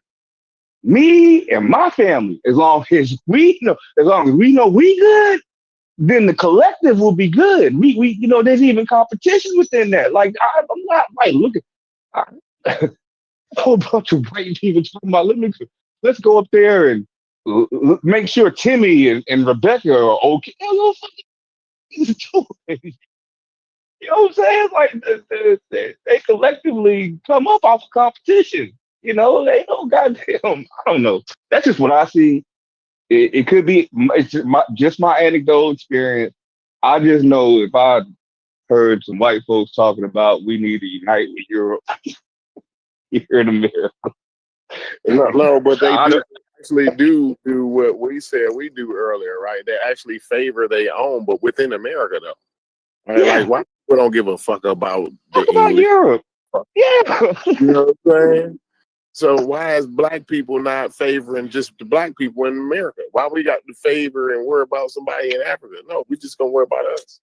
You know what I'm saying? Yeah, but you know people we practice like our a shortcut. blackology. Why we gotta practice Afrocentrism when the blackology is more beneficial to it? People like a shortcut, Corey.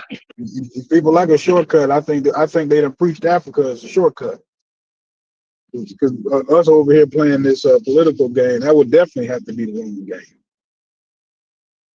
It's not really a shortcut, or maybe it's a shortcut, but when you get to the thing, it's really a maze, and you just run around in the maze. It's couched for a way out. It's couched as if it's less difficult to unite with Africa than it is to politically make change in America. That's how it's couched. That's part of the birthday crazy. That's how it's couched. Birthday cake. That's one of the candles that they blow a wish on. You know what I'm saying? That's one of the wishes that they wish it was more easier. That's why they say it. You know what I'm saying? So yeah, it's just a bunch of birthday cake, bro. Y'all know what the fastest growing political organization is right now? Turning Point America. Turning Point. There we go. Turning Point. They opening up shit. You laughing? They opening up chapters in every single city. Yeah. Yeah, I'm not Yeah. laughing. No, I'm laughing because it's That's true. Charlie Kirk's Yeah, like organization, And man. yes, that's I think Charlie Kirk shit. governor of Oklahoma said it's going to be a turning point chapter on every single high school campus. Jesus Christ. Oh, They that's talking about dangerous. legislation. They talking about politics. And we worried about that. People worried about Africa. I said, sponsor a child from Africa. There you go. Send them $40 a month. Get your letters. You can see the progress. Feel good inside. I'm serious. Now, wait a minute. right Wait a there. minute. Wait a minute. That's a Before good you point. That's a great sponsor, point. A lot of those before- charities are great. I've been in Africa Yeah, but and I've before visited some of those you charities in person. before you do that, I'm quite sure there is a Shaniqua or a Tyrone or a somebody on your Yep. street or in your community that you can Yep. be trying to make sure they are eating. Fact. Absolutely. I agree. Does anybody want to see what Vallejo Elementary and Vallejo High School look like right now? They look like they're fucking abandoned. You know, like there's plenty of shit that we can do, like right here. Like I don't know what the fuck we're talking about. You know, I don't be getting it. Brother Mujasi, are you around by any chance? I guess I probably would have came out as mic if he was. Go ahead, man. No, I was pretty much done. I just that was just my 2 cents. I mean, like I don't have nothing against Africa. It seems like if you just not falling, if you don't want a piece of that birthday cake, then you're against Africa. I don't really agree with that either. I listen, just again, anecdotal. I'm with Corey. Africa ain't done much for me other than knowing my ancestry. They ain't done much else for me in my life. Especially putting any money in my pocket. If someone can, yeah. So I don't know. You know, I'm just repeating everybody's points at this point. So, yeah, somebody else. And Logic, yeah, I heard you, brother. I'm listening. Yeah, man. Okay, if you caught most of what Reggie said, right? So remember we had the conversation earlier about remember the question that we actually had in the chat, right? About what does that African connection look like for African Americans? I don't remember exactly that's how it worded, but based on what he said, how would you answer that question if you heard what most of he said? Nah, I didn't really. I was listening to Reggie, but I didn't really catch the direction he was going in. But that's a different conversation than what we was having this morning. That's not the same conversation. I thought it was a similar enough question to at least incorporate it, but I got you. He might have been touching on some different topics, but yeah. So I guess the reason why I asked you is to maybe see if you found any clarity out of what he said, because I certainly did not. Now, like, okay, it's a different conversation. I'm not trying to like force that particular issue, but if after 39 years of working this particular plan, if you can't articulate it no better than that, like that should be problematic for even you, like not you specifically, but for him trying to describe it, right? Like it should be almost a realization of, well, you know, I'm trying. I understand the pitfalls here, but I'm still trying to hang on to. You know what I'm saying? It sounds more like that than it does. Well, we tried this didn't work, but and then so we started incorporating that, and that worked better. That's not what he's saying. Yeah, I can't really. Not saying it. He's definitely got more of that attitude that he's trying to retain as much Africanness as he can, rather than filter through the stuff that we can find useful in our environment today.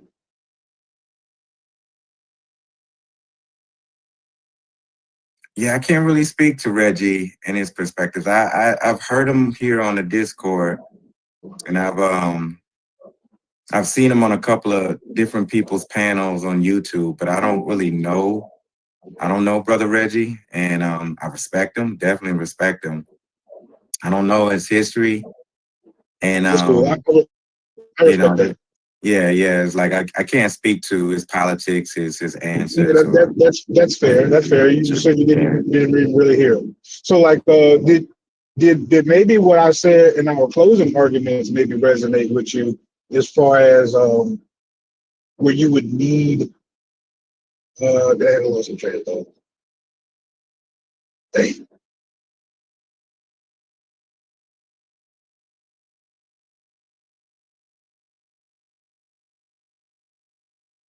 So we were talking about, so when we ended that conversation, we had started talking about the young people connecting with the old people and having, you know, and keeping that vigor for social movement, you know, going and you know, having the ability to kind of guide them per se, right? So using Africa as a guide, okay, yeah, that's what I wanted to say. Did it resonate with you about the part where I was saying we still need to we still need to be able to have the proper instructions with that particular message, right? It would still need to have a streamless segue into exactly what we do here in our communities, right? And every time you use the word Africa, it almost kind of separates you from this experience here in America and, you know, mentally kind of transports you to a completely different environment, completely different circumstances, completely different adversities, right? So in the spirit of leaning into African Americans having the ability to come up with solutions in our environment, right, versus retaining some things from our old environment, have you kind of kicked that around anymore? Say that last piece again. You said retaining. Like, say that last Right. part of the question again. Remember, I was saying that I'm leaning into the brilliance of African Americans, right? I think that we can give ourselves the tools, still come away with a culture of our own, but not necessarily need to incorporate so much of old world thinking or African thinking into the new solutions, right? Like actually giving ourselves the autonomy to actually say we can look at our environment and be creative enough to come up with solutions. You know, even the necessary morality to have those solutions around. Am I confusing you? Yeah, just a little bit. I'm truly trying to process. Okay. Yeah. So right. So earlier we were talking about retaining as much Africanness as possible, right? Mm-hmm. While you're retaining something, you kind of really can't come up with something new while attempting to retain as much of this old thing as possible. You know, because you can't really do both at the same time. You get what I'm saying? So in giving us the autonomy, right, giving us the creative power to look at our scenario and give ourselves the best morality for it, the best culture for it, right, the best ideas for it, when we're attempting to retain as much of this other thinking, you know what I'm saying, other than us in current times, we get away from what we can bring to the table because we're so focused on trying to preserve some of these older ideas. Yeah.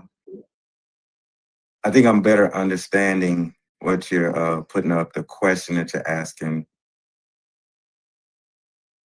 The best way to approach this. I think the challenge is being able to have the language to be able to speak to the retention of those Africanisms.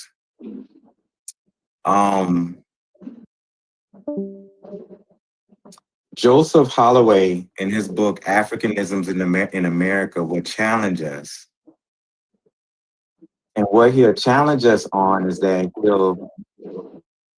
he'll say that what you call reformation and what you call adjustment, what you call reinvention, what we call adaption, and the ability to try to reconstitute ourselves under a different language, a different worldview, different customs, and even to some degree, different beliefs. He will couch that in the similarities of how this same group of people in various forms have done very similar, if not identical things in other parts of the Americas of this so-called New World. And those similarities is what connects us to our ancestral memory and our ancestral practices. That's what he will argue.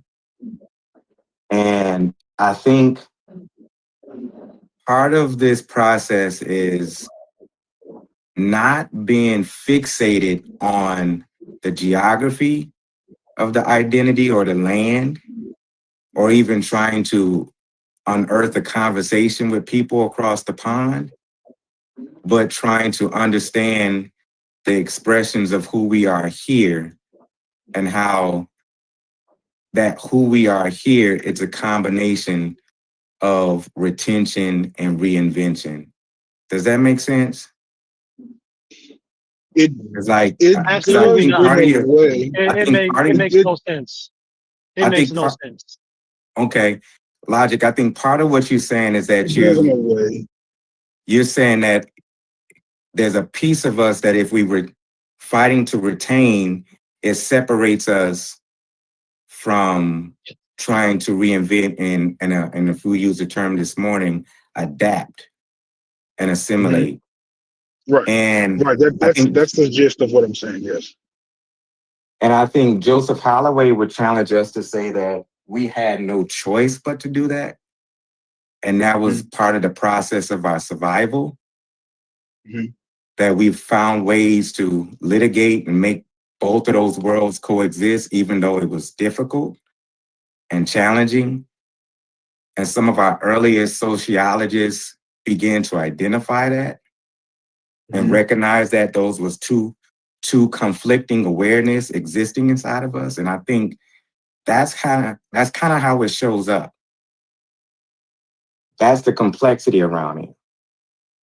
And it has to be, if it doesn't make any sense, then I'm gonna blame that on my ability to try to articulate myself in that, because sometimes wrestling with these concepts, I can't always find the words and the definitions to make sense of it. Let me try to put it in my own words. What you're saying is some of the behaviors that we call adjusting in our daily lives, right, could be looked at under a microscope and maybe be identified with other behaviors that we've seen in Africa, right? Is that more so what you're saying, right? But not necessarily Africa. Is like, it becomes like looking at the amalgamation of the various different groups of peoples that was forced into this prison industrial labor camp that Howard French tends to coin it as, and how that forced us to have to discard and even to some degree forget about some of those customary pieces that exists there and hold on. And like you said earlier, maintain the things that allowed us to survive here. And so I think that's the piece that sometimes, if we don't have the language or if we don't even have the memory no more of how those things shows up, it looks like it's something brand new. And that's what he would challenge us on. It looks like it's something we, invented here, but oftentimes it's reinvented under a new cloak and a new formation, because it's still spliced with some of that retention. Right. You know okay. what?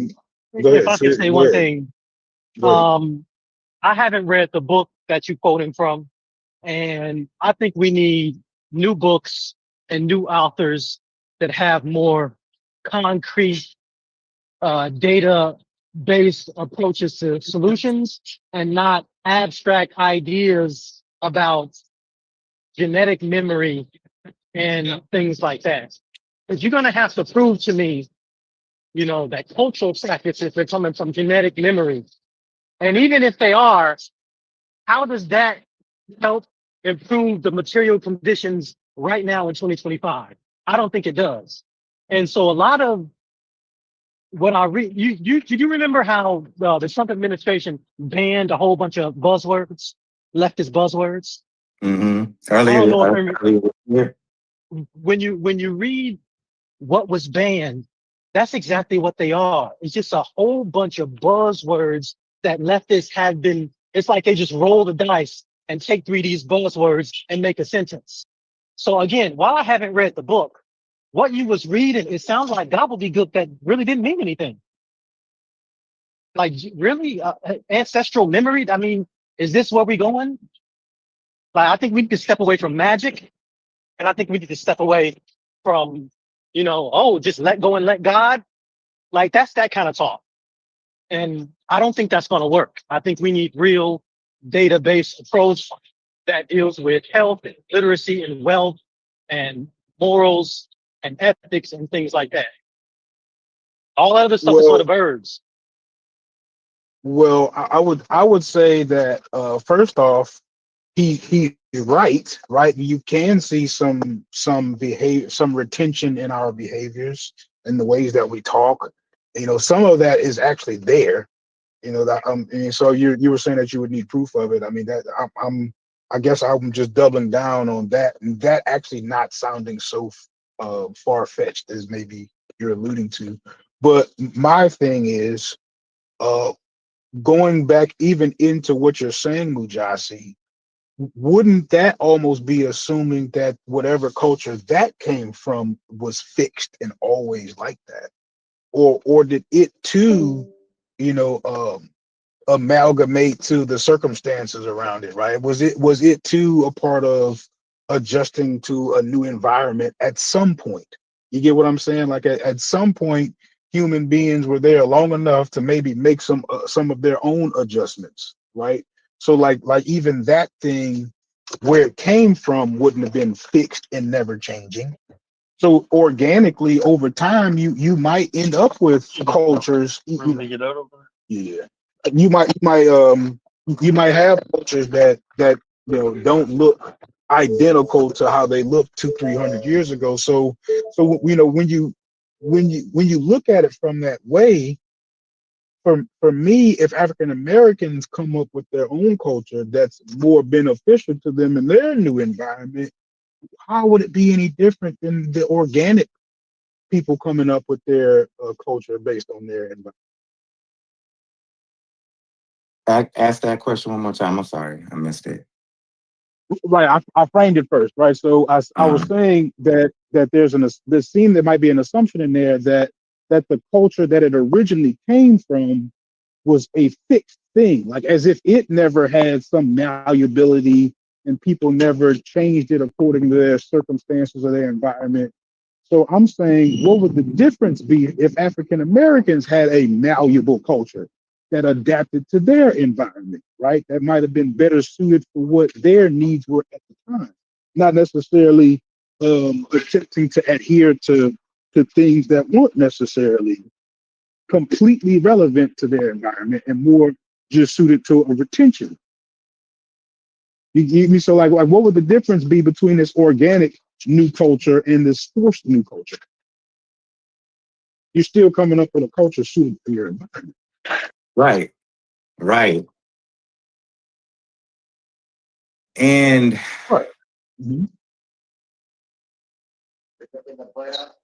I think when we mentioned earlier this morning that most of those things that adapted and stayed over in the process of assimilation, it was the things that we needed to grapple and hold on to that was similar in the ways of being that we was able to keep that grounded us in our survival here. And so part of that became like developing a culture that allowed us to exist, coexist, and survive what we was experiencing in the different epochs of the United States. And so the eras of the United States. And so I think it became kind of like the foundation of how we retained certain experiences. And to what my brother Astabin was saying, I don't know if I use genetic. I think I use just kind of like cultural retention, but how those cultural retentions and how we conducted and did things here is what Joseph Holloway was put in terms practically. And it's a good book. It's a good read. I read it probably like a year and a half, 2 years ago. But the key pieces that I remember him talking about was how many of some of these Bantu words in the languages of different Bantu groups maintained itself in various forms within our language and our vernacular in the United States. Some names that retained and manifested itself and still showed up on plantations and afterwards. Some of the stories that we told, narratives and folklores, and how we sometimes transfer a lot of those stories into some of our narratives that we told our children and passed down to our children, stories that taught us values and principles on how to conduct ourselves or how to look at the world, and how we end up using a lot of Christian symbols to also maintain some of those stories. He also talked about so he also talked about manifesting, like how it showed up in our religious practice. I think it was him who I remember him saying, I think in chapter 3 of his book, where he talked about many of the customs and practices like the ring shout and certain praise and Holy Ghost was African traditional, expressions cloaked and manifested in Christianity, and how those are retentive practices. Yeah. So his book is grounded. Let me clarify something. Let me clarify something. Okay, and then I'll come back after use you. He used the word genetic. And since I study genetics, I have an issue with language.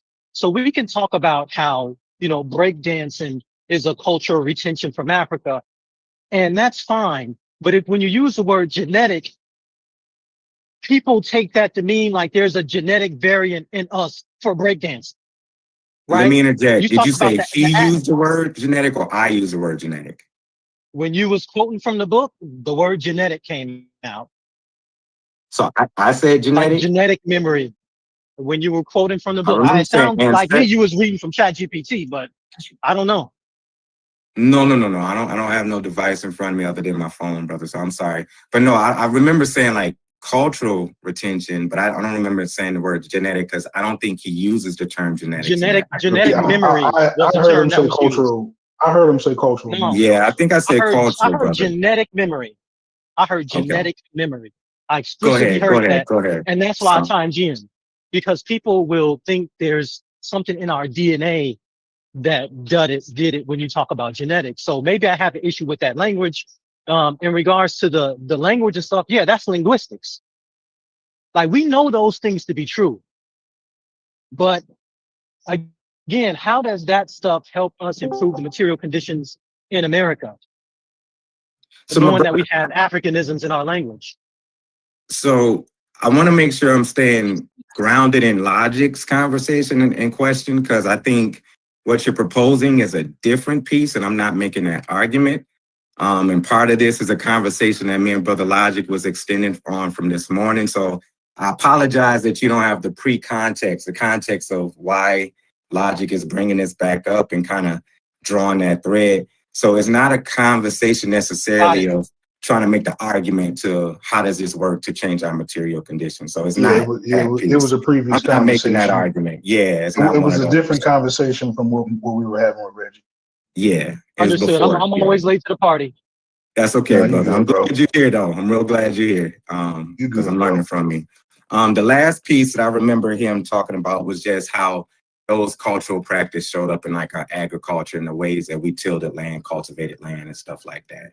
And so I don't remember, and I could be misquoting his book. I don't have it with me. I don't have no way of getting access to it while I'm at my office.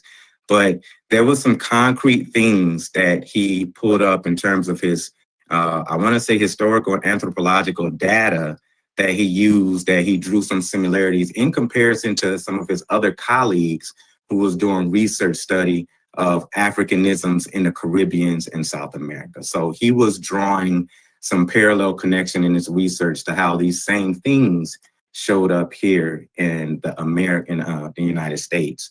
And so that's it. I mean, and I'm using him as just kind of like a tipping point to answer your question, Logic, that it's how we understand some of those expressions, the things that we probably call Black, that are actually reformatted and kind of like amalgamation between these retentive things and reformulated things. And that's why I was saying from the beginning, it does ask the question of what language are we using and how do we understand what these cultural things look like and how do we make some connections? Because I don't think human beings, even if we go into the theory of the idea of ethnogenesis, I don't know how much a people completely reinvent themselves from the top and bottom. I think we're always building on cultural practices and retentions that come from, our previous generations and ancestors, mixed with other cultures that we have connections with at that moment, mixed with our adaptation to that environment. And I'll end there. You say that, but somebody would have had to invent a culture from scratch, right? Possibly, yeah. I don't know how far back we have to go. Definitely, at least somebody would have had to. You know what I'm saying? They would have had to been the first one somewhere, right? It means, so I guess that's what I'm ultimately saying. Whatever that original thing was, returning back to that wouldn't necessarily be our best. It may be one manifestation or one iteration of us, but may not necessarily be best suited for our new environment. Mm-hmm. So the things that we even incorporate from the oldest of ourselves would still be subject to that same pruning. I would think, right? Mm-hmm. Regardless of where we can identify it coming from, which to me basically says that identifying where it comes from isn't like almost doesn't even mean it doesn't mean anywhere near as much as how practical it is. If once I've identified it's only useful as far as it's useful. You get what I'm saying? Mm-hmm. I mean, not that it's to be discarded, but let's not, let's kind of, I guess you would take it in stride because there'd be nothing left to expound upon. You get me? Right. Yeah. Yeah. Can I ask And who the author you would of that still book have to was? add all the useful stuff to it. But go ahead, Ms. Sasha. Yes, ma'am. I just want to know who the author of that book is that you guys are referring to. Joseph Holloway. He wrote a book, Africanisms in the U.S. or Africanisms in America. I can't remember the exact title. Joseph Holloway. Thank you. Yes, ma'am. Mm-hmm. And in Logic, I think you're pointing to something that's accurate. I mean, the idea that culture is dynamic is not theory. That's a fact. And Right. cultures change. And human beings, whether it's forced migration involuntarily or not, we always adjust our culture to adapt to the needs and the requirement of our current environment. And one of the things that I've become more aware of is that cultures, when they're interacting or subversive or subordinate to another culture, end up having a two-way exchange between that culture as well. And so the Anglo-African is a real thing. I'm not saying it's a real identity, but it's emblematic of a cultural existence at one point in time where we've seen those who at one point in time may have been continental in terms of having a generation or two before them that was born in Africa, but yet their existence, it was inside of a British or a colonial life and experience. And so what type of exchange happens when you become Christian and you learn this new language, but you have a grandparent who said that they were born on this continent, and you see other people who's coming from the continent, but yet you don't have that same cultural ground, that same cultural existence as they do. And how do you reposition yourself under this kind of new, different dynamic, different forms of music, different forms of literature, different forms of adapting to the commerce and the market of that space that you're in, like how different forms of even grounding yourself in your values on how you do family.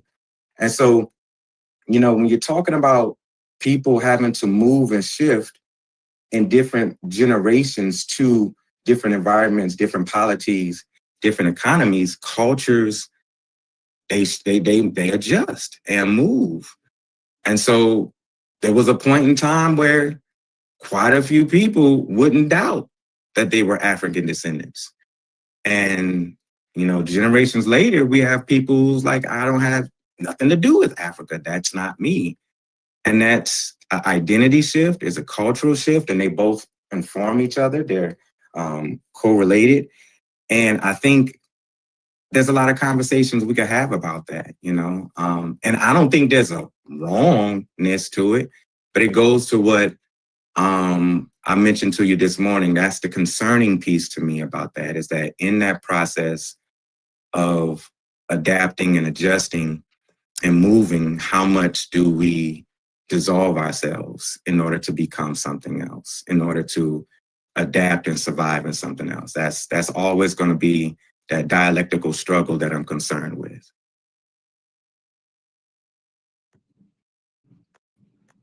The part that's difficult, though, and I do think there's something wrong with it, because that was their whole job. So at some point, we would have to just say, congratulations. You did it. You did it.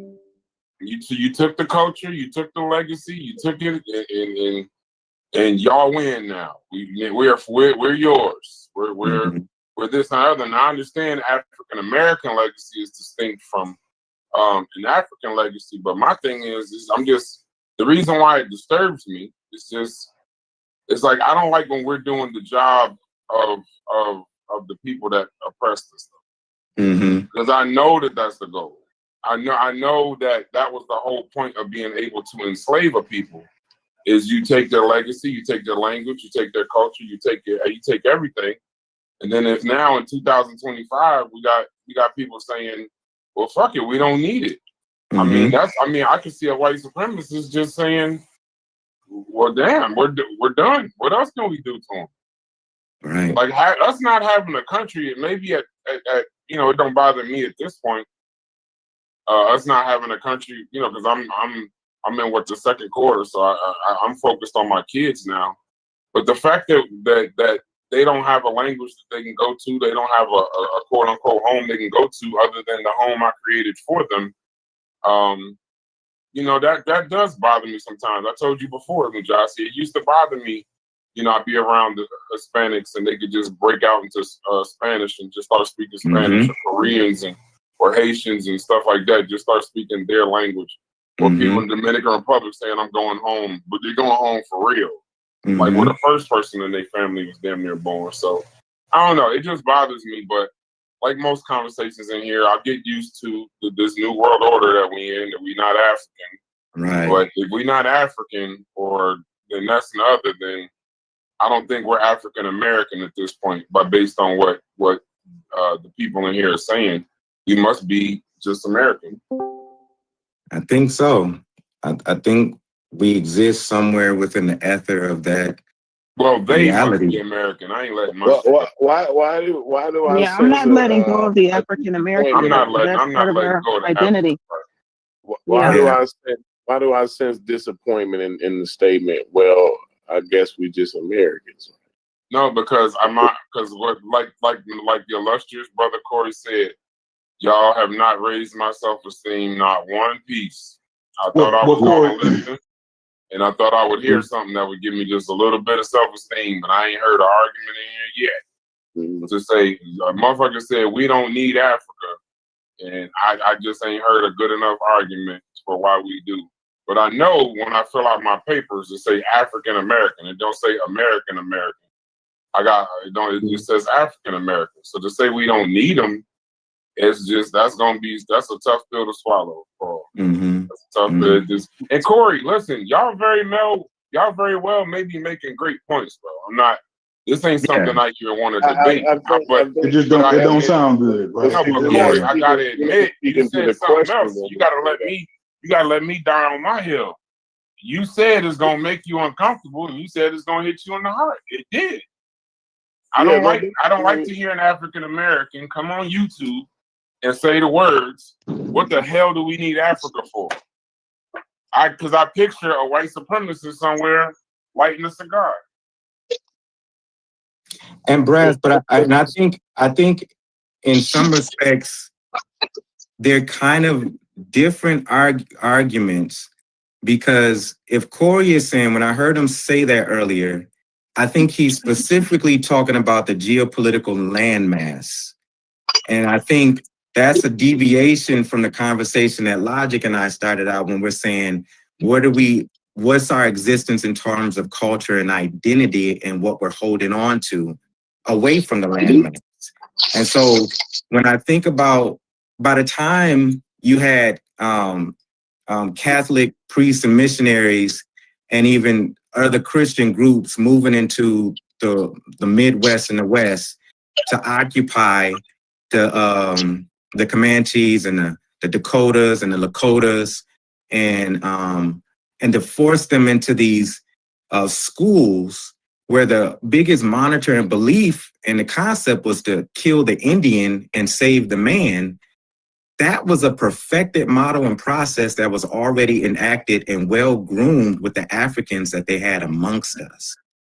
That to produce the perfect labor force, we have to suppress in the best way we can any type of any cultural retention and practices. And they wasn't successful, but they were effective enough to set in motion some disjointed, disassociated ideas of our relationship to that cultural identity and practices, to where a lot of it went unconscious, but maintained itself in some form. And so when you're talking about 4, 5, 6 generations in, it's not a coincidence. And I don't think it's our fault that we have, and I'm speaking to the whole group, that we have a group of people saying like, I don't give a fuck about Africa and I have no connection with them and I don't see myself as being, yeah. And it hurts. It's a complicated thing, but yet it's one of those pieces that when we deal with the grounding history, tongue too easy. Yeah, when we deal with the grounded history of it, it makes sense why we will have people who's adamant of not seeing that connection. It makes sense whether we like it or not. It's the reality. And so when you stand, bro, that there's some, we talked about that in our study group the other day, where we were looking at white superiority and the metaphysics of race and the science of social Darwinism.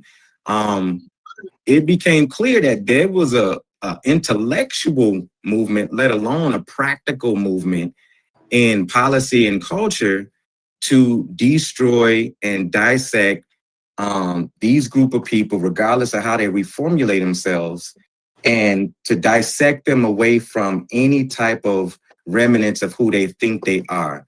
Because if they would have maintained any of that, it would have been a detriment to how they understood themselves, organized themselves, and erected themselves against our structure that we benefited from financially.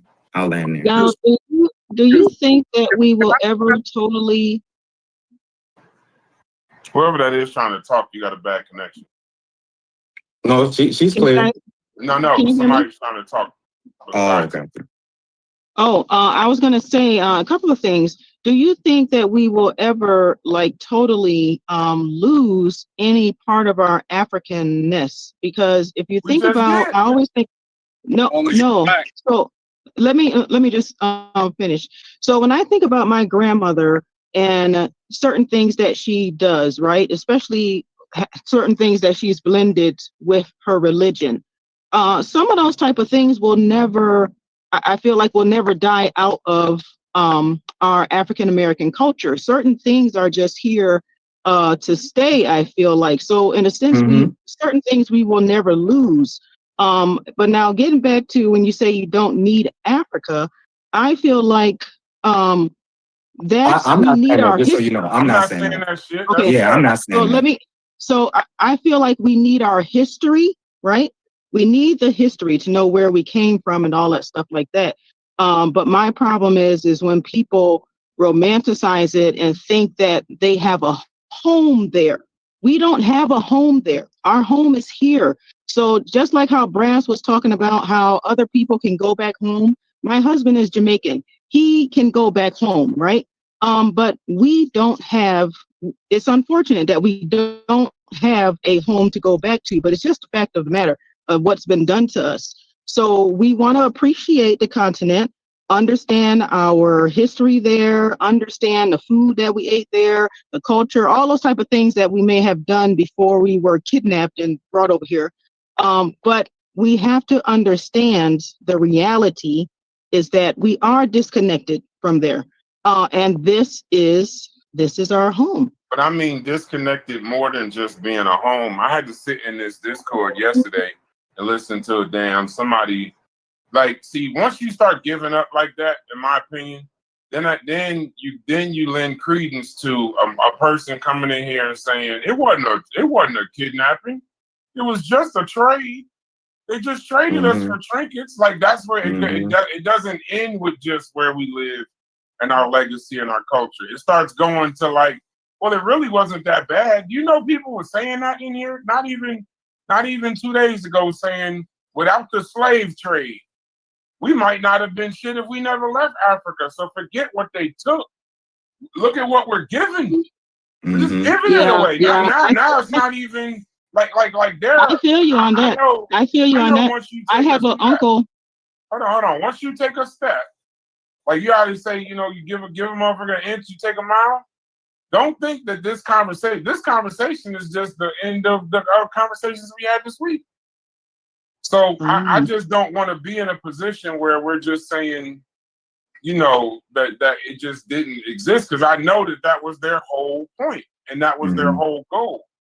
So when we say that we don't have, or we not this, or we not this, that, and the third, okay, whatever. That's how you feel. But at some point, I gotta agree with Reggie to an extent.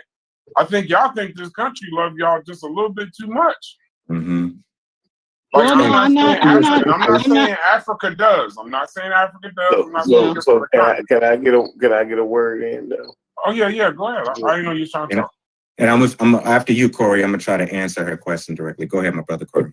Yeah, because what Mujasi spoke to and what the sister spoke to, and very little of what Brad spoke to, right? Listen, that wasn't a question, you know, and I agree with a lot of that, right? With most of that. But that wasn't a question that was posed to me when I was listening at me. Right. You know? So, you know, what was posed to me was what I heard being posed, because it wasn't posed to me, it was posed to Logic when I was hearing it. They were saying, what economic traditions can you take from Africa? Right. And it wasn't about the culture. It wasn't about culture to me, because I definitely agree. You know what I mean? We definitely need to understand our ancestry and where we came from. And we do. I agree with the sister. We do retain a lot of that culture, and it is beneficial to us. It helps us cultivate. We take the bits and pieces, like I say, you take the good shit and you set aside the bullshit. We take the bits and pieces that's valuable to us, right, over here in these Americas, right, and we cultivate our own identity, which we have and we continue to do, right. So that cultural aspect, right, we've taken that, we've got that. What we needed from Africa culturally, we already took that years ago, and we've cultivated that into something that you can see peripherally, the Africanness of the African American culture. You see what I'm saying? That's the part. That's the African American. Is our culture. You see what I'm saying? So, but as far as the question that I heard posed, right? As far as the economics, what economic practices or traditions can we take from Africa? That's a total different question. Yeah, that's You what know I what I'm was supporting. That's what I was supporting, Corey, because what I believe Corey was answering earlier was not the same question that we started from Sister Mrs. Sincere, and so that's why I say it's like to be fair, when I was talking to Brass, to be fair to Corey, that's a different conversation, and so it's a different angle that Corey was coming from when he would make that statement, because we're again talking about what Reggie and him was having an exchange on was the political landmass and looking at economic development by borrowing from folks over on that geopolitical landmass.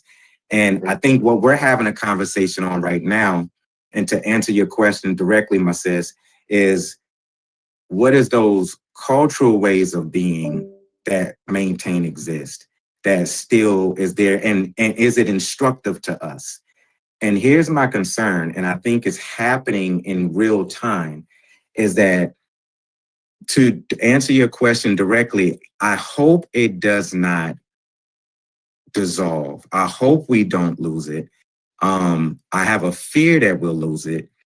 And what's happening is that a lot of those expressions that still exist, we don't recognize it no more as lingering retentions from those patterns. We don't see it no more.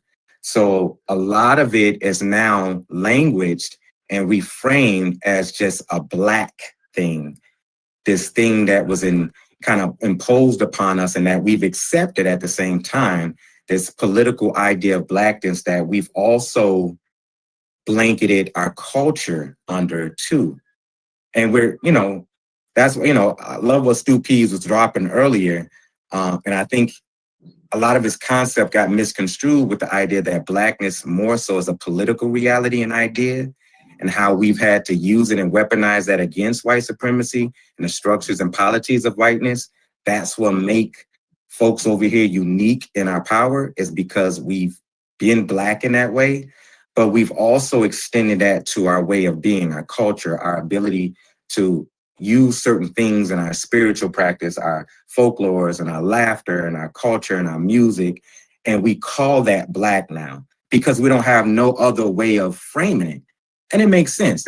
We're using the language the best way that we understand to understand why we do something different. But you only need to go to a white Lutheran church and then go to a Black Baptist church and see that there's a cultural difference between those two churches and how they worship.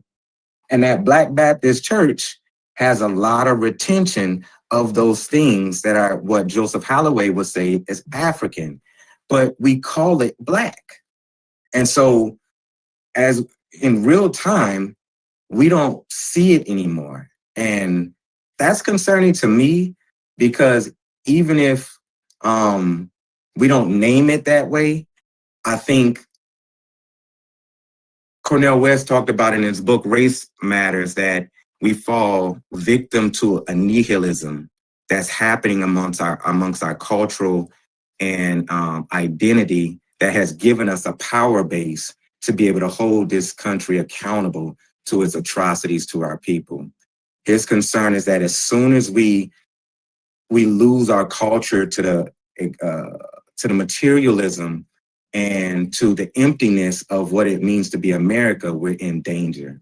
And that piece is where I sometimes have some red flags and I'm concerned about, because I think from going forward, we're always going to wrestle with that dialectical struggle. That's what we talked about this morning. We're always going to have to hold that. What Du Bois kind of poetically put in Souls of Black Folks, that warring consciousness of being a Negro in America and being an American Negro, and how those are two warring souls, conflicting within us, that if it wasn't for our doggone strength, it would tear us asunder. I think that's where we exist at. But sometimes I get concerned that we're losing that battle and we're going to lose that African that makes us American. And we're gonna, and so that's my thoughts around that. I hope that answers your question a little directly. Go ahead, my sis. I'm sorry. And can I say real quick though, sis, that I think that African culturalness that you're afraid that we might lose, I think what it is you find that mostly in the church, right? And the church attendance is very low. I kind of myself, even through my atheism, right, I kind of worry about that for my kids too. Like just the the tradition of going to the Sunday school, and not just it's not the learning of the Bible, but it's the community, the songs, you know what I'm saying? The organ player, the piano player, you know what I'm saying? The sermon, even, you know what I'm saying? All of that is tied up. It's all that Africanness is stirred up in that, you know what I mean? And with the church attendance being down, you kind of lose that cultural aspect of it. So that we are in danger of losing that because of that. But go ahead, sis. You wanted.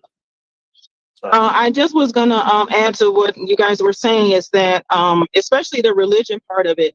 And if you have a grandma, like most of us probably have, like my grandmother, she add all kind of stuff in with her spirituality and stuff. So even though she go to church, she's a Christian by day, but when she get home, it's a different thing. So, she say little things like, don't sweep her foot, or if you drop a fork, somebody's coming hungry, or, different things like that. All those sort of things, even though I'm agnostic, I get down with all that. So, I think some of those type of things we will not lose, even if it comes down to like Ifa stuff. And I know we had a funny conversation a while back about, animal sacrifice and all that. But even something as simple as that, because on my father's side and, my paternal grandmother, their family did that sort of stuff. So I know about that stuff. So even though I don't believe in it, I still kind of know about it. And I talk to my children about it just so they'll have they don't lose that history. If that makes sense. So I feel like some of those type of things will kind of always be with us to some degree. That's just my thoughts. And my sis, does your grandma identify some of those ways of beings as African retention? She doesn't exactly use the term African, but she always says about what her mama did and what her mama's mama did. So even like one time we was having a dinner, a family gathering, and it was the summertime, and a bird flew in the house, and she almost had a heart attack because she was talking about how her mama told her that if a bird fly in the house, what it mean and all this stuff like that. So those type of things, she don't really say it's African, but I know what I know how she's referring to it as, you know what I mean? That's right. And I think that's the piece that I'm always listening to and I'm always learning about, because that's not only her generation, the generation before her didn't have that ancestral memory anymore, our collective memory. It wasn't there. Not talking about genetics, because I know my brother Asta been kind of confused our language around that. But we're talking about being able to see these things from those cultural pieces. And most of that is a direct result to what me and Logic was talking about, our adaptation, assimilation, and the cultural violence that we experience by trying to maintain and hold on to that. The drum was outlawed here in the colonies, and it was outlawed for a reason, because the Stonewall Rebellion said something very particular about what the drum meant. And of course, those early British got scared when they realized that that drum was a very important instrument for a lot of different reasons. And that drum was a synchronized language that crossed those various different Bantu people into one accord, into one language. And that's one of those examples of how those cultural pieces had to be suppressed in order to create and invent, like Earl Conrad says, that the perfect Negro, the invention of the Negro. But there was an entire method of having to break down the African at that time and make him docile and fit and skilled to fit the servitude of what was needed in plantation life, house life, agricultural life, and to make the economy work. And part of that came with either suppressing, destroying, or prohibiting any type of those cultural artifacts and edifices that made us who we are. And so the things that maintain what me and Logic was dialoguing about is what allowed us to survive. What gave us not only utility on those fields, but it gave us utility in our mental health. And some of that stuff shows up in these superstitious ways that, Mujasi. Yeah. Think about what you said. See, this is why I talk about Granny all the time. Because that's all Granny told you how to make it through the world already. You just got to remember what she said, right? Even with all the African tradition, all that mixed in with what she's saying here. Listen, think about what you just said, right? And Granny told me, what'll make you laugh now or make you cry later. They set us up to handle the plantation and work our asses off, right? But that same thing that made them good then, we can fuck them over with now. You know what I'm saying? See, that's what that Granny done told us. You just got to remember what she said. That's all. And they were trying to tell me earlier, right, that ain't Granny don't give you how to get through the world today and all of this. No, listen, Granny done seen it all and done it all. You know what I'm saying? It ain't nothing under the sun that's new. Right. And some of these people, grandmother told them to go get them $20, 5382 on pick 5 and a slip malt liquor. That's the extent of the relationship with some of these people and their grandmother. That's the only point I was trying to make. Some people, meemaw, was selling drugs. Right. Let's have a real conversation now. Everybody meemaw ain't big mama of the family. That's one of the practical realities in that. Yeah, that's true. But I think for some of us who do have our grandmother, we can attest to the fact that she's the glue of the family. Even if your grandfather is around, still even your grandfather, kind of goes along with what Granny is talking about. Yeah. Right. And that sit his ass down because he know what's good for it. Yeah, if he's smart. He said if he's intelligent. My grandfather taught me that your wife run the household. Don't be fighting. Don't be an idiot and think you run. That's all my grandfather used to say. Yeah, I talk loud, but I know who's in charge around here, and don't you ever get it twisted. See, so I understand that part. I'm just saying it's a lot of. I just don't like to do the romantic. It's funny, y'all won't let me romanticize Africa, but then you'll critique me while y'all romanticize the elderly. No. Some people's grandmothers was harmful to their grandkids. That's why a lot of them grandmothers, their kids don't even mess with them after they get to a certain point. Grandmother be in dire straits. They don't remember all them good speeches, Corey.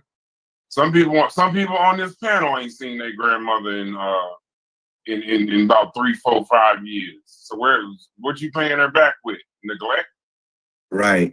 And I think I'm going to make sure we come back to this topic in the future and have a conversation about the destabilization of the Black family, because there's a grounded reality to both ends, both of what we're talking about. Like what Sister Sincere and Brother Corey, what y'all are elevating is accurate. Like there was a point, and even to this day in some people's life, where the wisdom and the experiences and the ethical and moral foundation that existed in the Black family was transmitted from grandma to the children, to the grandchildren, and uncles and everybody's. That there was a centering, and you only need to look at the book. It's called The Extended Black Family by Elmer and Joanne Martin. And the reason why I know some of these pieces, because this is kind of my field of work. I'm a family scientist. My organization and everything focuses on Black families and the development and the health and reconstruction of the Black family in Minnesota. But there was that was a central core well into the 70s where there was some sense of functional grandparents interacting in the lives of grandchildren and the extended family. And there was still remnants that there was a centralized hub, a home that people knew that they can travel to regionally, annually, to get that connection and reconnection, to keep a bridging of family connections. But we also have to deal with the gritty reality that because of economic deprivation and policies, because of employment changes, industry changes, outsourcing, because of drugs, because of intentional criminalization laws, many different factors, it impacted and targeted the Black family in such a way where it created so much fragmentation, dysfunction, that what we're seeing today in the families that I work with is that there's a lot of emotional hangovers with grandparents today that are still trying to process what happened to them in their childhood that's affecting their ability to be grandparents today. And so I will be hard pressed in both realities to say that we can tell our children today to just listen to your grandparents, because the grandparents right now are trying their best, if they even understand the language, to process the trauma of what happened to them in the late 60s and the early 70s. And they're still trying to recover from how their family was impacted by all of those social events that almost destroyed the very power-based fabric that we have in that family structure. And we have not been able to rebuild that in the same way that we could reminisce on today. We haven't rebuilt that. And so there's a conversation that I hope that we can have one day soon where we're investigating, what does the Black family structure look like? What is the role of the grandparents in that piece? Is that wisdom still there? Do we still have a foundational ethic in our family transmission that can support the development of our children today, so that way they can be whole, grounded, healthy, functional citizens growing into this world with some sense of collective identity of who they are? Because there's a tragedy that's happening in our family structure today where the grandparents are damn near obsolete in Black families. And I'll land there. Hey, real quick. So there's a book called Black Families by McAdoo. Oh yeah. Maybe we can use that one. Absolutely. And I think Vyasa just said the same thing, Black family, because that's exactly what I read when I was having this conversation previous. Yes, Vyasa dropped a link in the Discord. He wants me to read a little bit of it. It's an article that says anthropologist traces tribe from Africa to Oklahoma by Nick Foltz. And it says Joseph Opala now knows he didn't need to go to West Africa to study the customs and language of the Gullah people. He could have done it in his native Oklahoma. That's right. The son of State Supreme Court Justice Marion Opala, the 38-year-old anthropologist has lived in West Africa for 14 years and has been conducting research in Sierra Leone since entering that country as a Peace Corps volunteer in 1974. In the 1700s, West Africa was known as the Rice Coast, and slaves from the region were in demand in South Carolina and Georgia because they could cultivate rice, he said. The Black slaves and their descendants became known as the Gullahs. Between 1750 and 1830, many Gullah slaves fled captivity and went south into the jungle-like swamps of the Florida Peninsula. There they established villages and planted rice. So I'm gonna just keep reading. Renegade Indians also fled to the peninsula. Later, when American settlers began pushing into the area, a full-scale war broke out. It ran from 1835 to 1842. The Gullahs joined forces with the Florida Indians, called U.S. Seminoles, in battling the U.S. Army. So he said that he was surprised. I'm gonna fast forward. It says that the blacks who remained in Oklahoma are official members of the Seminole Indian tribe, said Opala, and comprise 2 of the 14 Seminole bands. They are called Seminole Freedom. They still eat rice at almost every meal and have dishes made with rice and greens. Their diet distinguishes them from whites and other blacks in the area. And they still speak the Gullah language about 150 years after their ancestors fled to Florida. This is a hybrid language of the slave trade, 85% English, 15% African. The older blacks, those in their 70s and 80s, still use some of the same expressions similar in West Africa. He described his research recently in a Ford Foundation talk at the University of Tulsa. So apparently, we do have examples of West Africa being useful and still being used here. Mm-hmm. I'm pretty sure Logic gonna say that that's bullshit, but we still have it.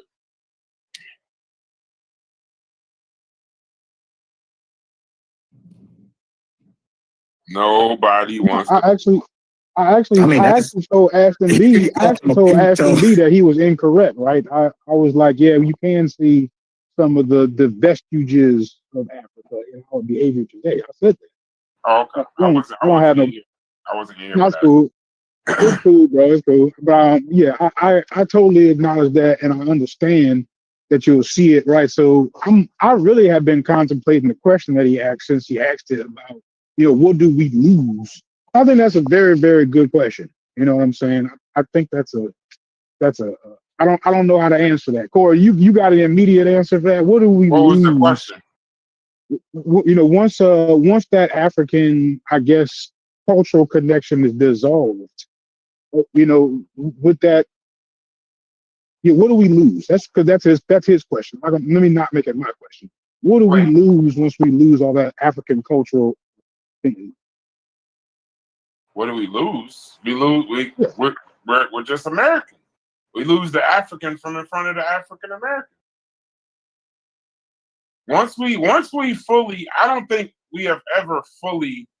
So once we identify fully with America, what do we lose? Africa. No. So that's the thing. There is, you have to, that's a part of our identity that we never gonna lose. But it's important. I don't think we'll lose it either. I mean, what you're really asking is what's the importance of it, basically, right? No, I'm trying to keep it his question and not make it my question. So keeping that in mind, I'm trying not to make it my question. So y'all saying once we answer, I don't think it's something that we can lose. Right? So I'm with Corey. I don't think it's something that we can lose, especially not completely. I don't believe that. Why do you say that? Because we maintaining it without even knowing it's there. Yeah. Like what? The black church, for one, is definitely a good example of where you're going to see a lot of mannerisms, a lot of behavior patterns, and things like that in a cluster, right? You got to carry on. You got a whole bunch of them in one area. Carried on from their grandparents that I instill in my kids. All this stuff just carries. Yeah, the way they shout, the way they clap, the way they communicate in there, right? Yeah. So all of that. The cultural aspect, right, is part of our identity. It's part of who we are. You see what I'm saying? So, like, as long as it's black people, you're gonna have African American culture. Yeah. So the fact that we do that subconsciously now, right? It tells me that we're doing that without even trying to do it. Right, we don't even know that it's there. We would need a specialist to even identify in our own stuff. That's how seamless it is already. In hip hop and music, I mean, is it gone or has it just changed? But if you're saying it's there and you're saying we're using it, then why do you say we don't need it? I'm not saying we don't need it. I'm asking other people what does it do. I ain't say we don't need it. No, but when Chef said we don't need it, there wasn't no Chef's argument. No, but there wasn't no pushback. No. Chef said we didn't need Africans, as in the question that was earlier. You know what I'm saying? So y'all were saying we don't need the African people. Right. No, I'm not saying that.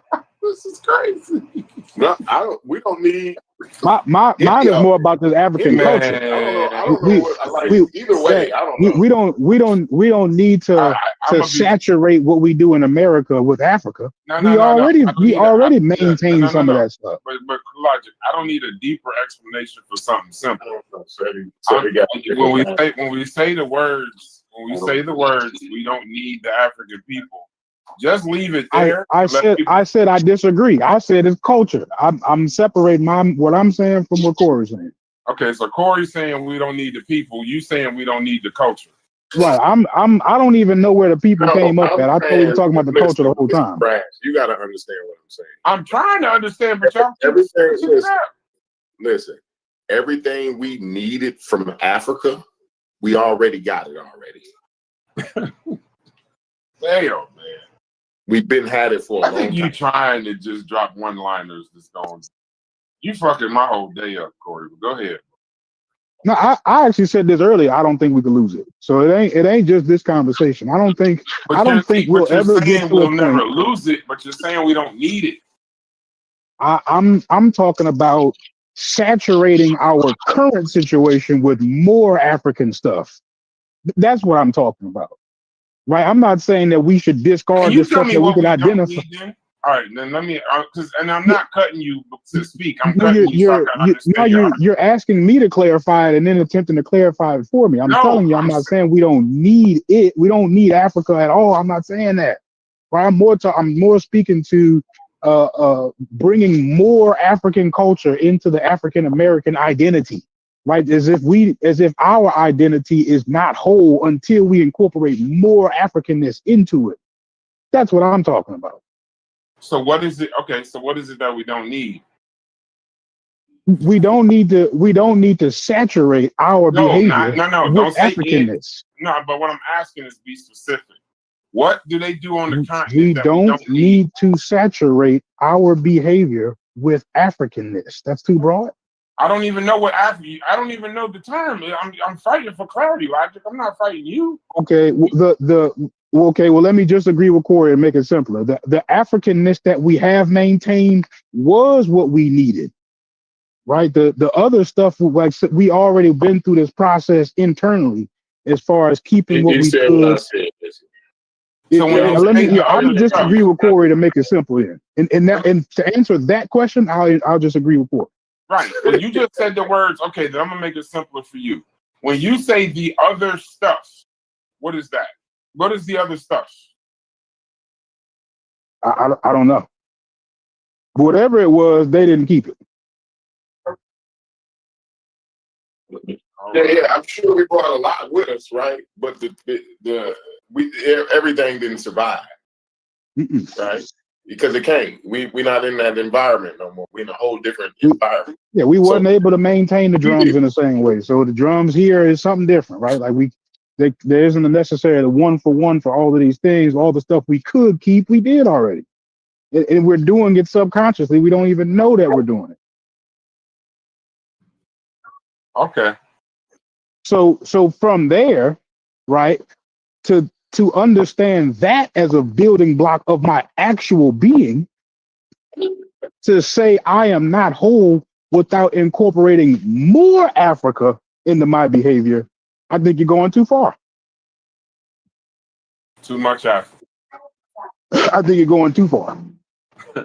Because at that point, are we talking about a need now? I gotta agree. Jesus Christ, man. Okay.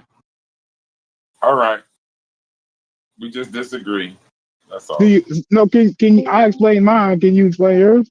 I just think that I'm gonna be very clear to you. The goal also, in order to enslave Africans, was to steal their culture, steal their legacy, give them a God, I'm assuming, give them a Bible, give them something other than what they were, I guess, to make it easier to manage or make it easier for it to be done, this, that, and the other.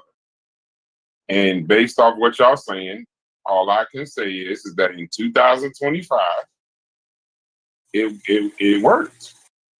That literally We are saying You're out missing our something. mouths we don't need it. No, you asked me my opinion. You're I can't be missing. missing nothing on my point. My point. No, I'm right. I got you. Well, inside of your point, incorporate that I'm acknowledging that we do currently have these vestiges. I'm acknowledging that when I say it. So then I will go on to explain to you that the make it necessary for me to be a whole being right now, 2025 America, that I need to incorporate more Africa. I'm saying I don't think that that's a need. Okay. And I'm saying that we're African Americans in the United States, not just Americans, and that I think it would be. But what you said is that their goal was to take it from us, and I'm acknowledging that they didn't take it all from they us. did. They took our language. They took our language. No, they didn't. That's why I'm saying we still got some of the vestiges. That's why I'm saying we still got some. That's why I started out by saying I don't think they can take it from us. Logic, where your people from in Africa based on your DNA test? I ain't took one. Okay. So would you say you from West Africa, assuming, or you have any idea? Yeah, I'm West or Central Africa, if I had to guess. You know any of those languages? Mm-mm. Nope. So they didn't take your language from you? Okay, we lost our language. That's not, okay, but you just said that we don't need it. That they took your literal language from you. You're trying to paint it. I keep saying. I'm just making statements. I'm not painting. I'm not painting. I keep saying the same thing. I'm saying that we naturally. I know you keep saying the same thing. We naturally keep some of the Africa in us already. Right. And you said the other shit. Right. So the other stuff would be us incorporating more Africa. So when I'm saying that I don't believe that they can take it, I'm saying that because we still do it now. Right. So I'm not convinced that they have the ability to take it at all. So you're giving me this framework about we need it or don't need it. I'm saying they can't even take it. Are you hearing what I'm saying? You just gonna have to sit down here. Can somebody else help in the conversations? Because I think we talking past each other. I recognize what you said, but I just told you said that we don't need the other stuff, as if we took the most important things, I'm assuming, from Africa. And I just told you they took our language, which I think would be kind of important, and you're saying it like it don't matter. I'm maybe to my ancestors, the language was not something that they could keep in their environment for whatever reason. So whether they wanted to or not, they didn't. But besides the language, as I can tell, there's other things that we were able to maintain and keep. And I agree with you. Listen, you keep talking about the points we agree on, but I'm telling you that one of the most, if not the most important thing that they took from us is our language, and you treating it like, well, we were allowed to keep the other stuff. We didn't lose the other stuff. The language ain't really all that important. That's how I'm feeling. That's what I'm getting from you. No, well, because the language, his maybe language the case wouldn't have benefited them no way because maybe the case for language is on you to do, not me. Listen, so speaking your native tongue ain't important to you? Logic. I mean, explain what the importance of it. Speaking all kind of different languages, right? So, but we don't even try to speak African. We go to school. We learn Spanish. We learn French. We learn dead languages like Latin. But they don't even attempt to teach you what could possibly be your actual home language. So here, can I intervene real quick? Listen, I don't presume that y'all can solve this 150-year-old dilemma with the Black mind and psychology in this conversation. This is difficult. This is a do you challenge. Understand my point, though, Mujahid? I do. I get your point. Can you help him explain the point? Because I'm simply asking if I spoke Swahili. Hold on. I don't want you to bridge. Just say it in a different way. I don't want you to say it in a different way. So let me say it like this, and I'll try to see if I can help articulate what Brass is saying and then draw it with logic. We're an amalgamation of what my brother Gullah would say, these Niger Congo people genetically who reformulated themselves with the English tongue and see the world from an American perspective. That right there alone is going to create some dissonance and some conflictions on how we try to understand what it even means to now throw on this concept called being African. And so what Frantz Fanon teaches us in his book, Wretched of the Earth, is that what makes people have a clear orientation to how they see the world is through language. Your language is what orientates you to your politics, your culture, how you view economics, and your relationship with other beings. And it prepares you for the disposition that you may have congruently or incongruently to power.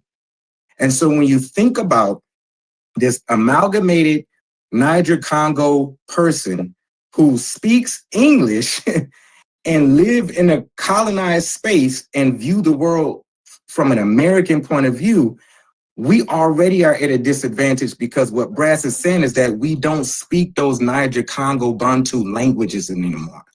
So our worldview is already going to be kind of twisted on the compass and the axis of being able to see our political orientation.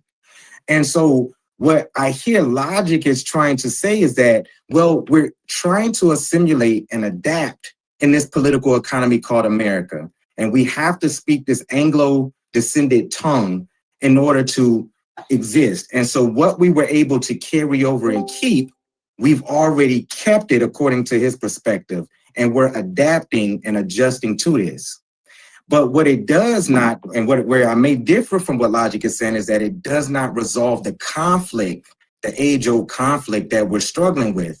And again, we're talking about a group of people who are primarily Niger, Congo descended people, genetically, that speaks English and see the world through an American lens.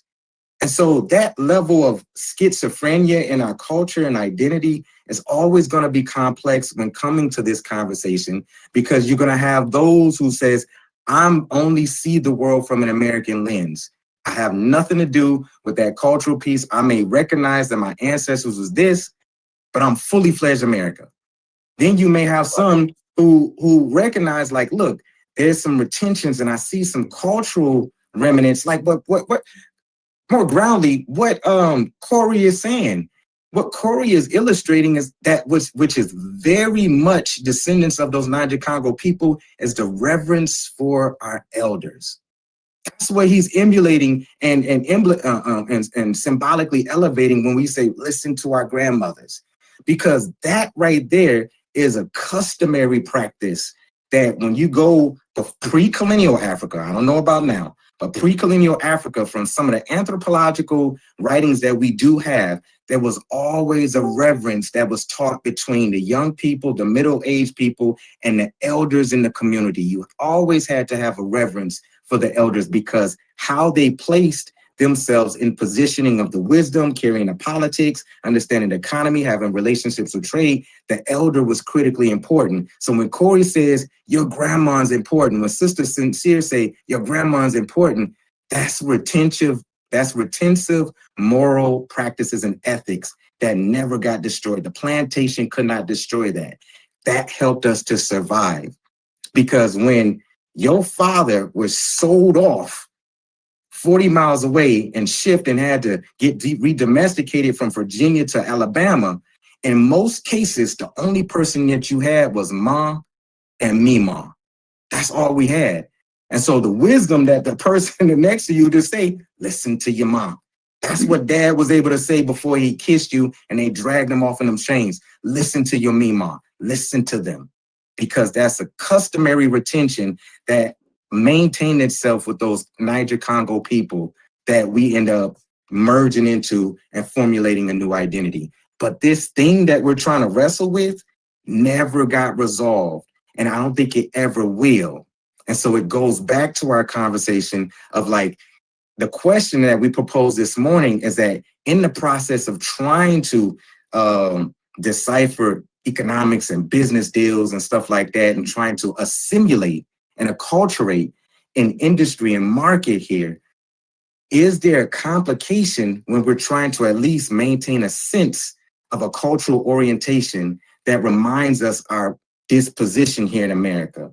Like if it's an Africanism or if it's an African blackness or whatever we term it, do we dissolve that to get the contract deal, work in the corporation, work in the industry, and be able to own another BET? Do we resolve that, or do we still try to hold on to it?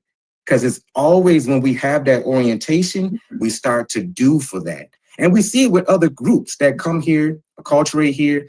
They, in the first 2 or 3 generations, they still attempt to hold on to cultural collective actions that inform their economics, their politics, their geographic residential decisions, and how they think about themselves as a collective. They try to hold on to that.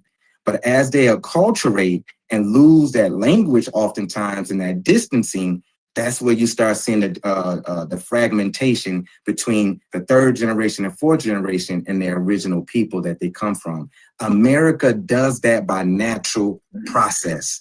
And the African in America is the perfect example of that dissonance and discord. I hope I was able to bridge the differences between you two brothers, because y'all was missing each other, but y'all was kind of also saying the same thing. I'll end there. Yeah. And I appreciate that, Brother Mujasa. You always bring it around for everybody. Yes, sir. And I wanna say though, I don't think we give Black people enough credit. I think Black people are intelligent enough without the being able to speak a Niger Congo language or whatever. I think we're able to reorient ourselves. We can orient ourselves here in a way that's beneficial for us. That maybe the orientation, this African orientation, right, may not. There was some things we could take and we did take, right? So those are the things that's beneficial to us. But maybe we need to reorient ourselves in a way that's going to be suitable for this endeavor that the African is taking part in, because this is a different endeavor that we hadn't taken part in. So I think our orientation may need to evolve, you know what I'm saying, to suit us in this climate or in these circumstances, or however you want to put it. You know what I'm saying? So yes, sir. Again, I go and I appreciate, like when you say, you know, remember what Granny say and all of that, right? I appreciate that, because them are the things when Daddy leave and go out of town or whatever. Listen to your mama, boy. Mm-hmm. You know what I'm saying? Those are those things that we retain. We got, like, what my point is, I think we got everything that we need already. We came over here with it. You know what I'm saying? We came over here with it. It would have had to have been on the boat. We was fully suited when we came. We had everything we need as far as culture. And we retain those things that we need. But did you just say that everything we needed was on the boat? I mean, wouldn't it have to been on the boat? The culture? I'm saying we Hold came on, Corey. Logic, did you just say everything that we needed was on the boat, brother? Well, if I did, I'm asking, was the culture on the boat? I'm saying the culture would have been on the boat, right? Not necessarily. Wow. Okay. No, not really. See, you got to keep in mind that a lot of the people that were stolen, a lot of the people that end up as prisoners within all of those intra-group conflicts, it ranged in age, but there was a point in time in the 18th century where a vast majority of it, and I'm going off of Edmund Morgan's book, American Slavery and I think what it's called, American something, Slavery and Capitalism, that there was a large portion of the English records that showed that the assumption of many of those that were captured was between the ages of like 10 and 15, sometimes even younger. And so we can't presume that culture was completely intact when we're talking about, I mean, in our standard and age and time, adolescents, like young people that before they were even teenagers. And so there was a wide range of different groups of people and different ages of people that probably didn't have the culture intact. And even when there was some that was much older, depending on where they was, whether they was in Barbados, in Jamaica, or here in Virginia and South Carolina, the age range, Braz brought this up a few weeks ago, the age range, not the age range, the life expectancy, many of our ancestors did not get beyond 5 to 7, sometimes 10 years before they were dead and replaced by another body. And so when you're talking about a calamity of people that was forced into this prison industrial labor camp and had to reform themselves under such conditions, the tension, the cultural retention that we were able to maintain is nothing short of impressive and remarkable, but there was so much that was still left and so much that either discarded and that we were only able to remember and maintain for the sanctity of our survival. So would I be the one to utter and say, would I be the one to utter and say that we already have enough? No. Do I think that I need to go to the continent to get it? I don't think so. But I think there's an educational piece that I have to become aware of, like, of what constitute mental health, so I don't Europeanize myself or Americanize myself to a psychic point where I'm having a disconnection culturally and personally from what my ancestors and my family teach me and what I'm trying to be in order to adapt and fit into America. And I think that's the dialectical struggle that we keep circling back to, because I don't think it's enough. Do you feel like your typical businessman fits that? Say that again, Logic. I said, well, you say your typical businessman fits that, like what you were saying, what not to become. Are you asking that as a question, or are you making a statement? Yeah, I'm asking as a question. Say it again one more time. I'm sorry. Does your average businessman fit that? Remember, that's how we started. Can a businessman be a businessman without all those you know what I'm saying, and keep all those things, right? Would you say your average businessman would fit that contradiction there? See, that's where we left off at, and I can't really say. You know, we brought up the example of Bob Johnson and BET and the commitment and orientation and understanding that subalternative perspective of why he sold the channel to Viacom, and we're looking at, you know, we're trying to make sense of, I don't know. I don't know, brother. I don't know. That's the examination. Because that's capitalism. That's what you do when you buy a business or you create a corporation. You typically sell it eventually for the most money that you can get for it. And then you reinvest in some other business. That's just basic capitalism. Like it's nothing. I'm trying to figure out what are, because the only description I heard of culture up here was somebody saying something about a grandmother saying, or somebody, daddy or something, telling them, hey, you know, go with your grandma, which I don't understand how that's culture. But can y'all give more examples of the culture that y'all are talking about? I don't know. I don't know. Somebody can answer that. Not you, Logic. That's not you. That's a very good. You the last person I want to question. hear from when it comes to culture. It's a very good question, Steve. Because I'm trying to understand it. Because I'm like, what part of the assimilation are y'all not willing to say that y'all have already accepted? because y'all, all I hear ever from Logic is anti-Africanism. It don't matter what the topic is. He gonna figure out how to go at Africa. I don't need no Africa. I don't need them Africans. Okay, so cool.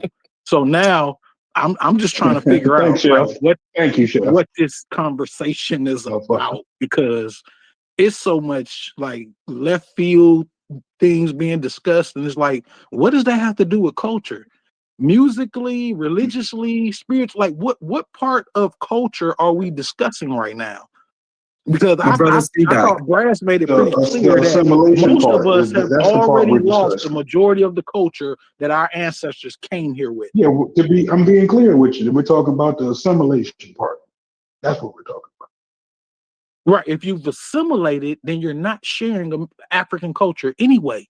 You're practicing American culture. You're practicing the culture of the dominant force on this land, which you've been doing forever. You celebrate the holidays. You speak the same language. You practice the same religions, whether that be Christianity, Islam, whatever.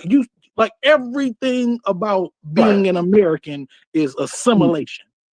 I don't believe it. I'm trying to figure out. I don't believe that. I don't believe that. Hold up, Chef. Don't interrupt. He's on a roll. He's on a roll, Chef. Don't interrupt him. So the question was, the question was, can an average businessman not fit into that?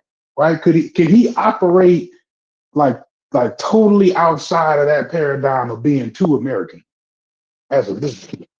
That don't need. Yeah, that don't. Do business people exist in other countries?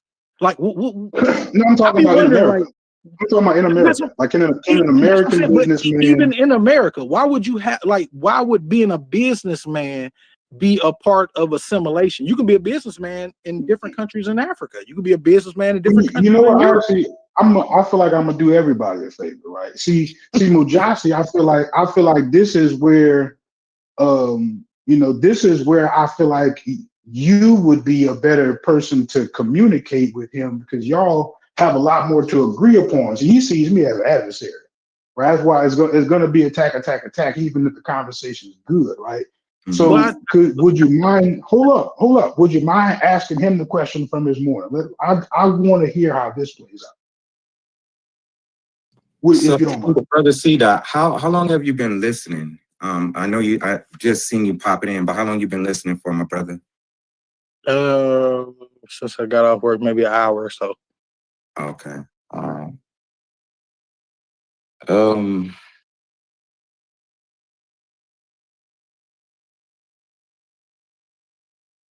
So one of the things that, let me say, this morning, the conversation is an extension of what happened, me and Logic was talking about this morning when we first opened up the thread.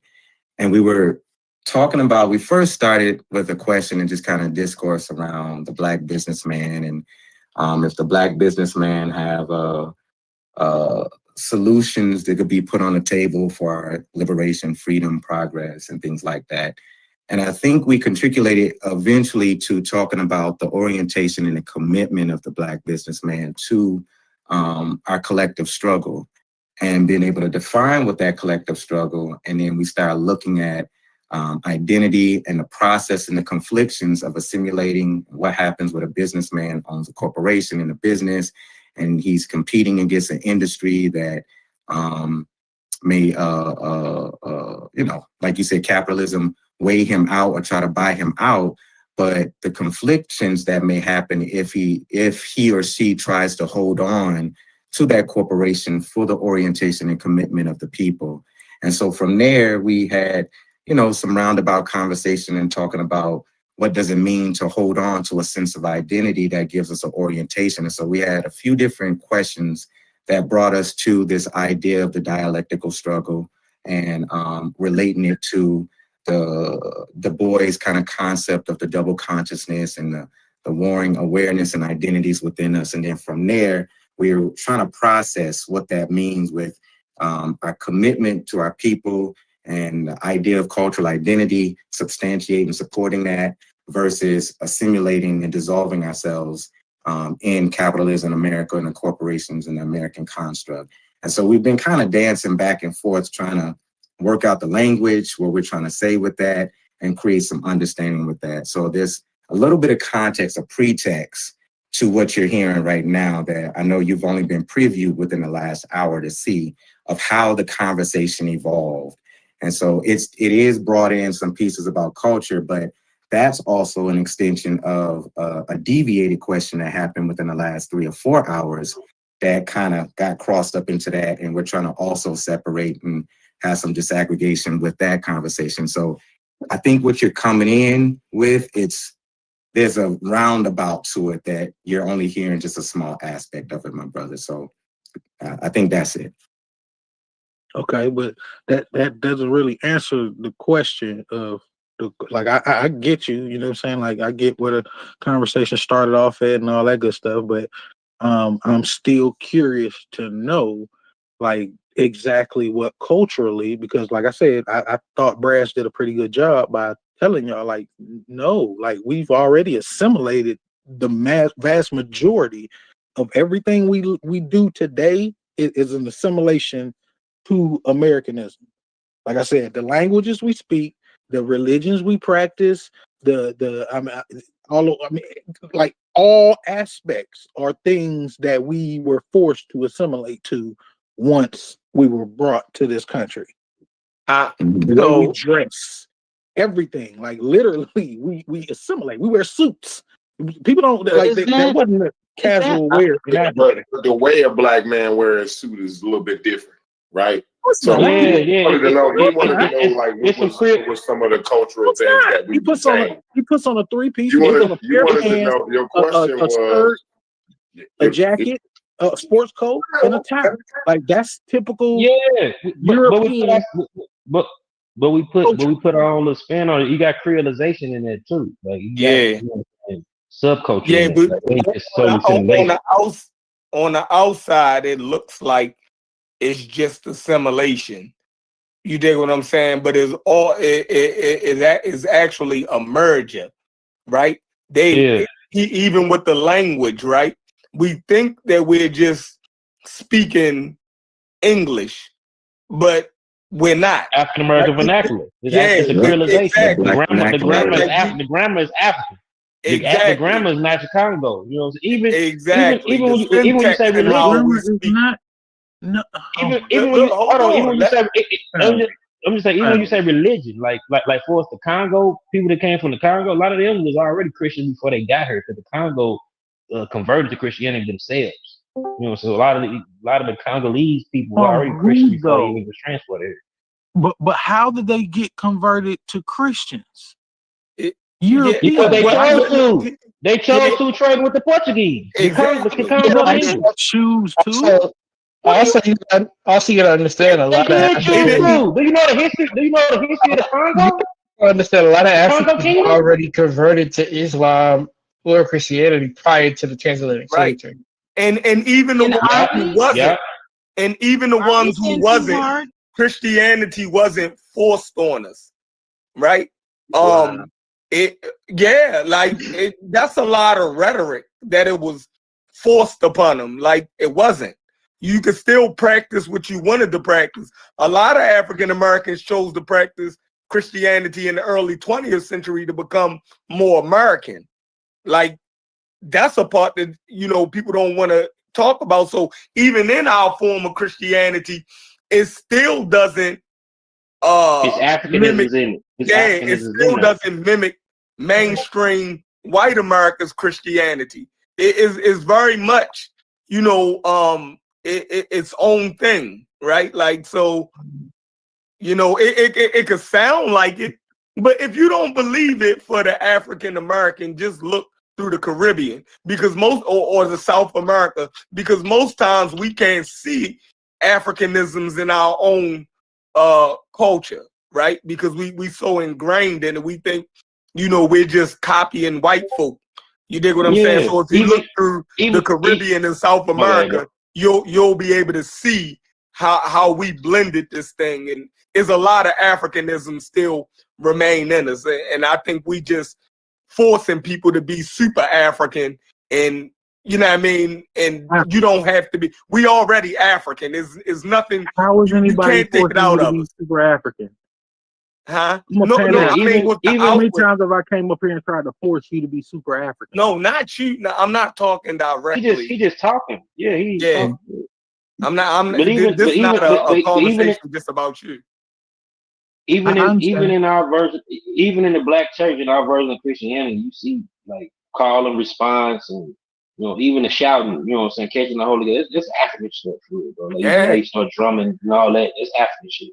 Henry Louis Gates did a good special And are on that. we being a little I'm gonna put it too in the hard chat for on you, see that. ourselves? Are we Yeah, being we super hard on are ourselves. we being a little too hard?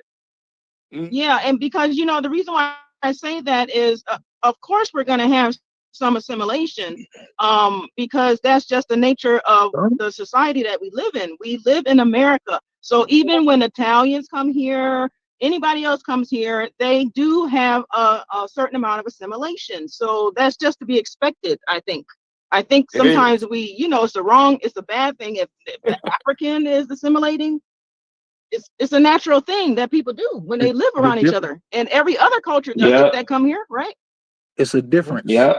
The difference is when those cultures come I don't think we'll ever they stop people immigrate from here and having they're to able to assimilate. still have a There'll connection always to be their minority history. groups, and We people do not, because always we have were not. We did not reasons to immigrate here.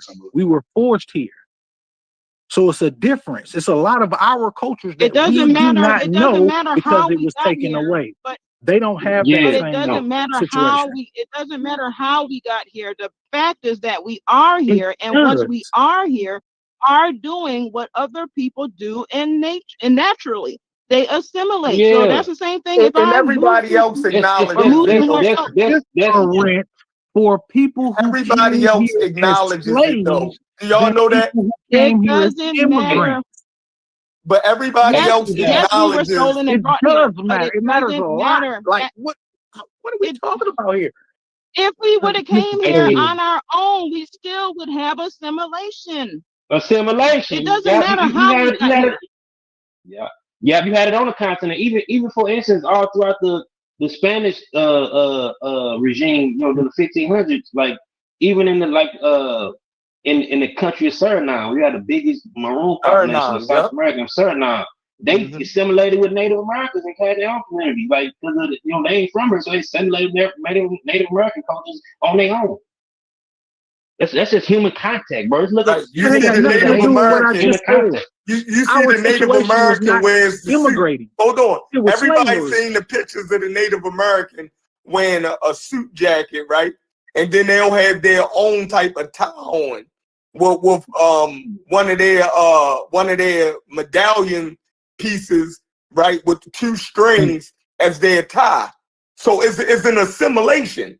You got the European suit jacket, right?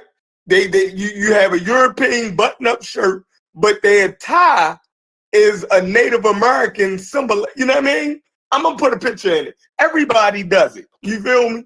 Everybody does it. What I'm saying is, right? So are you trying to work towards full assimilation, or are you trying to actually learn and regather your culture that you came from? Which one is the goal? Our culture is what we develop here. Our culture is what we develop here. We are a unique people. Once we got off those boats, we are our own people. There's no going back. Yeah, absolutely. We've created our own culture. Going back, is like I said earlier. Remember what your grandmama said. That's where you can go back to. Yeah, Go back to and part of the culture. What's our distinct culture? Part of the culture. Go back to the black church. Hold on. Go ahead. And part of the culture that's Niger Congo is still within us. It's still assimilated in. It didn't go nowhere. It's still in there. No, it didn't, bro. Why you keep saying that? Like you keep saying like it didn't just transfer into us, bro. Like that's not what happened. We didn't have we weren't fortunate enough to be able to have all of our grandmother, greats and all of that other stuff pass down information. Why? Because they were part of a slave trade. They were actually part of a system. It didn't have to be traded by your grandparents. You still had older Africans. You still had older Africans people around how us. would you It has to possibly? be How would Reframing like that. It did. Some of the African traditions is. I got a book called Africanism in Well, America. I'm not talking about your book. If you actually ain't let my book. somebody This is a finish book talking, then we by wouldn't some have black no scholars. issue. I'm just saying some of the Africanisms is still in there, bro. Like some shit I ain't ain't go talking nowhere. about This is some what or happened with human nothing, bro. contact. I'm talking about Even period. like I'm talking about point blank. And what the young lady just said is that we it's already like when the have biggest stuff West here. African So basically, empires the ultimate converted goal to is to Islam, further they still assimilate were African. because They we got still people No, over African here in talking their about that's getting not historical the away from ultimate Africa. goal, though. One That's not mic. the ultimate goal. And that's not what I said. I said the ultimate goal for us is to be ourselves, and ourselves is not where we came from. That's not it. We are our own It's where we separate are. tribe. So where we are is what it is. So what we do as Black people here in America, we have our own way of doing things. I'm not sure how that's not being understood. Hey, listen. When I tell you it's a white supremacist right now, I'm talking about lighting the man. motherfucking cigar saying job well done. Job, because I Job well what are done. we talking about? Like No, literally, just we no. Hey, talking Brass, about that's not fair.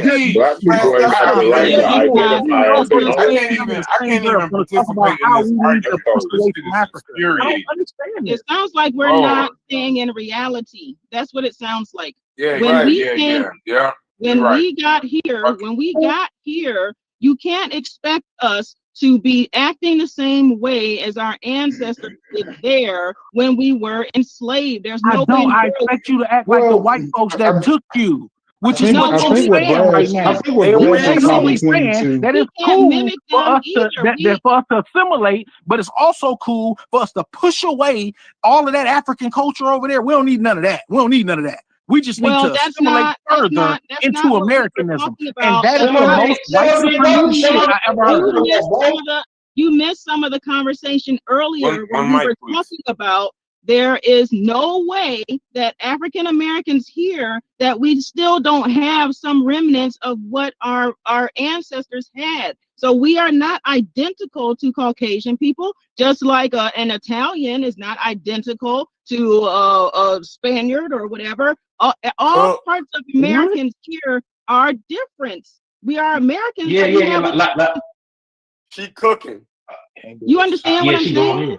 She cooking something. Or like a Sicilian American. A Sicilian American. A Sicilian American not the same as a Sicilian in Sicily. This is different. You know what I'm saying? And they're not the same as English American. Nobody's making that point. Y'all the only ones saying that. So why don't you tell us what you think? Why don't you tell us what you think? Just let them. Y'all want to be white people so bad. Just let them. If you can envision it, tell us what you think we should be like right now. Y'all motherfuckers What do you think we should be? I'm gonna start calling y'all connected to the people you come from. No, I mean you trying to say like niggas is talking like we've never been colonized ever. So y'all niggas' name is cheddar cheese from now on.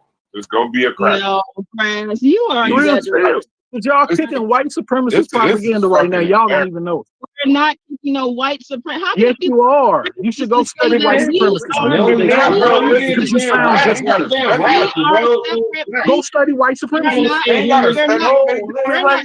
we're white. We're not saying that we're white, or we're not saying that we're something. I don't know what you wish you was. No. You might not be white, but you damn sure wish you was. Can I say this?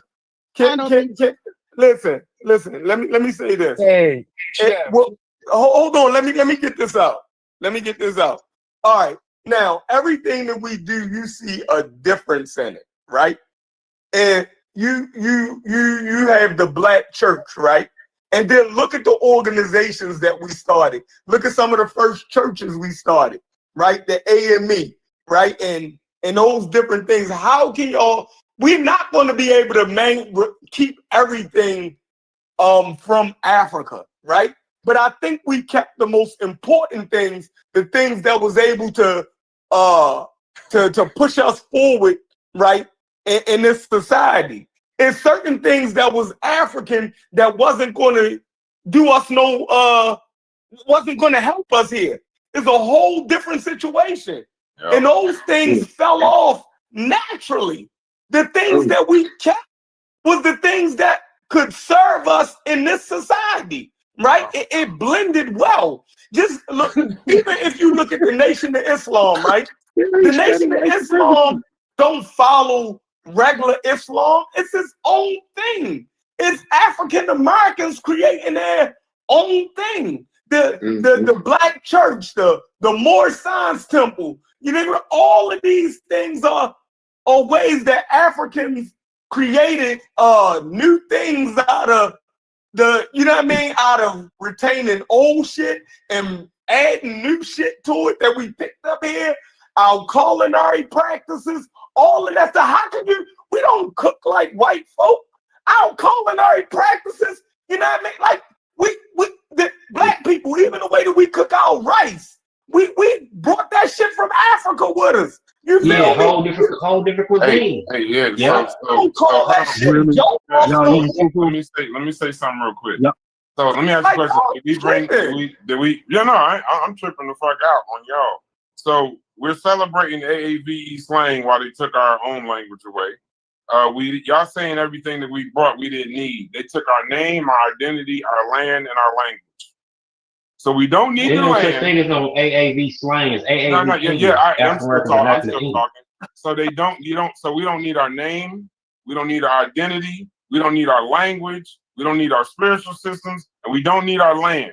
So I just named 5 things that y'all saying. Hold on. We got all that. All I hear is motherfucking our rice and our culture and all this other bullshit. But we steady complaining. Hold on. Let me finish. I didn't interrupt They used to y'all. hide the women took y'all, bro. rice I didn't interrupt seeds y'all. in their hair. I didn't interrupt y'all getting close to the cracker. All I'm gonna say is this. Oh my God.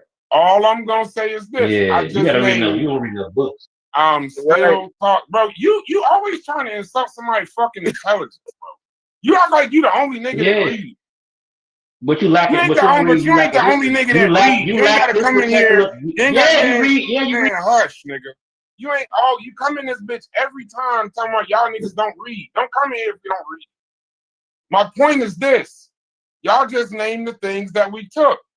What I'm saying to y'all is I just named 5 things that we couldn't have possibly taken that right now we might need. Land, language, name, identity. So y'all tell me now that we don't need that land that they took and that we don't need the language. Go ahead and say that. And then if that's how y'all truly feel and y'all happy with fucking how we wear 3-piece suits. You didn't have the land when you was over there. Yeah, what land did they take from you, bro? Oh, man. All right, okay. Y'all got it, bro. Y'all got it, bro. Y'all got it, all bro. those things that you're talking about fall under reparations. We are owed all those things that was stolen from us. All the trauma and everything. Just wait till they give it to you, bro. Just wait till they give it to you. Nigga. That's what I'm talking about. I'm surprised that you rest. Yeah, I don't give a good goddamn what you surprised at. I know. Oh yeah, okay. Because I would never. Yeah, you read books, but you don't read respect books on this particular subject matter. That's what I'm talking about. Man. Hey. The sister at Brass yesterday, right? You was reprimanding me. You reprimanded me like 5 times for interrupting the sister. Right. You're right. You're correct. You are correct. She was on your side. You're correct. You are correct. I'm being a hypocrite. I'm being a hypocrite right now. I fully admit it. I ain't gonna lie to you. That's why I need to stop talking, because once I get upset, all the rules go out the window, and the rues still apply to me. So y'all That's okay, because me and her ain't gonna be on the same side tomorrow. You know what I'm saying? Like, you're probably right.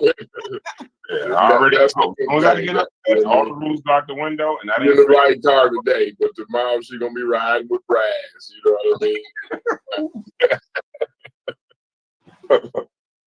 No, but I do want to get to the root of this. How come people don't understand that we are our own sort of creation here?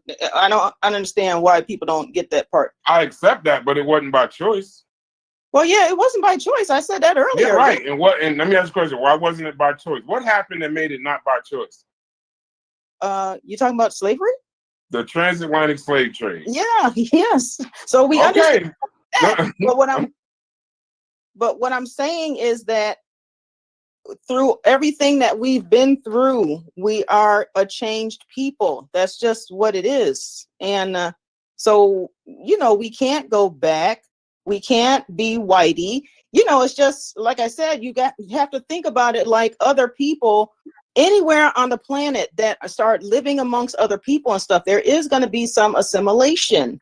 Yes, came here by force and all of that stuff. Yes, that's true. But even if you came here on your own, like Jamaicans do, other Africans, whoever else come here, there still is assimilation. If you listen to Haskell, even with the they assimilated to us. Like we assimilated them. They assimilated the white culture. We assimilated them to black culture. You can't even look at it like that though, bro, because they assimilated to whoever they got sent to too. They also got sent to. They got assimilated to their colonization too. At the same time, we just a branch of the diaspora. You know what I'm saying? Just we just some special motherfucker. Every shit. What slavery just in the United States? Can I add to the conversation? I've been listening and I've been hearing people saying about I can't speak for Black Americans. I'm speaking for Jamaicans. In Jamaican, I'm still considered a Jamaican. But if I had a child here, that child is no longer considered a Jamaican to Jamaicans in Jamaica. Because that child does not have the shared experience of the Jamaicans in Jamaica. No, there's a big quarrel between first and second generation Jamaicans in America and native Jamaicans, because the ones in America are now feeling that they're being deprived of a culture that they look forward to.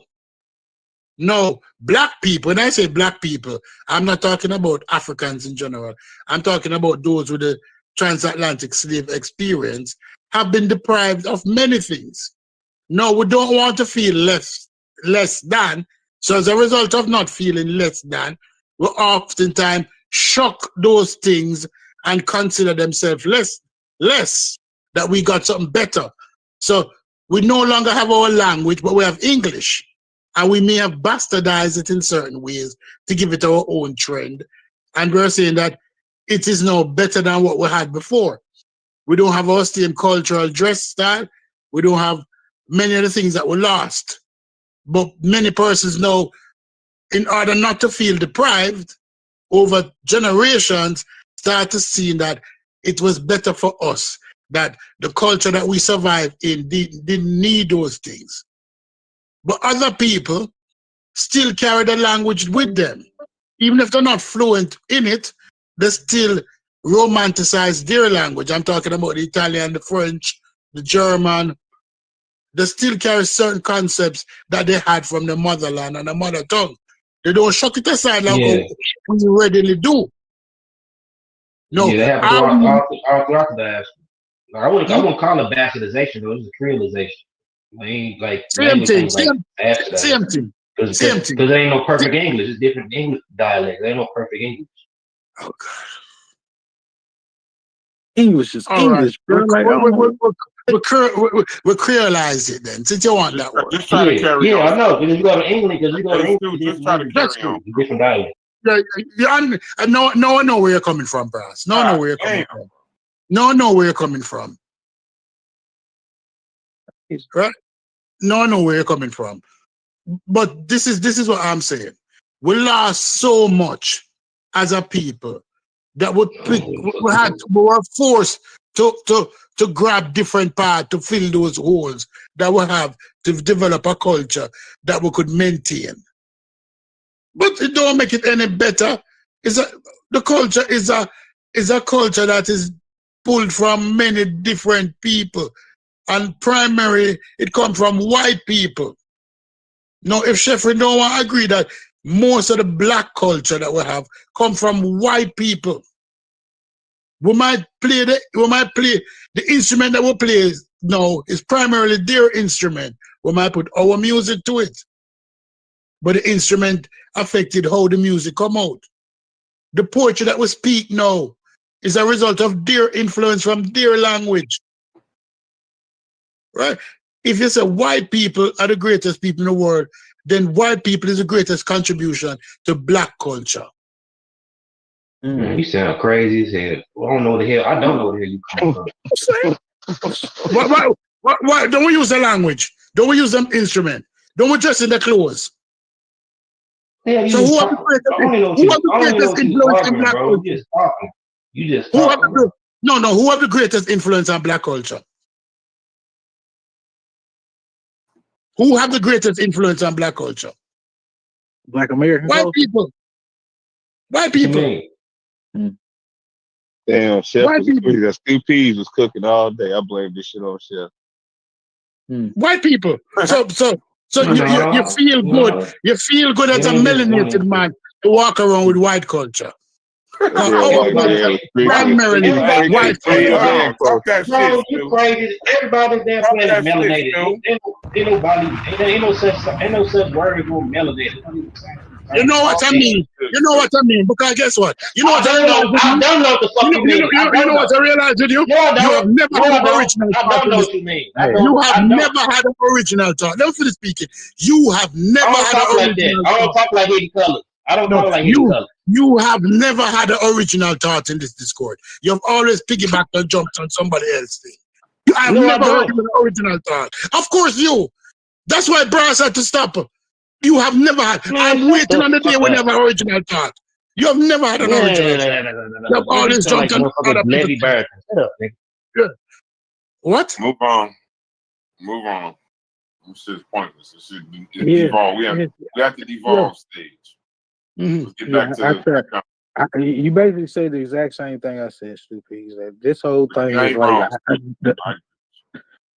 I don't understand how we not connecting the two together and understanding that it's important for us to want to like not only learn more about African culture, niggas be but glazing actually there. practice. Like it's not what is glazing about wanting to know about the culture that you came from instead of sitting up here I ain't talking about you. I'm just saying, except the niggas one get glazed. that you in right now.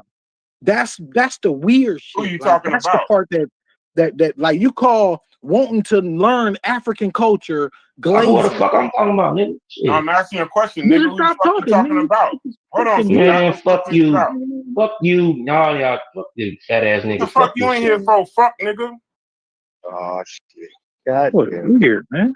Now I know what that shit is. That's that fake ass shit. That shit fake as fuck. Every time a nigga talk, what I read, the goddamn what you saying can't be true. Cause what I read, shut the fuck up. Dang, you can't have a conversation without fucking quoting some goddamn. Well, in this book on page such and such, goddamn, have a thought. We having a conversation. Oh, nobody in this bitch should be telling nobody else they wrong. Oh, you wrong. What I'm saying is right though. Sound like them other niggas. Ah, damn. My fault, bro. I'm going on mute. Right. No, man, don't go on mute. Don't go on mute. Culturally, bro. Like I don't understand the issue with wanting to know the culture you come from more so than just assimilating to the culture that you're in. Like I don't understand that way of thought. I think that it's important for us to not only learn the cultures, but accept, you know what I'm saying, that there are other parts of our cultures. Like I said, my culture ain't the same. It's Stupid's culture. Like we speak two different dialects of English, like we was just talking about. But at the same time, his struggle is part of my struggle. His people, the people that he come from, had similar struggles to the people that I came from. But at the same time, we both had to assimilate and use the tools of the white man. And use the tools of the white man. All of us as black people to take use away the ours. tools of So I don't understand why it's bad for us to want to learn our culture that was taken away from us. It makes no sense to me. That doesn't take away the reality of me living in America and having to be in capitalism and practice capitalism while I'm in capitalism. It doesn't take away that reality. all it does is give me insight to the culture I come from, my ancestors came from. Just like Irish people can do it, Germans can do it, all these other different cultures can do it. We the only ones that were stripped of ours. Now You we don't have the think that opportunity to learn it, to relearn you what don't was think taken. we've been learning it? You don't think we've had people in our past, leaders and stuff, and different folks that have been teaching us about where we came from? You don't think we've been doing that already? Yes. That's So what I don't understand about why would you want to stop that and say, well, no, we don't need to know nothing. We done with the African stuff. We don't need to know nothing else. Who When said you that? don't know Who the hell nothing as said it that? is. Like if I ask you anything about Africa right now or African culture, you Hours wouldn't be able to that tell it to me because you never learned it. they're missing some of the points that were made because the conversation has been hours long. So I think because we went over all this already, different people have different opinions. I think one person said we don't need African people. Other people said we don't need to be bogged down with more African culture because we have our own thing going on here. Other people may feel that we do need it. But nobody is saying that African Americans have not took time to study where we came from and the cultures and stuff. That's like the whole thing with African American studies. We have like a whole thing here in this country where we've been doing it. Baby girl, you oversimplified it. No, again, Oversimplified. I'm sorry. African American studies don't You necessarily teach oversimplified you it. about You oversimplified it. When we literally have had leaders and people in our community that have taught us about where we come from. Now, whether or not some African Americans want to take hold to that, that's a different thing. But you can't just say that we haven't been studying where we came from. That's Can you teach about African culture? Dr. Ben taught y'all where y'all came from, right? Well, come on now. No, you said we got people that taught it. I'm not talking about people in the conscious community. That's So not who are you talking about? So what people taught you about your culture? You in particular. Like your experience. What was your experience? I'm curious. I learned different things about African people and our coming over here and all that stuff like that. You have different people talking about that. W.D. Du Bois, you have different people that speak to these things. So it's What not have you learned? over here. That was the question. What have you learned? We learned it in school. Yeah, that's what I'm saying. I'm confused by what you guys are talking about. What are y'all We talking about? talking about what African culture did we learn in school? That we came from What Africa. African culture we learned in school, Steph? I learned, What? listen, bro, I learned that we came from Africa in school. And I Right, learned but that that's we not came African culture. from West African nations, right? And they named some of the tribes. But other than that, what the fuck do y'all want? But that African culture, like we just talked about what culture is. You're right? not in You Africa. understand what culture is, Let me right? go You mean to- That would be African language. cultures? It ain't just That would be one. spirit. I'm saying You're it would be spirituality. It would be it's a numerous amount of things that have to do with culture. learning the So African what language culture? when But I which, What African but which culture was in the taught to culture you in Bible. though? school? It's multiple cultures. Even if you say that you're gonna be amalgamating different cultures together, it ain't just one culture. Right. What African cultures were taught in school? Are you asking the question, what African culture did the cracker teach us about in his elementary school? The answer would probably be slim to none. However, we do live in a society. Swahili. They taught us about Swahili. Oh, man, They taught us certain Swahili words. We practiced Kwanzaa. Like all that. We did all that in school. But outside of that, what the fuck do you want? Yeah, outside. My teachers taught us stuff though. Kwanzaa ain't come from Africa. That came from an African American brother. That ain't come from Africa.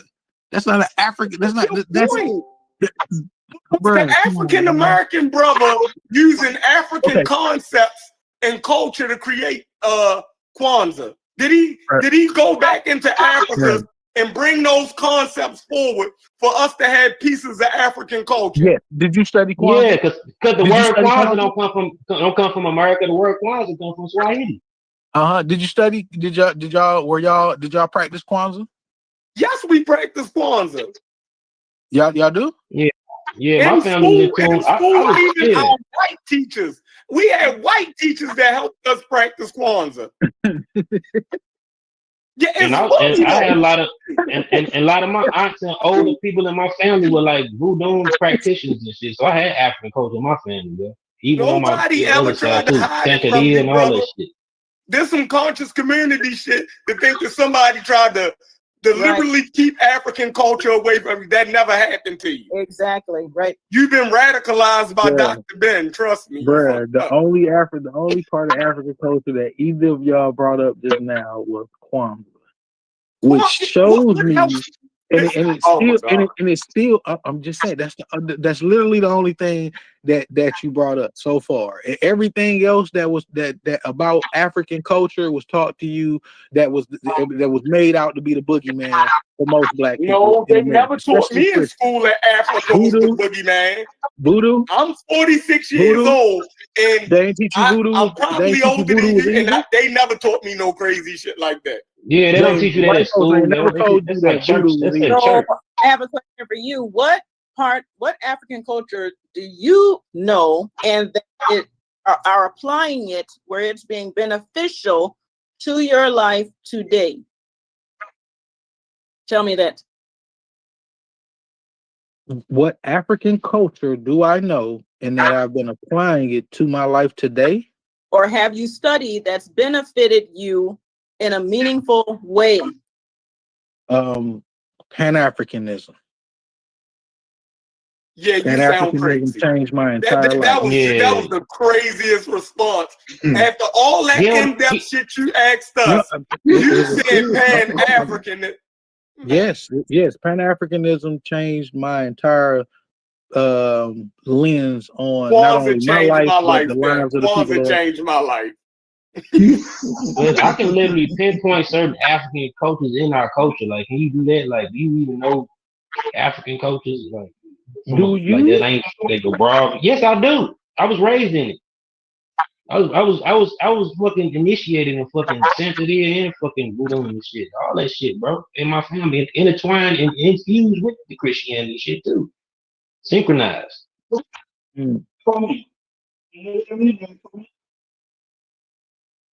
Hello? I think that's the important part. Can you hear me? Shit, I got Gullah Geechee people in my family, nigga. Like that's shit. You don't get no African in fucking that. Yeah, but your whole, I mean, from what you were saying, like you don't want none of that. No, like you don't know. That ain't what I said. You don't. You are stop. No, you're mixing my. No, you're mixing my arguments with other shit. And you're not. You don't understand nuances. You have like a. You have like a narrow free mind because you used to be on Sinetta and all them nigga shows. This ain't that. I've never. I'm not on Sinetta show. That's what I'm saying. Like you coming off real defensive. You know what I'm saying? Like you like every time I say something, it seems like you get real defensive. Because I don't think you know a lot about African culture. I think you just know you generalize and you romanticize African culture. Well, Gullah, I wanted him how would to I elaborate. romanticize something I don't know? I wanted you to elaborate on how Pan-Africanism is. Like, could you elaborate on that a little bit? How it's been a How it changed my life and changed my concepts of people around me. Oh, it's It'll be beneficial. How it's been beneficial. Yeah. In a meaningful way. In a beneficial way. I've explained this before about how it changed my concept or my perception of my people in general. I came up wanting to harm other people that look like me. And Pan-Africanism changed that concept of the way I looked at my people. So without that, then I would probably still view my people the way I did previously, which is in a very, very negative light. It also enforced me to be a better father to my children, to be a better husband to my wife, try to be a better son to my mom and my dad. I ain't need Africa for that. Like, that's crazy. No. It's Pan-Africanism. The ideology is about. Go ahead. Ask your question. Go ahead. You had mentors and grown-ups and elders in your family and community who could have gave you all of that. Now, my Why the people, I hell came, would I I came need up Yeah, I gave was that, Pan? looking bro. for Why the We hell came, would something I a and need that little was what I'm bit. saying. Like, Pan-Africanism I think to it's teach because of the me how fact to that you just come from like you you think come that from a black different background. people like Chef, black chef, people chef, is chef, just chef, I'm chef. just We saying, came, I'm we just come from saying from different my places. perspective, I respect the black people, elders in my family and in my community that gave me my morals and taught me how to be a decent human being versus me having to go to a whole ideology. Like I don't have competent black Right. African Americans around me teaching me this shit.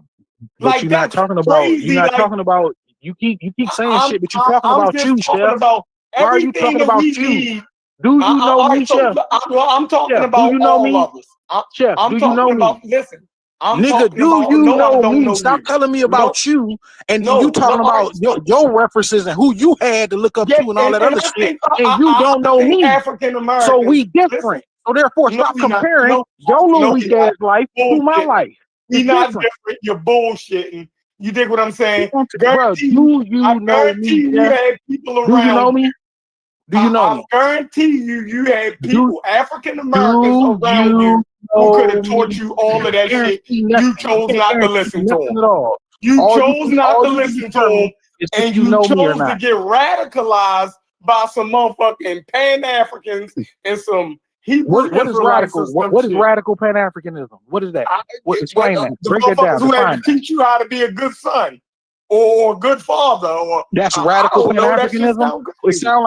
If that's radical Pan Africanism, then it seems like a majority of black people in this country need to be practicing. Gotta be. If that's what it did, What about the exactly. other people that was So why the around you? fuck you keep talking That's like about it saying that in a negative regular light? African Americans, You saying it's African-Americans positive for already black got all people. of that.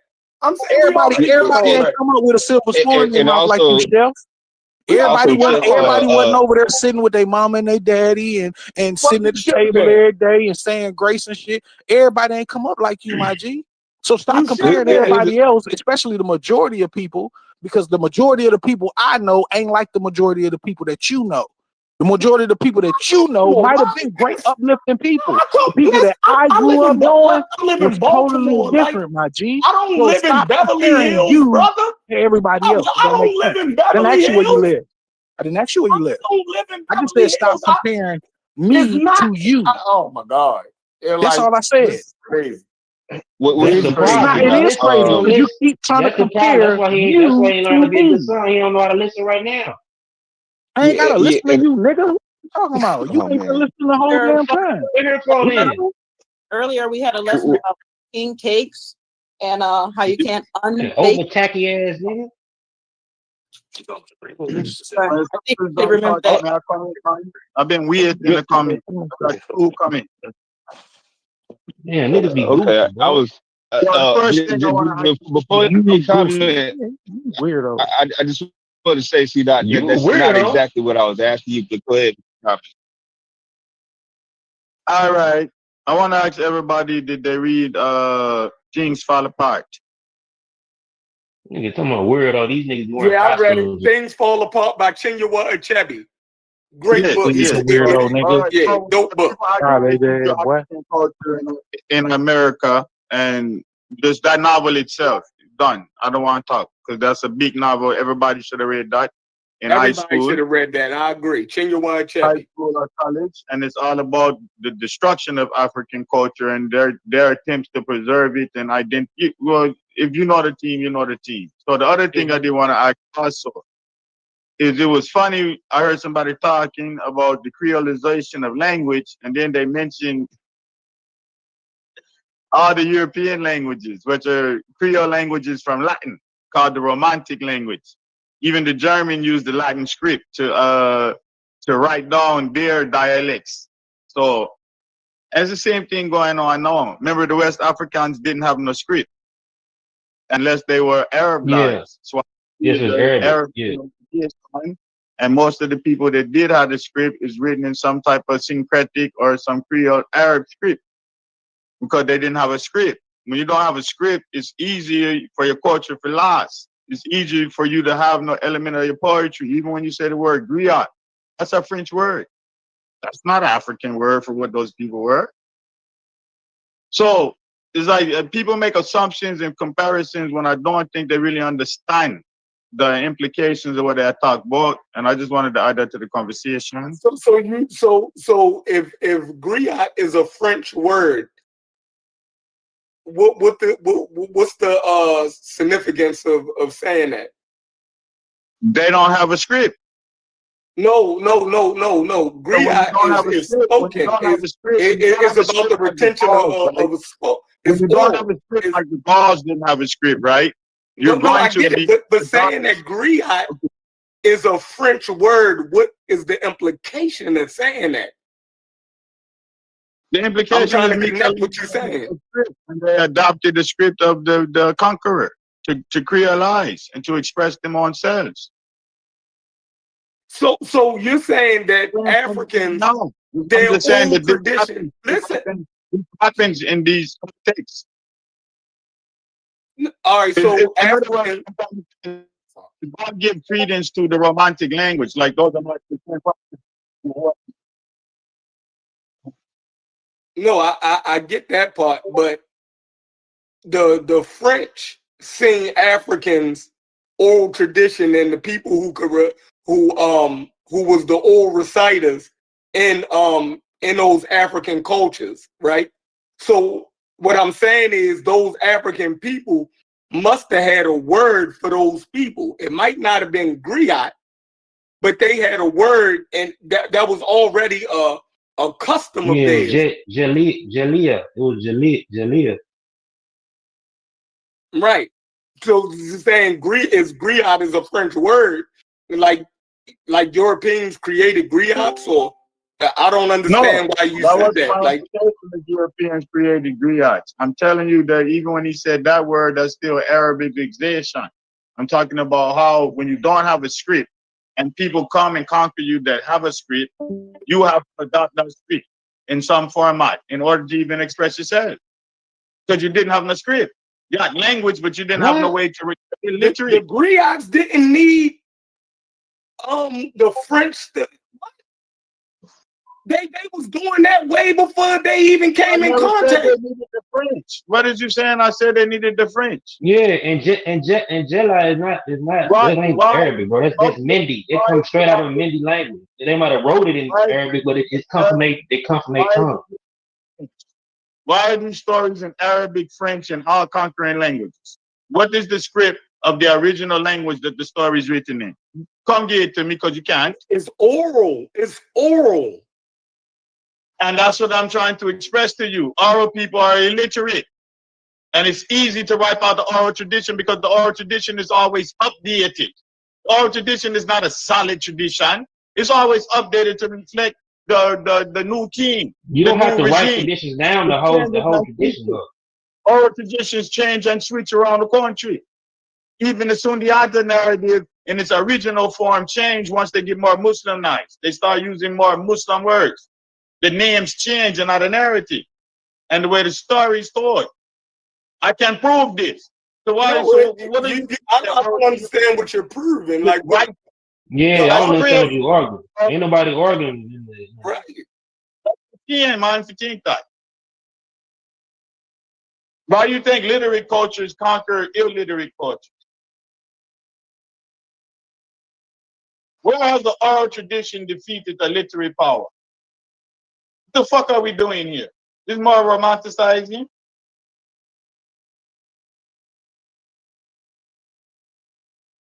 It's easy to wipe out the oral tradition. Kill the niggas that know the oral tradition. Then what you know about your history?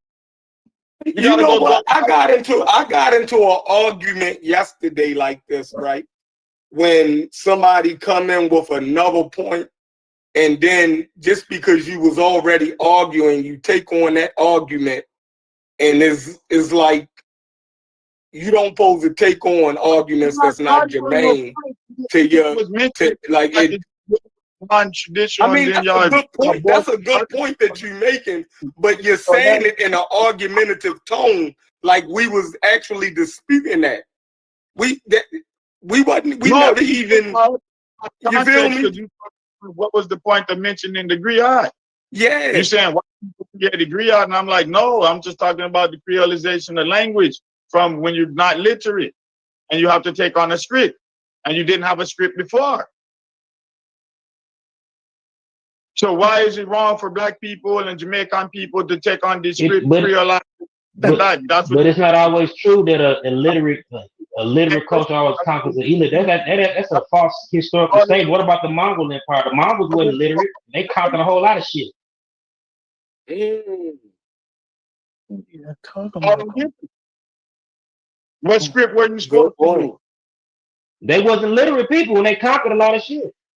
You just said only literate cultures conquer illiterate cultures. That ain't true. I think he was saying when they conquer illiterate cultures, they culture usually take over. The Greeks were illiterate. You know what I'm saying? When the Mongols took over, anybody take over their shit. Once he realized he was ignorant, all he did was promote education and educate people and allow schools. What are you talking about? You never studied the Mongol Empire. He wouldn't even been able to succeed if he didn't allow religious and orthodox and all. Exactly. That ain't my point, bro. I'm just saying that the Mongols wasn't originally literate people, but they was the ruler. Why you think even Marco Polo and Mandela travel over there? Come on, man. I'm the wrong nigga to talk about with this black idiocy where you got You this just want bias. to argue with somebody, bro. You must have had an argument with somebody earlier. You try to put your frustration on this panel. Ain't nobody arguing none of that shit you saying, bro. You just want to argue with something. You say, B, you want to have a debate about the Mongol Empire and how much they depended on the intellectualism? Bro, man, sit down, bro. That's so far away from what we was talking about. Blow the blunt up. You wasting your time with me, bro. Like, ain't nobody trying to debate none of that weird ass shit. But there's no fucking illiterate people run and manage no goddamn empire. It's crazy. You believe that? Get us back. Get us back on. So none of the West African empires existed. The Oyo Empire didn't exist. They didn't read chasing it. Y'all asking for it. They were illiterate. The Latins were illiterate. All these people were illiterate. You're right. Yeah, at that time period. That ain't always the case. With human warfare and shit and conquering, that ain't always the case. Crazy, man. All right, but you're right. We getting even further and further away from the conversation. Yeah, we always motherfucking Mongols and illiterate, and who's illiterate? I think he had a point that he was making about the assimilation. He started off about the language. Chinua Achebe's award-winning book, Things Fall Apart. And in that book, he was talking about how they slowly started to lose their culture. So I think that was his point initially, and then we started arguing about something else like griot and French and some shit. So I don't know. He might help us get back on point with his point about things fall apart. Because that's germane to what we was talking about. Of language, B, how you had people that didn't have a script and they kept bringing out an Arabic script, which again is creolization, if you know about syncretism and culture, because they're using a foreign script, so they didn't have a fucking script. What's wrong with saying that? These people had an oral tradition. They didn't write. So, of course, when they start writing, they're going to use the script that's available to them, and you're going to have Creole languages. It's the same thing that happened with the goddamn romantic languages that's running Europe. And the same thing that's happening now within our black language. So why look at it negative when that's what happens? It's a natural pattern. Who looking at it negative? Who are you arguing with? Who's saying this? Well, I guess maybe that might connect to the conversation we were having where people was just speaking about assimilation being completely negative. Right? I ain't say that. I just said that ain't my argument. That was before you got That's how this conversation got sidetracked, because that's what was talked about from the jump start. I don't know what Brad would just be coming on here mad and shit, but he was talking about how fully assimilating compared to actually wanting to know more about African culture or appreciating African culture. In which direction people should be going in as far as African Americans. That's what I thought the conversation Right. was That is what actually it was about. about. It was about So, the dilemma of assimilating, right? When you assimilate, see, like we kind of have a premise that is so unnatural and disruptive that you're unable to maintain, you know, I guess any usable amount of your previous I guess cultures and things like that, right? That was a little bit more how we even got to the part where we were talking about the book. yes, 'cause So yeah, Yeah, I mean, you know, I go think, ahead, sorry. like I said earlier, I think everything we needed from Africa, we already got it from Africa. and I disagree completely. That's how I feel, Corey. I think we retained the things that, you know, were valuable for us here, and we relinquished the things that wasn't valuable to us, and we don't even recognize the things that we kept. You dig what I'm saying? Because is blanketed with over top of American culture, is blanketed over top of it. You dig what I'm saying? So It sound a little bit like y'all leaning into it so hard that you're almost not acknowledging that we were disrupted at all. So, like, you know what I'm saying? Like maybe like it kind of sounds like that we that. weren't disrupted, but we gotta have our, because listen, it wasn't one group of Africans that got captured off the continent. There's different groups of Africans that got captured off the continent. So in order for us to identify together, we have to come up with our own shit, bro. And I think that's what we doing. Like, bro, y'all think we've been free for thousands of years, bro? I mean, really, all in all, it's barely been 60, 80 years. exactly. You know what I'm saying? So, like, I mean, what else? How long ago? Listen, I think like I said, I think we retain the things that's important to retain. Everything we needed from Africa, we got it already. Now we got to continue on what our immediate ancestors was doing. They gave us a culture. Grandmama and them left us a culture behind. You niggas just don't go to church no more. What the fuck is it? Africa. I'm trying to figure that they haven't told us yet. Are we walking around bumbling fucking idiots or something? And then some of the cultures, in Africa we came from was warring tribes, and they didn't even fuck with each other. Certain aspects of these other cultures, like and some of that shit we needed to discard. Yeah, some I of don't the think shit. For instance, the Igbo looked at twins as a bad omen, so they'll sacrifice one of the twins. Yoruba people embrace twinage and people having twins. They embrace, but the Igbos didn't. So which one would you choose? So look at this, right? I think our forced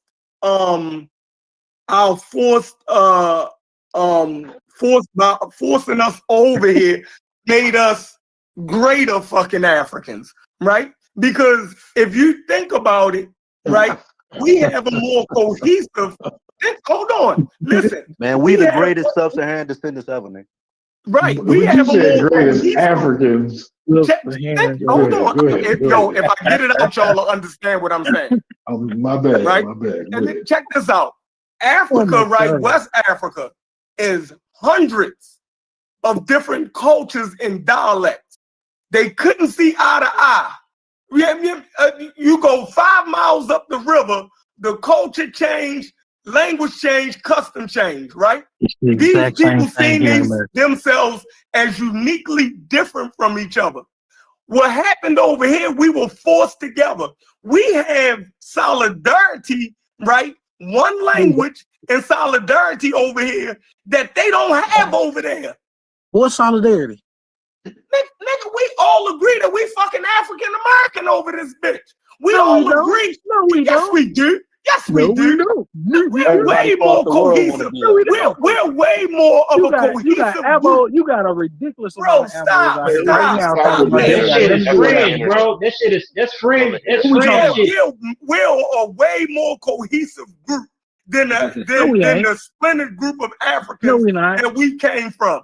This Ain't shit no that we went apples through, outside. this shit that we went through forged a whole group of people to be one people. You don't have that shit in Africa. That's why Africa fucked up the way it You keep is. saying that like it's like we are Nigga, unified that's a system good in America. thing. No, we not. That's a good thing. Bro. That's a Like good thing. we are Give literally a African splintered Americans unit our in fucking America. credit. Give You African live in a bubble, my G. You got to get outside of Baltimore, wherever Americans you our at, my fucking G, credit. because you live We in a got some bubble, shit bro. that they don't have over there. You tripping. We a voting block, bro. Nigga, you talking like we unified It's over here. Nigga, 54 ain't nobody, countries in niggas on the West Africa. I'm Coast. just If I go saying. to LA right now, they is not on the same shit you talking about Bro, out we there in are Baltimore. unified, You not bro. on the Like, same thing that I'm talking about I'm down here not in saying Atlanta, that we my don't. G. Every I'm not on group the of same people, thing that old boy talking about wherever he at.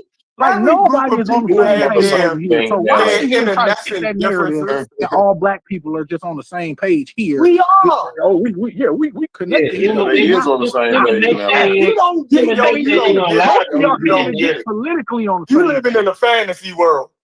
Yeah, you live in the bro. Human nature won't even allow motherfuckers to be that damn unified the way you dreaming of.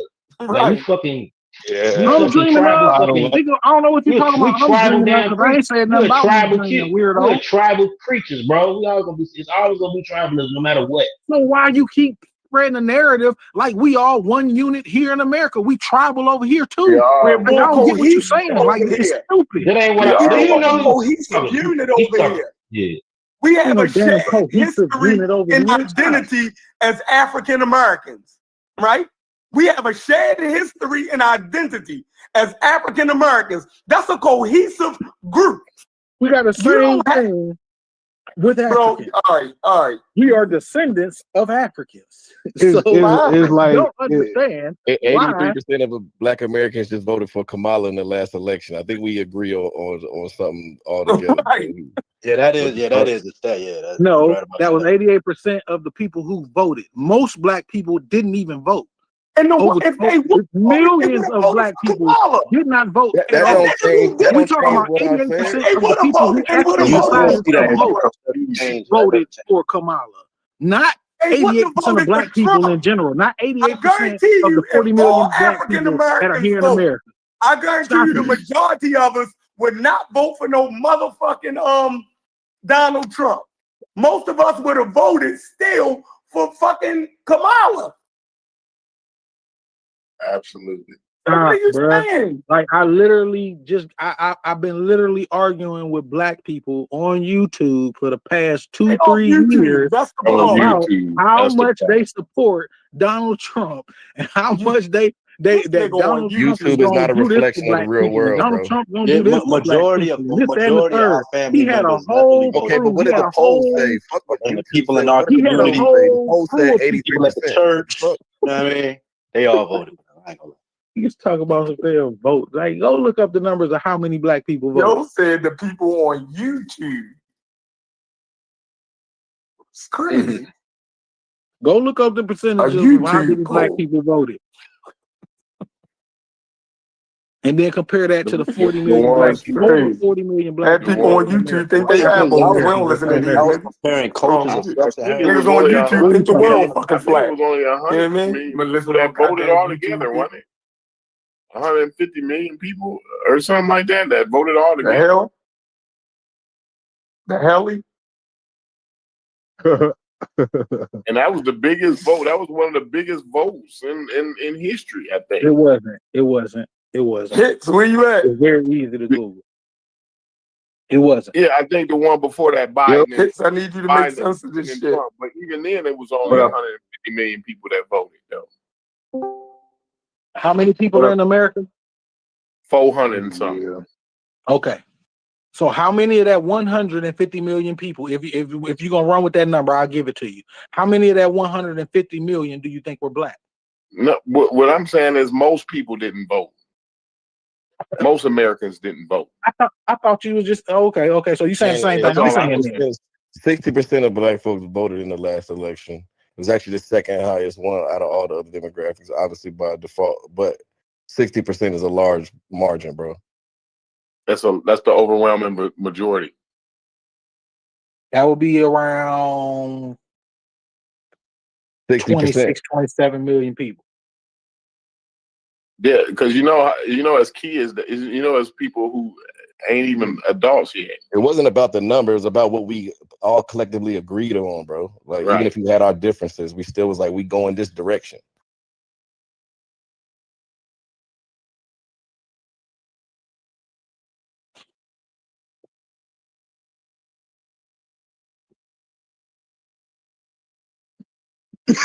I think black people, we ain't giving black folks enough credit in America. We ain't proud to be African Americans here. You know what I mean? Like if we don't, if they want to be African more than they want to be African American. It's like shitting on your ancestors. And I don't even think they act like we shitting on our ancestors, but they're shitting on our ancestors. Absolutely. That's the problem. They didn't die for us to go love somebody else. Go love the motherfuckers who sold So they died for us to. They died for us. You want to go love the motherfucker? Go hug the motherfucker that sold they your died ass. for us to help our oppressors more than we help each Nigga, other. the That's what they African died was for. our oppressor first. I'm just wondering. I just be wondering because I know y'all like. You I don't think get the whole you think they pro-black was free thing from before y'all. they got sold be to the weird. Portuguese? All I You think know the is Africans free before they got sold to the Portuguese? Ask that question one more time. I ain't hear the beginning. You think they was free before they got sold to the Portuguese? Your ancestors? No, no. That wouldn't make any sense. It would depends. It was on the It losing depends on side of a it war. depends on the They situation. were captured It in depends some on the way, shape, or situation. form. Yeah, in some It way, depends shape, on or it form, depends they on were the captured particular. eventually, and Okay. a lot of my people, because I'm an Okay. amalgamation of a lot of different West, Central, All I know is when they was South playing Asian back Africa. for chance to go back, we was like, hell no. We stayed right. I think he got my point exactly. What you just say there?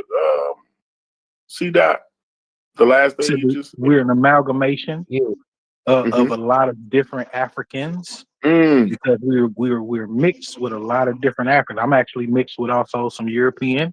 I think I'm like 6% European and 1% Native American. So Yeah, I ain't really concerned with the European part, but you say you an 93%. amalgamation. Yeah, I'm a 93% amalgamation of Africans. Yeah. And most of them Africans are already that's a genetically unique related thing anyway over under here one in these. under the Niger Congo umbrella anyway. They are genetically closely related more so than other Africans. Absolutely. But my point is, I almost forgot my damn point, man. It's fucked up. It's you were so saying crazy. something about you. I thought you were saying something about you asking me about. No, you was an amalgamation. You're an amalgamation, right? And that's what I'm saying is that's a unique thing here in these Americas, right? So that's why, what we're saying is we have a African American culture. We have a different culture. We're different people now. We can recognize, we can look back and recognize and appreciate our ancestry, right? But for what's going to work for us now is not back there. We already took from there what we need. And I don't agree. I've heard you say that already, but I don't agree with that. I don't think that you took anything that you needed from there because the majority of the stuff that was from there was taken from you. So the small things that you have now to relate back to Africa do not count for a true cultural connection. So that's why I say I think it's important for people to actually grasp a cultural connection to the people that they come from. Whether that be that's us, why. whether that be white That's people, why white people go back to Paris I and asked, Europe did and all that other you stuff in order to learn more about their culture. We should be doing the same instead of saying our culture is only in America. Starting with slavery. That's why I asked you, did you think they was free before they got sold to the Portuguese? That's what I'm saying. I don't understand the point of that question. So I'm saying, like, you saying that something was taken from us, right? I'm trying to figure out before Our you guys our sold to the languages were Portuguese. taken, our spirituality was taken. Like it's a lot of different things that were taken from black people. I don't understand why you think like because you speaking like we immigrated here. Like we came here on our No, own free will I and we were never just like, said hey, we that. want to be Never Americans. said that. And Because I started out saying that I'm, we got sold to the Portuguese, so I wouldn't say that we migrated over here. right. So what issue do What you I'm have? saying is, Why I do you feel understand y'all like keep there's saying the nothing else language, that you can learn and I from appreciate that. the culture you came from?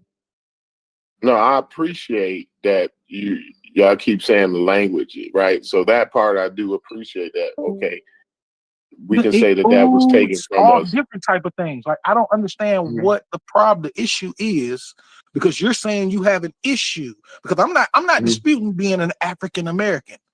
What I'm saying is that we should always yearn to have a cultural connection to the people that we come from, learning and respecting each other's cultures. So they should be respecting the culture that we have.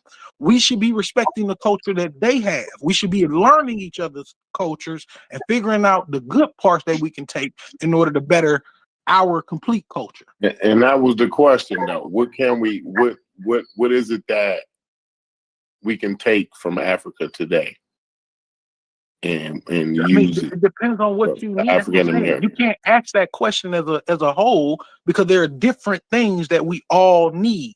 So that's what I was trying to tell Chef earlier. Like his experience Okay, so ain't just give me my an experience. example of something that one would need. That's what I'm trying to do right now. That's what I'm trying to do. His experience is not my life experience. So therefore, we are not going to approach life in the same way, in the same direction. We are not going to have the same type of people around us. We're not going to have the same characters around us. We're not going to have the same teachers, any of that type of stuff. So therefore, we are not going to be on the same page with everything that we do. And it doesn't make sense for us to say, well, okay, well, culturally, we don't need to learn nothing from nobody else's culture. We need to just we just need to rock with the culture that we in, even though the majority of the people on this panel will argue that there are problems in this particular American culture that hurts Black people. Absolutely, I would argue that. Okay, so wouldn't it be good to maybe learn from other cultures that might be able to combat some of the problems that are in our culture, that would help us in the same way that it might be helping their culture?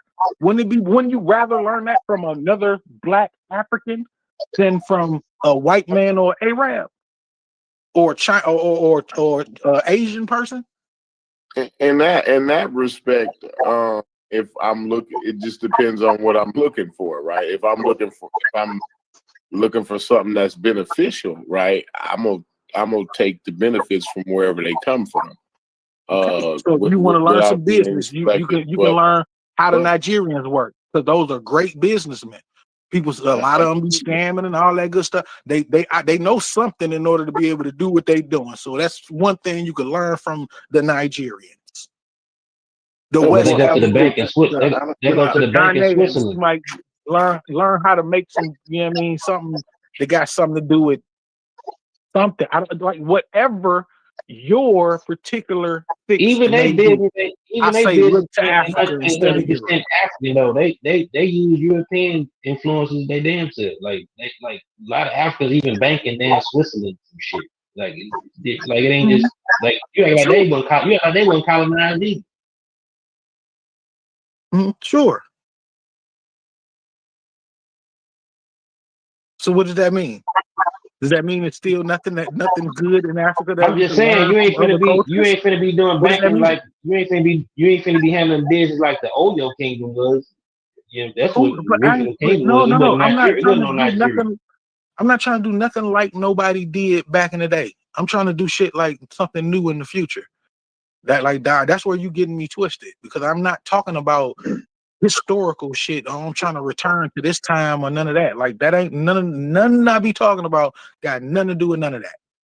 When I'm talking about when I say that Pan-Africanism can be practiced right here in America, except niggas so damn Well, Nigerian, them so Nigerian audacious to men be is against right now is taking. Pan-Africanism, even though it would help us in every single solitary way possible in this country, financially, politically, every single way possible, Pan-Africanism helps black people in this country.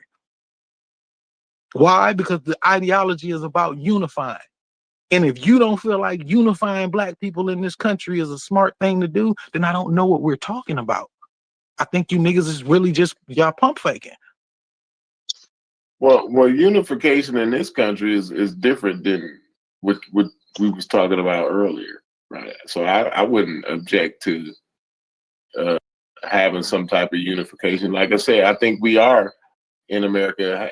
I think we do display some sort of unification in How? times. How in these conversations that y'all have up here, like the hour before I got up on here, the conversations that I was listening to was so it's so divisive. That's what I'll call it. It was so divisive. Well, it was pro Like, African American. I guess you could say it was divisive. I would agree with you there. So that's what I'm saying. I Like, am what is the pro-African point to keep this Sorry. divisive rhetoric going, regardless if you African American, whatever kind of, like, I don't have to diss people in Africa in order for me to be African American, or for me to appreciate the people that came from my ancestors here in this country. I appreciate Martin Luther King. I appreciate W.E.B. Du Bois. I appreciate I mean, go down the list, bro. Fannie Lou Hamer, anybody you want to name. Like that, Fannie Lou Hamer is one of my favorite all-time people ever. Point blank and period. I always big up that woman because she was one of the strongest black women that we have a record of, outside of Harriet Tubman and maybe a couple of others. But my thing is that those people, like our ancestors also, you know what I'm saying, like they thought process was on unifying us in some way, shape, or form. If they were equipped with a lot of the information and the things that we have today, they would have been able to take off. Fannie Lou would have been 10 times, she would have been way ahead of most of you niggas. Like real talk, or most of us. I'm sorry, I ain't gonna say y'all, I don't want to make it offensive or whatever, but like if they were given the benefits that we have today in order to unify, to connect with each other in a quick way. They didn't have the internet, bruh. Black people can connect way easier than what they had to do back in the day. Yet they got more done than what we do today. Why? We don't consider none of that. We don't think about none of that. We don't think about the fact that we headed down. Like most of the rhetoric I heard today was white supremacist rhetoric. That's why I implore y'all to go study white supremacists, because then you'll have an idea. Like, oh shit, give me an example of some of the rhetoric. Oh shit, I said that. Oh wow, I've said that before. Yeah, that's what I'm saying. Give me an example of something you heard today that was maybe along the lines of the anti-African rhetoric. Like if you go and listen to the anti-immigration or anti-immigrant rhetoric, you'll notice that a lot of what y'all say and how y'all say it is out their book. No, I'm not anti-immigrant. I never said anything about Africans immigrating to America or anything like that. I'm not anti-immigrant. Right. No. I'm not particularly just talking about you. I'm just saying the conversation that was being had earlier was really an anti-African stance, and everything that was talked about was on an anti-African base. It wasn't also like, oh, it's just about like it was really just about, yeah, we need to accept being African American, we need to assimilate and da da da da. And I'm like, why are we talking about assimilation? Like, we should be the first thing we should be talking about right now is assimilation. In my opinion, assimilation is the worst thing that possibly happens for black people. I don't think that's already assimilated. The majority of us right now are already pretty much assimilated. Like I said, the language, the religions, the way we think, all of that is all Americanized already. So why do we need to go further in that direction? Can you tell me and push away African culture? African. Well, after the system, I ask you a question, see that. Yeah. But part of being Americanized ain't totally European. Like we was here too. Like we, was at the forefront of the fabrication of the damn country in the first place. So being Americanized have an element of our shit in anyway. Well, I think that people, sometimes you got to be careful of just saying stuff and, there's no basis for it. So can you tell me what was said today that was anti-African? Well, sis, one of the comments came from you, which is what I already spoke on as far as the assimilation, because I heard you saying that we should be further assimilating and pushing out all of that African. Why is stuff that in general. anti-American if I'm saying that it's a No, natural I didn't say thing? I didn't say anti-American, love. I said it's Anti- anti-African. Why is it anti-African if I'm saying that it is natural for people when they have been living around people for 400 years or however many years to have some amount of assimilation? What is anti-African about that?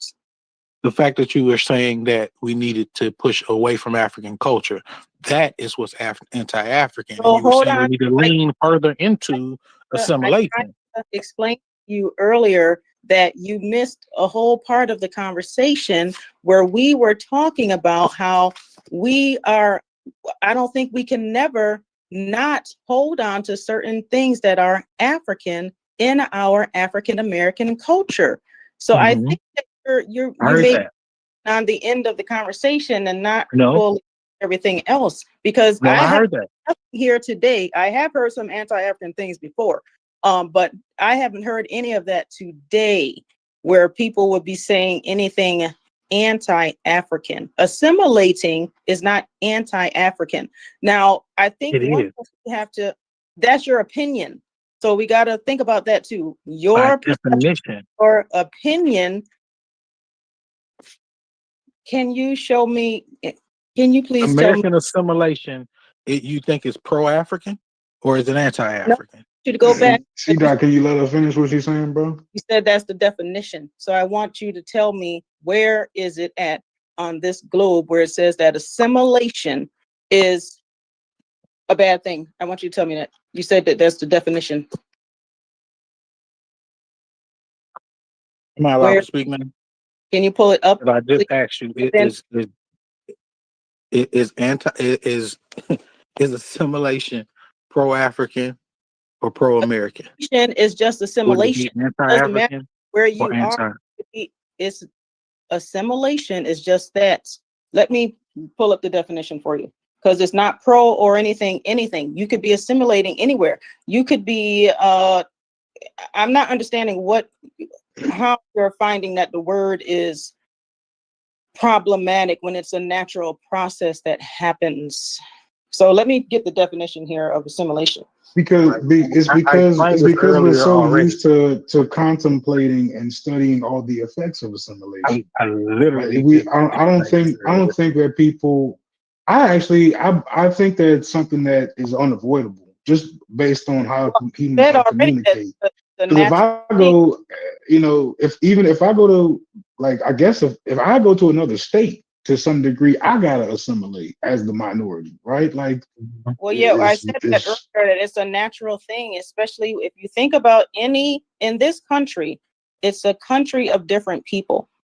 People leave their places, or in our cases, was kidnapped and then enslaved.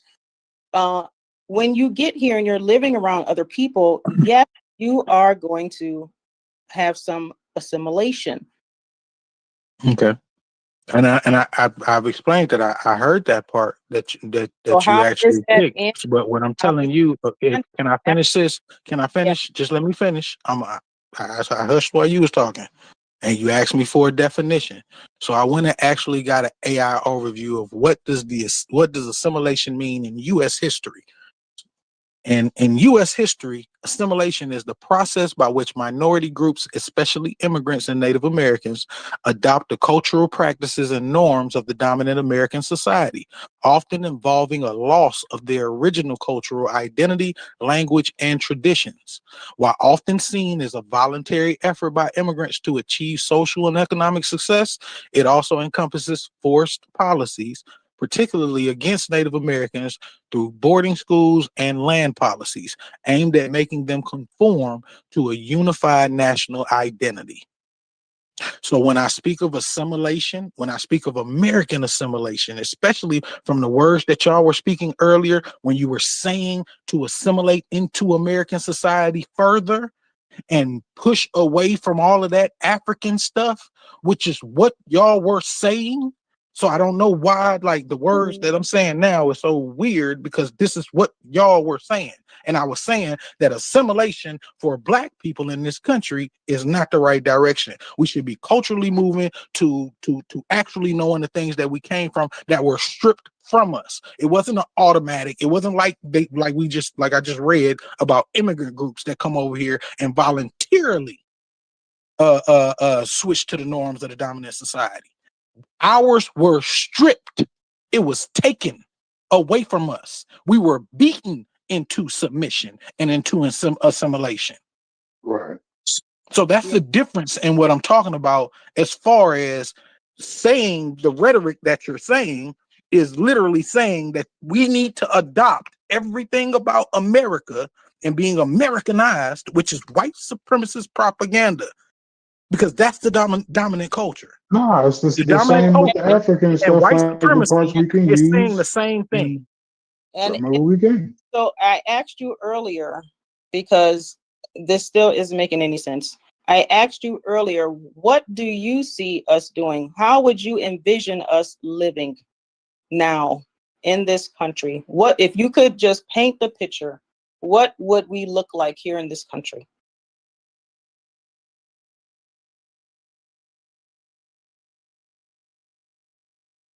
Okay. A part of Pan-Africanism is learning other African cultures, other Black African cultures, and figuring out if maybe something in that culture can benefit yours. Okay. So understanding that there are many different cultures within Black African, in that Black African connection.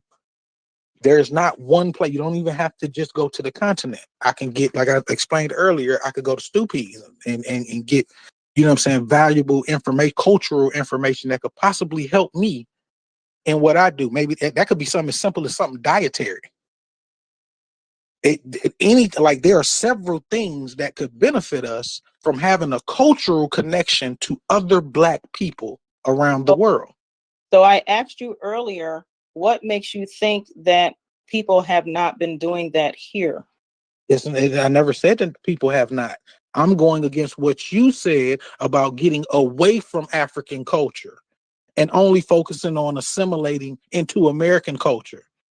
That's what my entire commentary has been about. I told you before, and I think we've been saying this, we have our own way of living here in America. I'm not sure if you're getting that.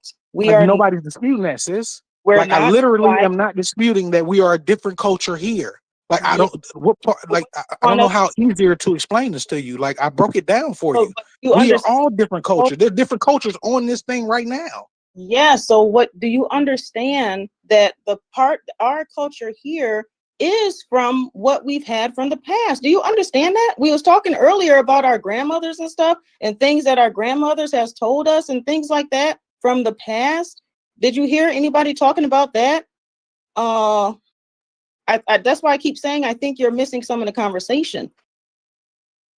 Right, and that's why I came in and said, right, that's why I actually came in and said, making it the way it's kind of being said, even on y'all side, it's like y'all not acknowledging that there was a disruption at all, right? As if it was like this seamless.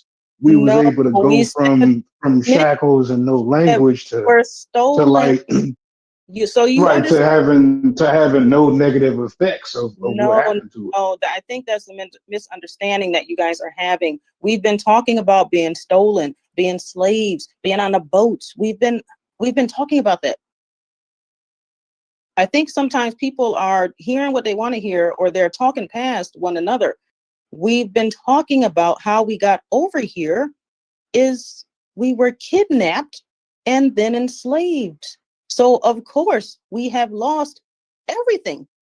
So I don't understand what is going on here. Right. So that's why I'm saying that it's important for us to actually gravitate towards learning more about our cultural connections to Africa and And I other think Africans. we do that. That's why it's important too. for us not to assimilate, not to go closer to assimilation to America. It should be closer to actually getting the cultural things that were stripped away from us, that were stripped away from our ancestors here in America. I don't agree with that. I think that we should be learning our past and applying it today where we are. That is it. We are here in this country. Is Africa not a part of our past, sis?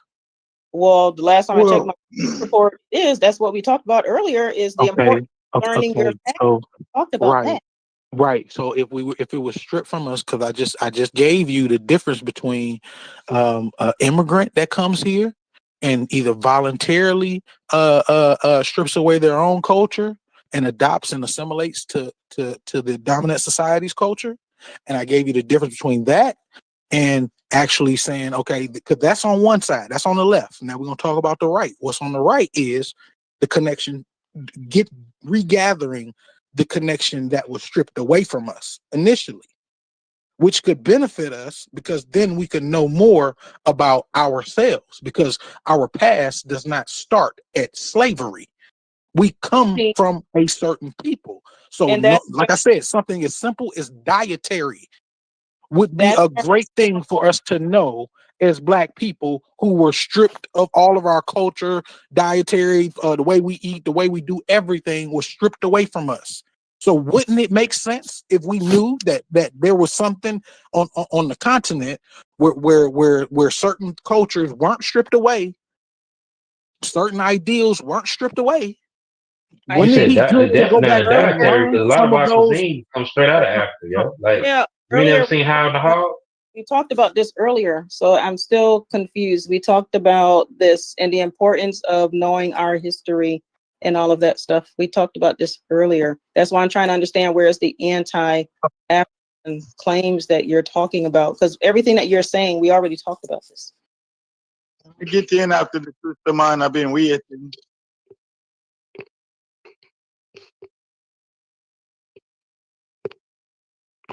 Hello? Hello, can y'all hear me? Yeah, man. Yeah, go ahead. All right. The two things we want to say. It's funny because y'all keep using like Paris and the German and the French and them, and I don't know why y'all keep doing that when those are hybrid cultures. Like those are literally Vandals and people that the Latin people enslaved, Rome enslaved. They fought back when Rome fell, but they kept Rome. They used Rome as they called Creole language for springboard culture. Who said any of that? This is what happened. And then you guys keep like calling these people's name like these are some classical white breed cultures when the French are new in relative history. Ain't nobody saying that. None of that. People on earth. They're new and they're a product of creolization from a Latin and Romanized word.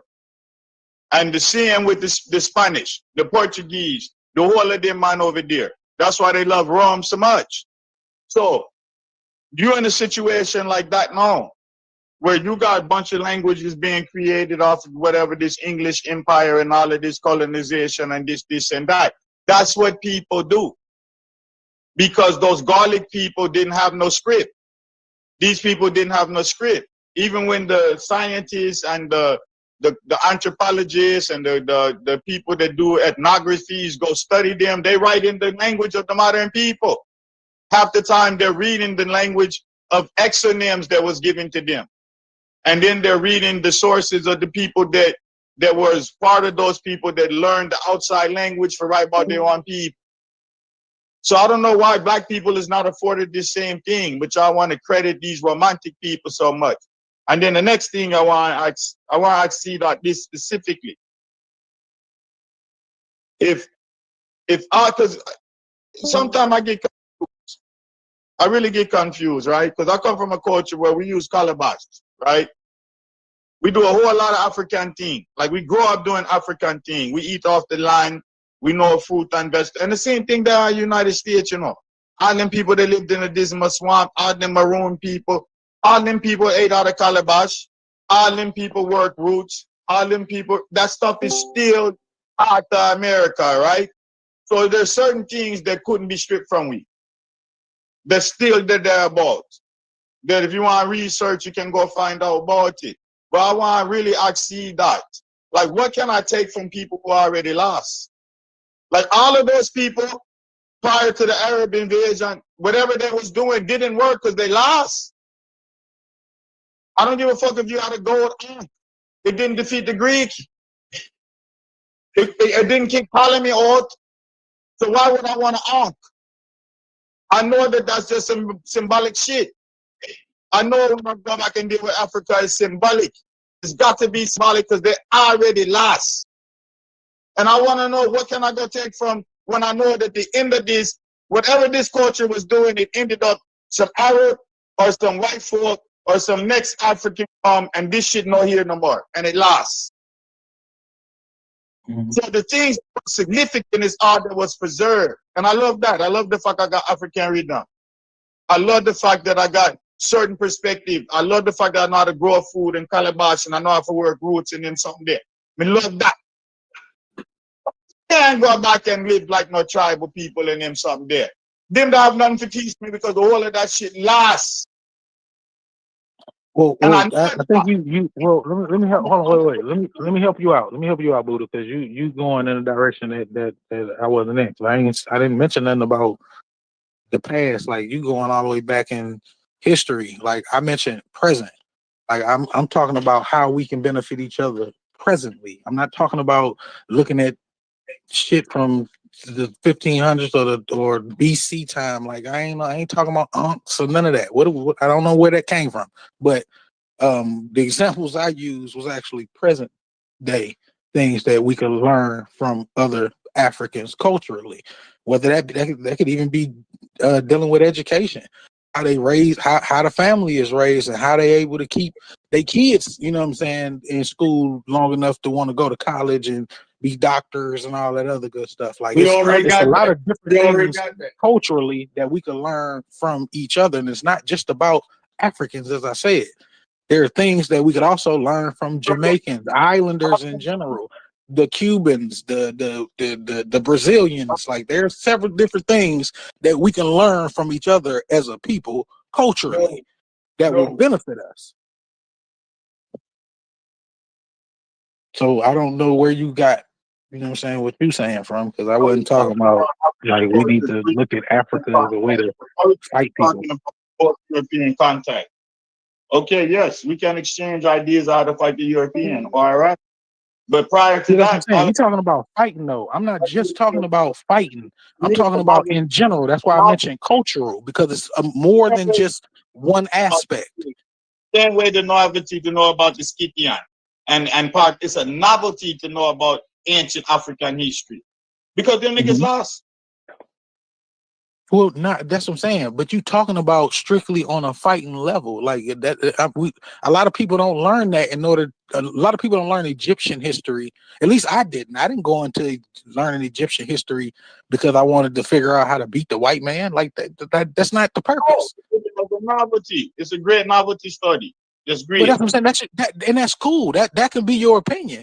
But for some other people, like I said, it could have brought them into. For me, it brought me into another space of appreciating Black culture. So that's all it did for me. It didn't take me into, well, now I know King Tut did this. I'm finna go in. Like, no, like I don't live in that fantasy world that I don't know who y'all be talking to when it comes to Pan-Africanism, because I've never been a Egyptomaniac or none of that type of shit. I've never came with that type of philosophy. The people I bring to the table when I talk about Pan-Africanism are usually people who are revolutionary or what was the word they used the other day? Not freedom, but I can't think of the word right now. But anyway, they're more present than prehistoric, you know what I'm saying, or historic, you know what I'm saying. A lot of the people that I talk about when I talk about Kwame Nkrumah or Kwame Ture or my brother in South Africa right now. Like it's a lot of different people. PLO Lumumba, Patrice Lumumba. Like a lot of these people aren't like these ain't super duper historic people, and the reasons I bring them up is because of that connection that they have with unifying the people. Like Kwame Nkrumah was actually able to unify people. You know what I'm saying? Like regardless of the tactics or whatever niggas want to talk about, they was able to unify people and basically get a push to pushing away European influence. So like I don't get why we feel like these are things that we shouldn't care about or we shouldn't know about, because they could help in the shit that we trying to do here. You know what I'm saying? Figuring out how to unify people, how to get people together on a collective stance. I brought up the word propaganda the other day. I think you was here when I was talking about it. You know what I'm saying? And how it could benefit black people. We got to start doing things that actually benefit us. I don't just say we only need to look at us, especially when it comes to fighting. Shit, I say look at the Jews when it comes to fighting. I say look at Israel when it comes to fighting. I say look at China when it comes to fighting. I say you can look at America when it comes to fighting. If you want to get examples of how to do shit, you know what I'm saying, either in a brutal way or, you know what I mean, in a excuse me, either in a brutal way or in a propaganda, you know, ideology type of way. Like it's different ways that you can actually approach a problem and come to a good solution. So we should be looking at all different cultures as far as as far as fighting go. But I'm talking about unification, and I'm talking about getting how people can get together and push our shit forward. That's it. That's what Pan-Africanism is about. It's not about none of the other old weird shit. I don't know who y'all be talking to. I have no clue. But like I said, go to Julius Malema. Julius Malema, another Pan-Africanist. Like I study those people. You know what I'm saying? What they talk, those are the people I listen to and say, okay, well, these are my elders. You know what I'm saying? In Pan-Africanism. I look at Ibrahim Traore as one of my peers because we're around the same age. I mean, well, I'm a little older than him actually. So, you know what I'm saying? Like we brothers in the same struggle with the same ideology. That's it. You know what I'm saying? And I view those people as something that could benefit black people if you want to look at how to win or how to push forward with black people. It's that simple. No, I think say we all study them people that's so. That them people coming out of modern times with the struggle thing, right? Right. No talk about that, right? A modern time them coming. Yeah. Yeah. Exactly. That's my point. Those are the ones that I truly like. Don't get me wrong. I study W.E. Du Bois and a bunch of our other elders who passed and all that type of stuff. But I'm really looking at what's going on right now. Like who can I listen to that's making sense for what I can do? What was stripped from you though? Say that one more time. I said that's not part of the stuff that was stripped from Uno though. That wasn't stripped from you. As far as African culture? That's accessible to you. That's part of the whole liberation movement coming out of the 50s and the 30s and 40s and them era there. That was the word I was looking for too. Resisting colonialism and inspired by all the colonial this and that. And all that's accessible to Uno. That wasn't stripped from you. That's not African culture that was from you. African culture that was stripped from you is the culture exactly and pre-European contact. Mm-hmm. Right. You what in all that I gonna help you. Because you can't find that unless you go to the ethnographers and you go to certain researchers. Because that's not even like those people no more. Because those people are colonized people. And they fight in a modern time. You have to go out the bush people them. With Why you? When you go out, a bunch of people, them doing all type of fuckery. Them not just over there living off the land with, and they got one little bush that you need to find out. Them people doing all type of fuckery, and you know what that. You know what say that if you went amongst them tribal people, you'd be like, yo, sir. I them think them in a used to. Like the man them have to, yeah, the hygiene, something wrong, something right with that. Yeah, I can't believe the man them going at them pool there so to do them certain there. And that the watering hole, bumbo clot. You not gonna go there and have this benign shit for some tribal people, man. Come on, man. This is what I get to talking about when we start romanticizing the shit. You the one saying this weird shit. I ain't saying nothing that you just said right now. You're romanticizing all of that shit you just said. I didn't romanticize nothing at all whatsoever. Not one thing that I said was something that's unpractical. To know about me, most of that you're gonna get from white ethnographs and cultural studies and shit like that. The people that's even from them cultures not even gonna be telling you that. You're gonna read the shit in French, telling me English, what? Telling me what? Shit. Come on, man. They're not gonna be telling me what. What are you talking about right now, Buddha? And you go study that shit without even being biased by this side of the world. Like you're not gonna go look at that objectively and just interact with that and bring some out of that that's beneficial. No. Bring some out of what that's beneficial? Out of African cultures? It didn't work. It didn't defend us. It didn't. Oh, So then you bro, I don't know. Look. I don't know what you talking about right now because you arguing something totally different for what I'm talking about, and I don't want the confusion to keep going in the circle if you're not. I think what he's getting at is, I think what he's trying to say is like, if it didn't work back then, and we trying to incorporate it now, but it didn't work back then. I think that's what he's trying to say. I ain't talking about back in no time. No, I just made that. I don't think y'all be listening, bro. Like, I really think that y'all hearing. I heard you when you say you talking about modern Africans. You talking about getting those. So how the fuck we go from talking about I mean, that's what he said. I'm telling you what he said. That ain't what was stripped from you. You know what, Buddha? I got to admit, the bro. language was stripped. You've been changing. You've been changing the topic. There was a lot of shit that was stripped. What the fuck are you talking about? You wasn't speaking on motherfucking patois and goddamn Africa, nigga. What are you talking about?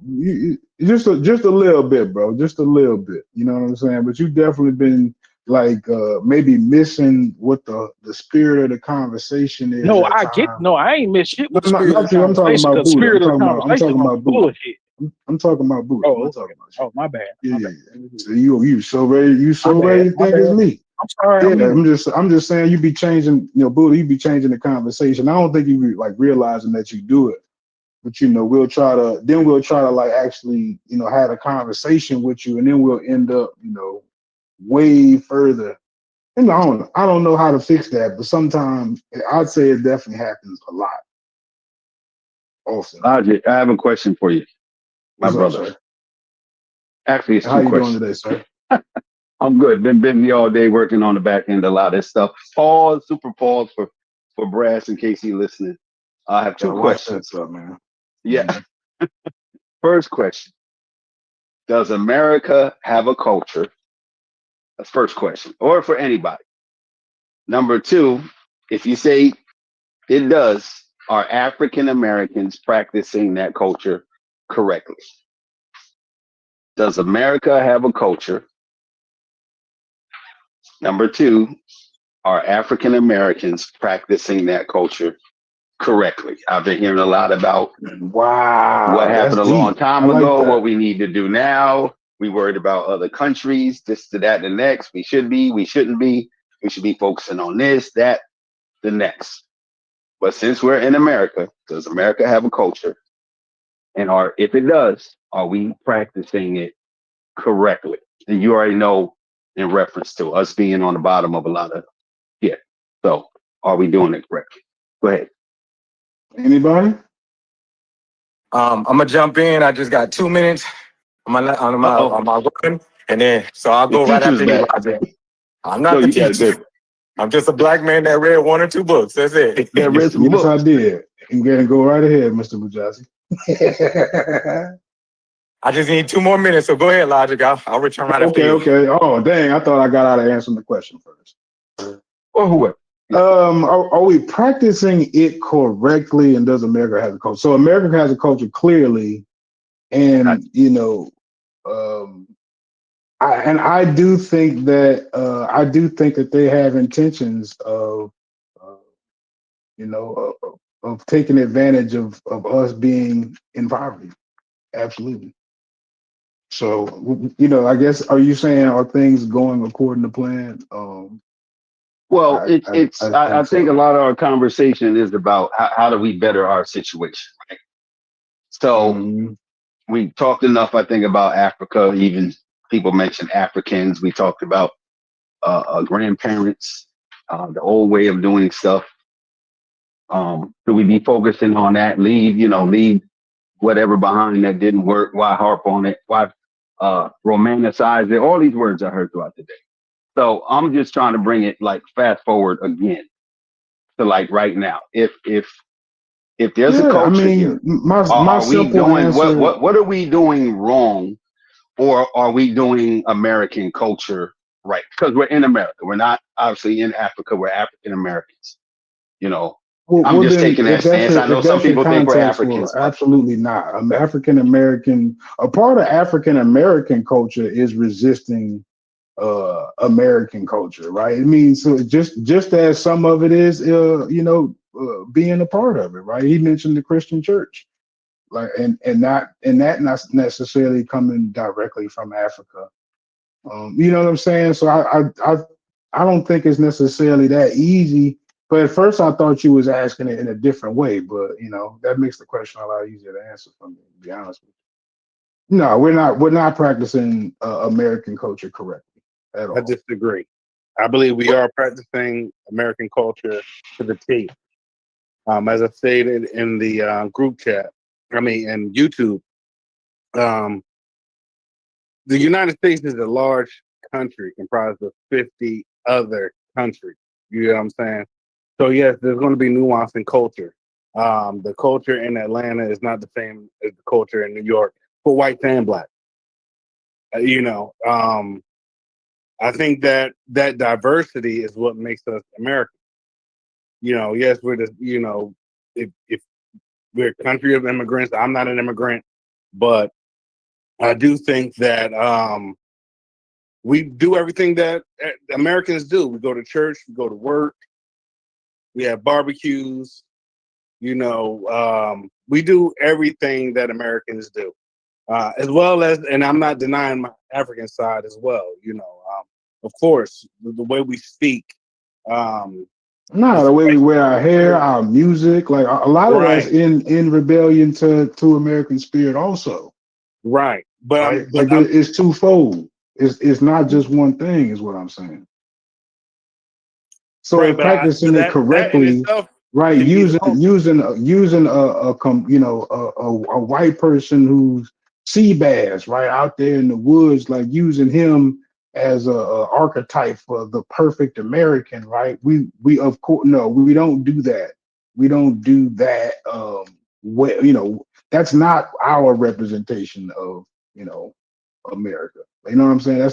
That's definitely we have our music. I'm trying to say it all at the same goddamn time, but like way we talk, our music, even the way we do church, right? Like it's still our own way of doing it. It's not just one thing. Okay, maybe this to help narrow it down a little bit. We go to church and do our church.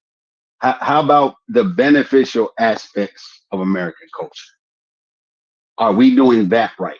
Like what the things in American culture that benefit Americans, whether individual or as a group, are we doing those things right? Before the next question, may I comment on the last one? No, it's the same question. Mean just like, narrow it down a little bit. You mean like lobbying for politics and stuff like that? I mean, no, it's the same question. It's just a little bit more pointy, like the beneficial aspects, whatever you consider beneficial in American culture, whether it be your right to vote, whether it be, education, healthcare, whatever it be, whatever you think benefits Americans. Good. The reason I wanted to I just want a quick response. I want to be long-winded. Go, Tell you the truth. All I wanted to tell you is that I would say yes, because when you read literature, there you have distinctive things, like say you read about a Black American in France. The way it's written, there's a certain thing this man is going to be doing that distinguish him from the Caribbean American.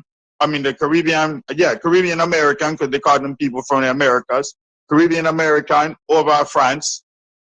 You understand? And they're going to have a dialect switch. They're going to have certain things that they're accustomed to. They're going to bring up things that are commonplace to America to associate with these characters being part of the American culture. So I would say yes, because I find it all the time in literature, because that's the only way to distinguish this character as being from the Americas and in a context. So that's all I wanted to add. And it's also I think it's a in great context question if you to our actually don't even tell position. me what you mean by it.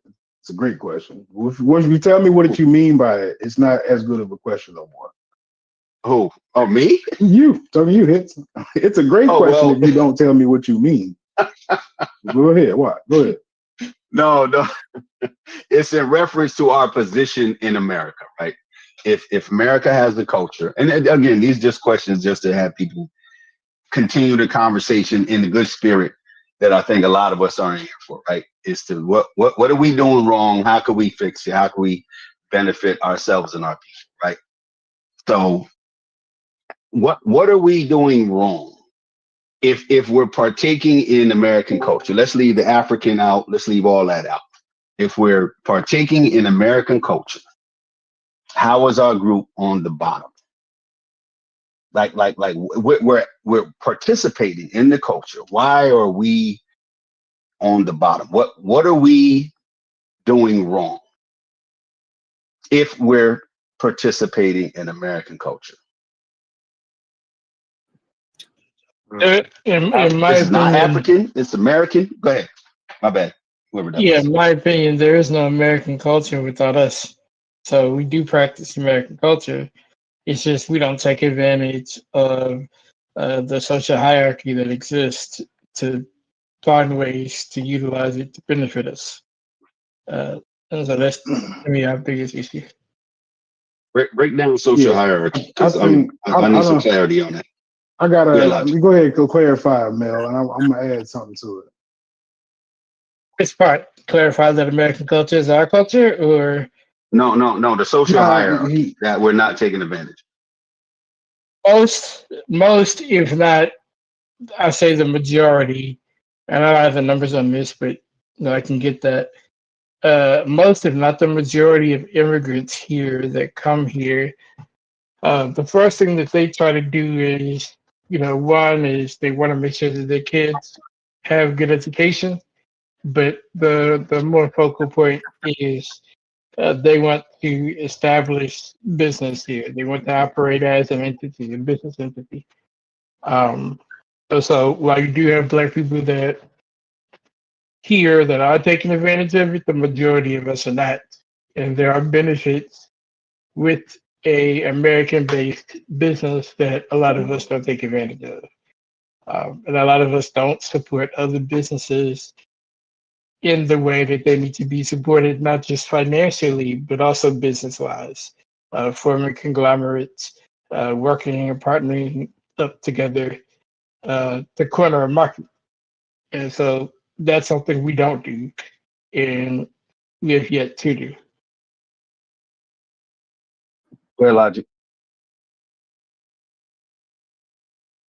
Until Logic gets back. Can I jump in? Oh, yeah, go ahead.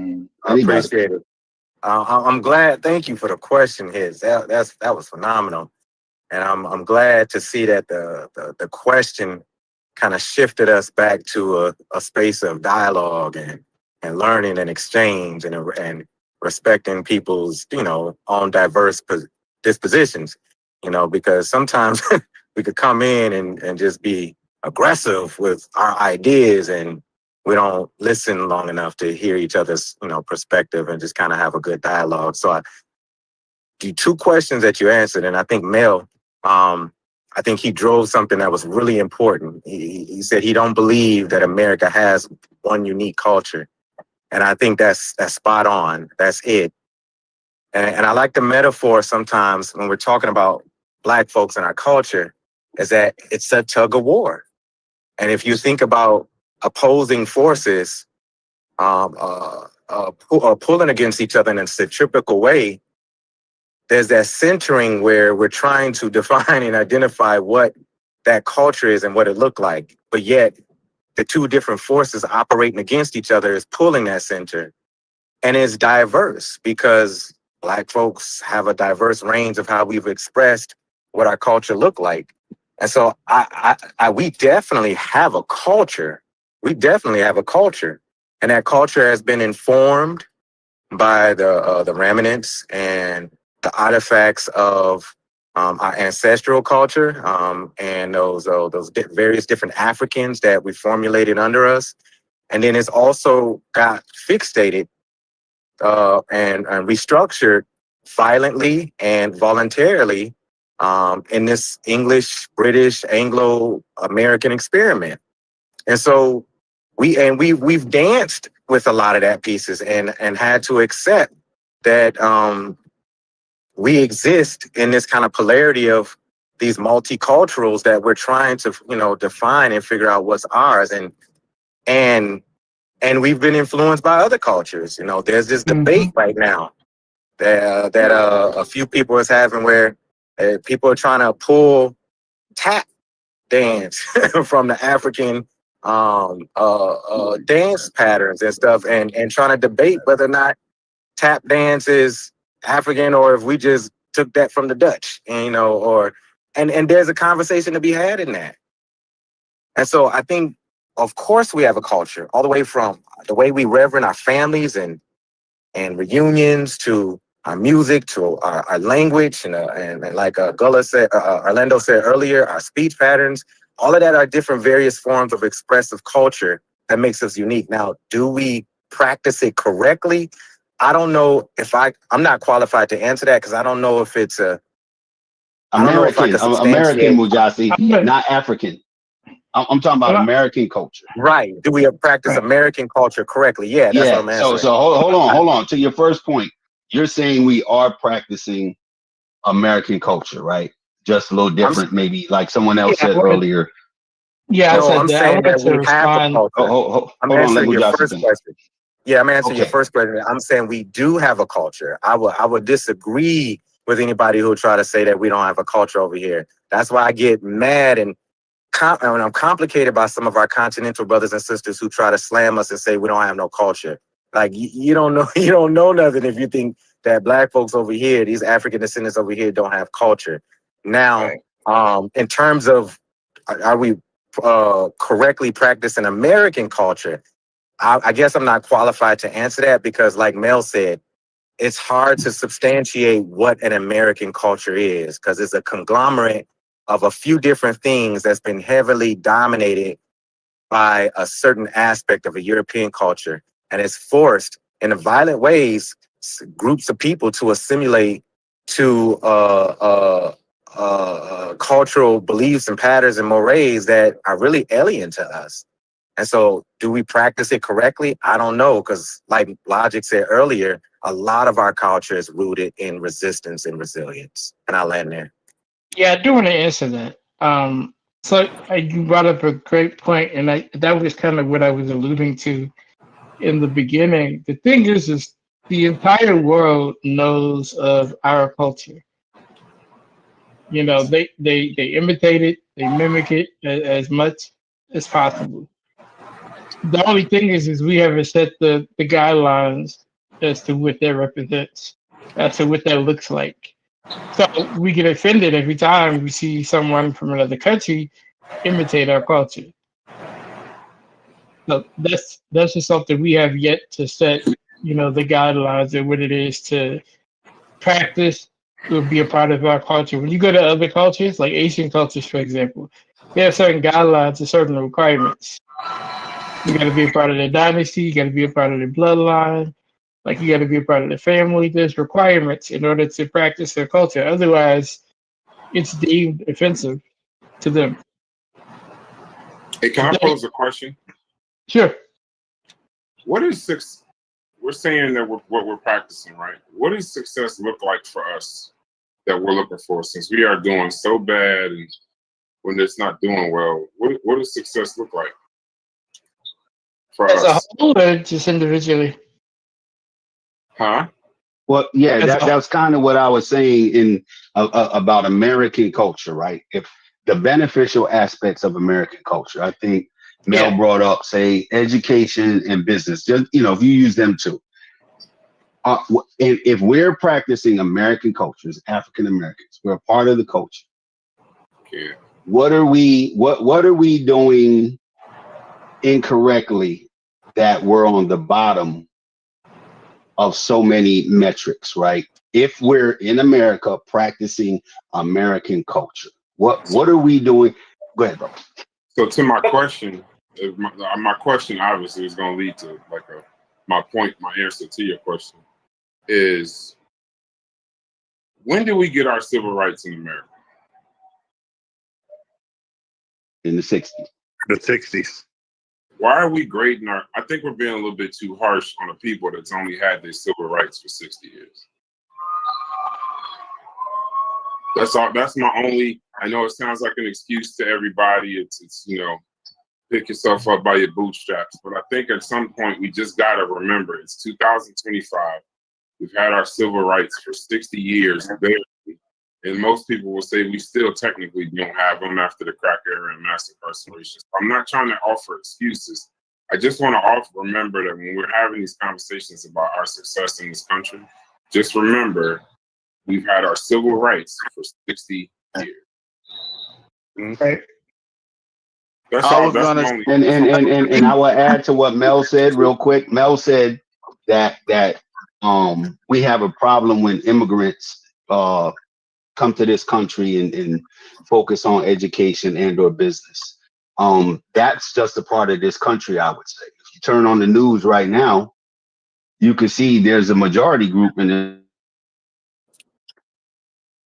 So yeah, I wouldn't say that aspect of it is culture, but it's something I do want to respond to before I touch that. When it comes to I think I just had it at the front of my mind here. What did you say, Brass, before? I'm gonna jump in after you, Mel. I wanted to add something to what I was going to say to Brad's comment. I wanted Brass to repeat what he said because I had a response for that. Brad talking about like our civil rights and he's saying he don't want to make any excuses for us, but he's elevating the idea that we just got our civil rights and we're being too hard on ourselves if we think that we'll kind of reestablish and practice this culture in America so quickly, even though we're just now arriving at a point where we have a little bit more autonomy of our own basic participation in democracy. I'm interpreting what he's saying, that's what he was going with that. You reminded me, yes. So y'all lost the signal. That's a valid point because we also see others using their blueprint. We created their blueprint, and we see others, whether it's the LGBTQIA community or other communities, they follow their blueprint. But we don't take ownership of their blueprint. We don't take pride in their blueprint. We don't utilize their blueprint for our advantage. But others will, and they do. Absolutely. And I think to the hits your question, which it got me thinking over here and spinning. And I'm gonna be quick, brother Anathema, because I'm gonna hear what you have to say too, bro.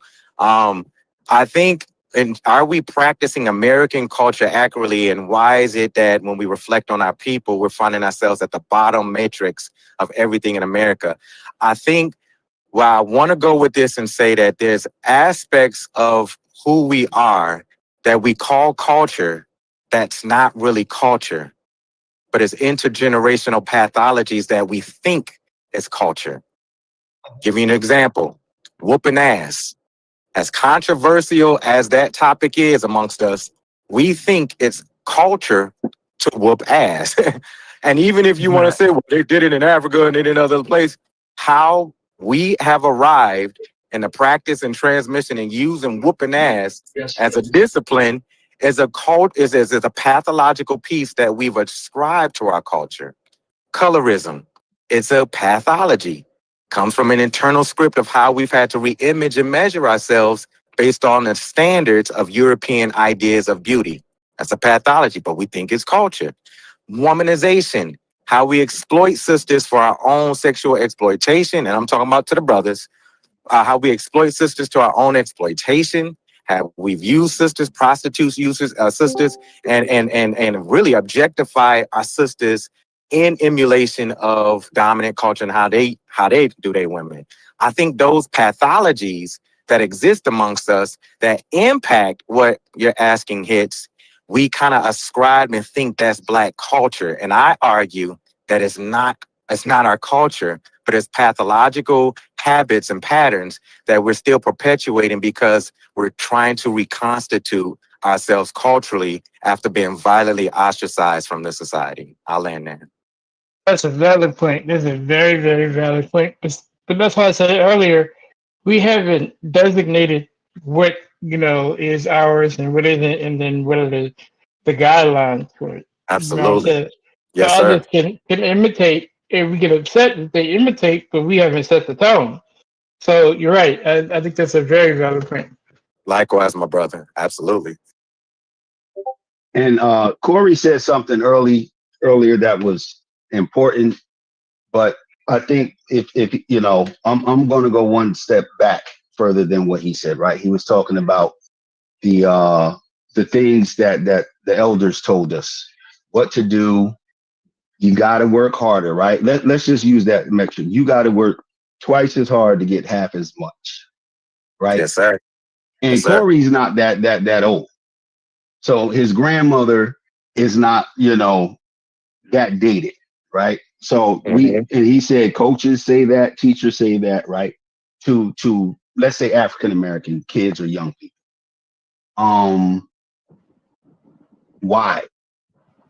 Why would someone have to work twice as hard? See, that's the part we kind of didn't talk about. Why would now say that? Just say to a rational human being, not saying we're not. Hey, you got to work twice as hard to get half as much. The first thing they're going to say after they say "fuck you," right? You can do that now with people you paying to work. Hey. Tell them to go do something for half their pay. Yeah.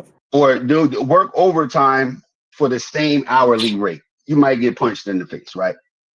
Yeah. Why would someone have to work twice as hard to get half as much? Yeah. And why is that okay? Why the hell is that okay? Our ancestors that fought for us to be able to even go to school fairly and equally would be rolling in their graves now for that. So what I'm saying is, if I said that to you, why would you have to work twice as hard to get half as much? Now, is it because you ain't shit, and when you ain't shit, you got to work twice as hard? Or no matter what you do, you're going to be labeled and looked at like you ain't shit?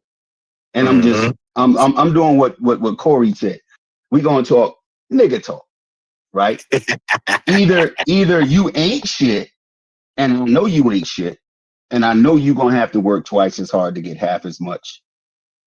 Or I know you are something, but you always, or in your lifetime, going to be looked at like you ain't shit, considered not shit, categorized as not shit. So now you have to work twice as hard. Like, absolutely. Why does someone have to work twice as hard? To me, that's, in this day and age, telling a young person that you got to go out here. And if they don't go, hold on, let me Google that. Hold on, let me ask ChatGPT what the hell going on. Can I throw a piece in there? No, you got it. Go ahead. So I'm glad Brass brought up McAdoo earlier, and I'm gonna throw in Andrew Billingsley. You know, as controversial as these sociologists and family scientists were in the 70s and the 80s, they talked about that. And I've been able to incorporate some of that in my lectures with my families up here, that there's a negative connotation that we're teaching our children kind of subconsciously when we say you got to work twice as hard to be half as good to make it in this world. And the euphemism arrives out of really a lot of families who were well constituted and put together in the Black labor movement in the 20s, 30s, and 40s to help prepare young people in urban environments and sometimes factory environments that in order to get and just even get a job and get employed to beat out the white competition, you have to work twice as hard just to be acknowledged and recognized in that employment opportunity. And so it was a way for us to try to break down and understand the socioeconomic climate that we were in order to try to compete against a lot of white immigrants and a lot of white labor forces just to make it. And it become like a wisdom saying for us.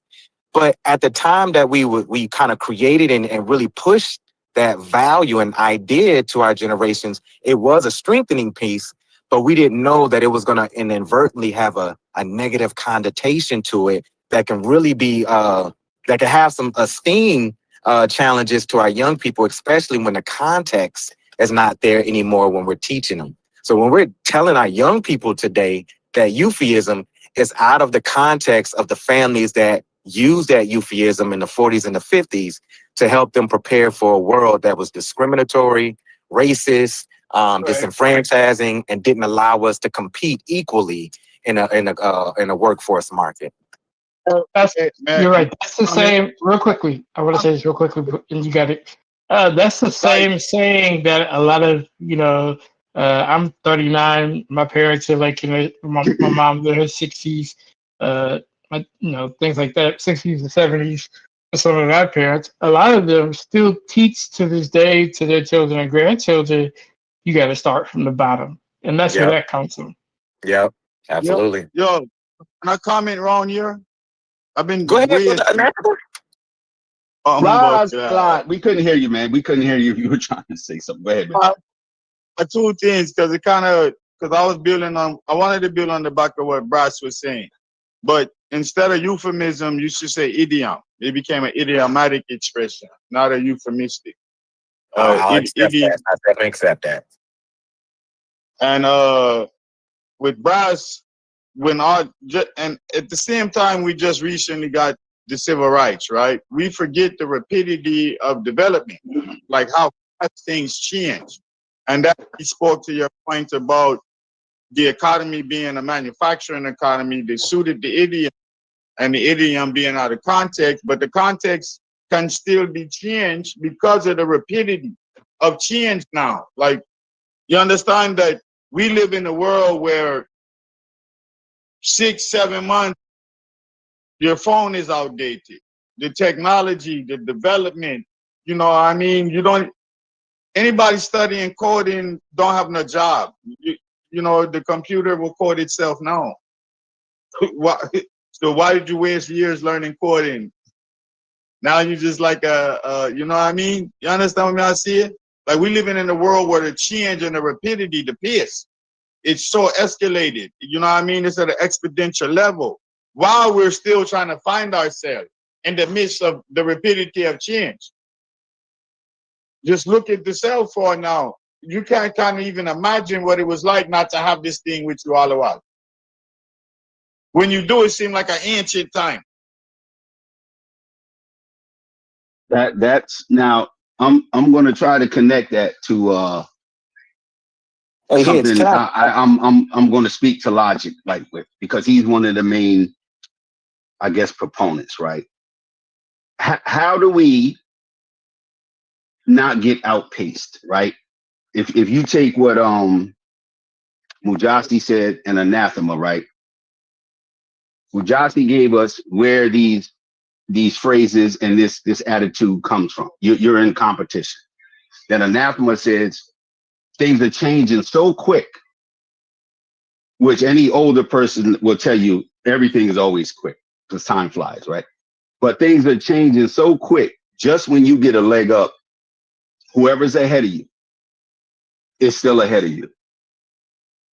So not only us as a group, eventually larger groups are going to be outpaced by things that Anathema are talking about, technology. Then maybe some changes will happen. But that, to me, if you don't prevent or slow down what's in front of you, you're never going to catch it. It's moving at the same speed that you are. So the better you do, the bigger your house get. Guess what? The bigger somebody else's house got. So now your house relative to that is what? Small. But it's big to you, but compared to your bank account, the bigger your account gets. Now hold on. The bigger your bank account gets, someone else got larger. Okay, why does that matter? Because say the price of something is cheap to them now, but not to you because of inflation or things like that. So how do we keep from being outpaced on a regular basis? When I say regular, it could be decades, it could be annually, whatever it is. My suggestion would be we have to understand how fast something is moving and what's moving. Why is it moving? Why is this thing still 10 paces ahead of me? Whether it be health, wealth, education, or business. I don't think it's because most people are doing something wrong. It's just we don't understand what we're up against. Right. Literally, like Anathema said, how is your phone outdated after a year and a half, 2 years? My brother Anathema. Something is moving this thing forward. Go ahead, bro. No, I just wanted to ask Anathema, are you an educator? I think you may have mentioned this a week ago. Are you an educator? Like you work with students? Teach literature, composition, and rhetoric. Say that one more time, brother. I teach literature, composition, and rhetoric. Thank you. Okay, yeah. So because when you say idioms, I'm like, okay, yeah. Thank you. So thank you for the correction earlier. Appreciate it. Oh yeah. No, I wasn't trying to one up, man. I was just giving you the correct term because you was right, but the term was a little off. Oh, absolutely. No, I received the correction. That's what I said. Thank you. I appreciate that, brother. I got my respect. I never want nobody to think, say me, I'm a literature major, so when I hear little things, you understand, I want to always act like my teaching just kick in. Absolutely, so bro. No. You're no forgiving me. That's what I said. Thank you for that correction. I welcome that. I appreciate that. And I hear things, I just jump in like, no, man, you can't see that. That's kind of wrong. You understand? Like we gotta margin, fix up the perspective. Like when I jumped in, I kept saying, y'all keep talking about these cultures like they classical cultures when they're Creole cultures themselves. But from the classical period, you understand? And they went through a process to develop who they became. And we going to the same town. That was my point. You understand what I'm saying? So it's like when I hear certain little nuances of the language, I'm like, wait a minute. Hold on, let me jump in real quick and try and add something for that.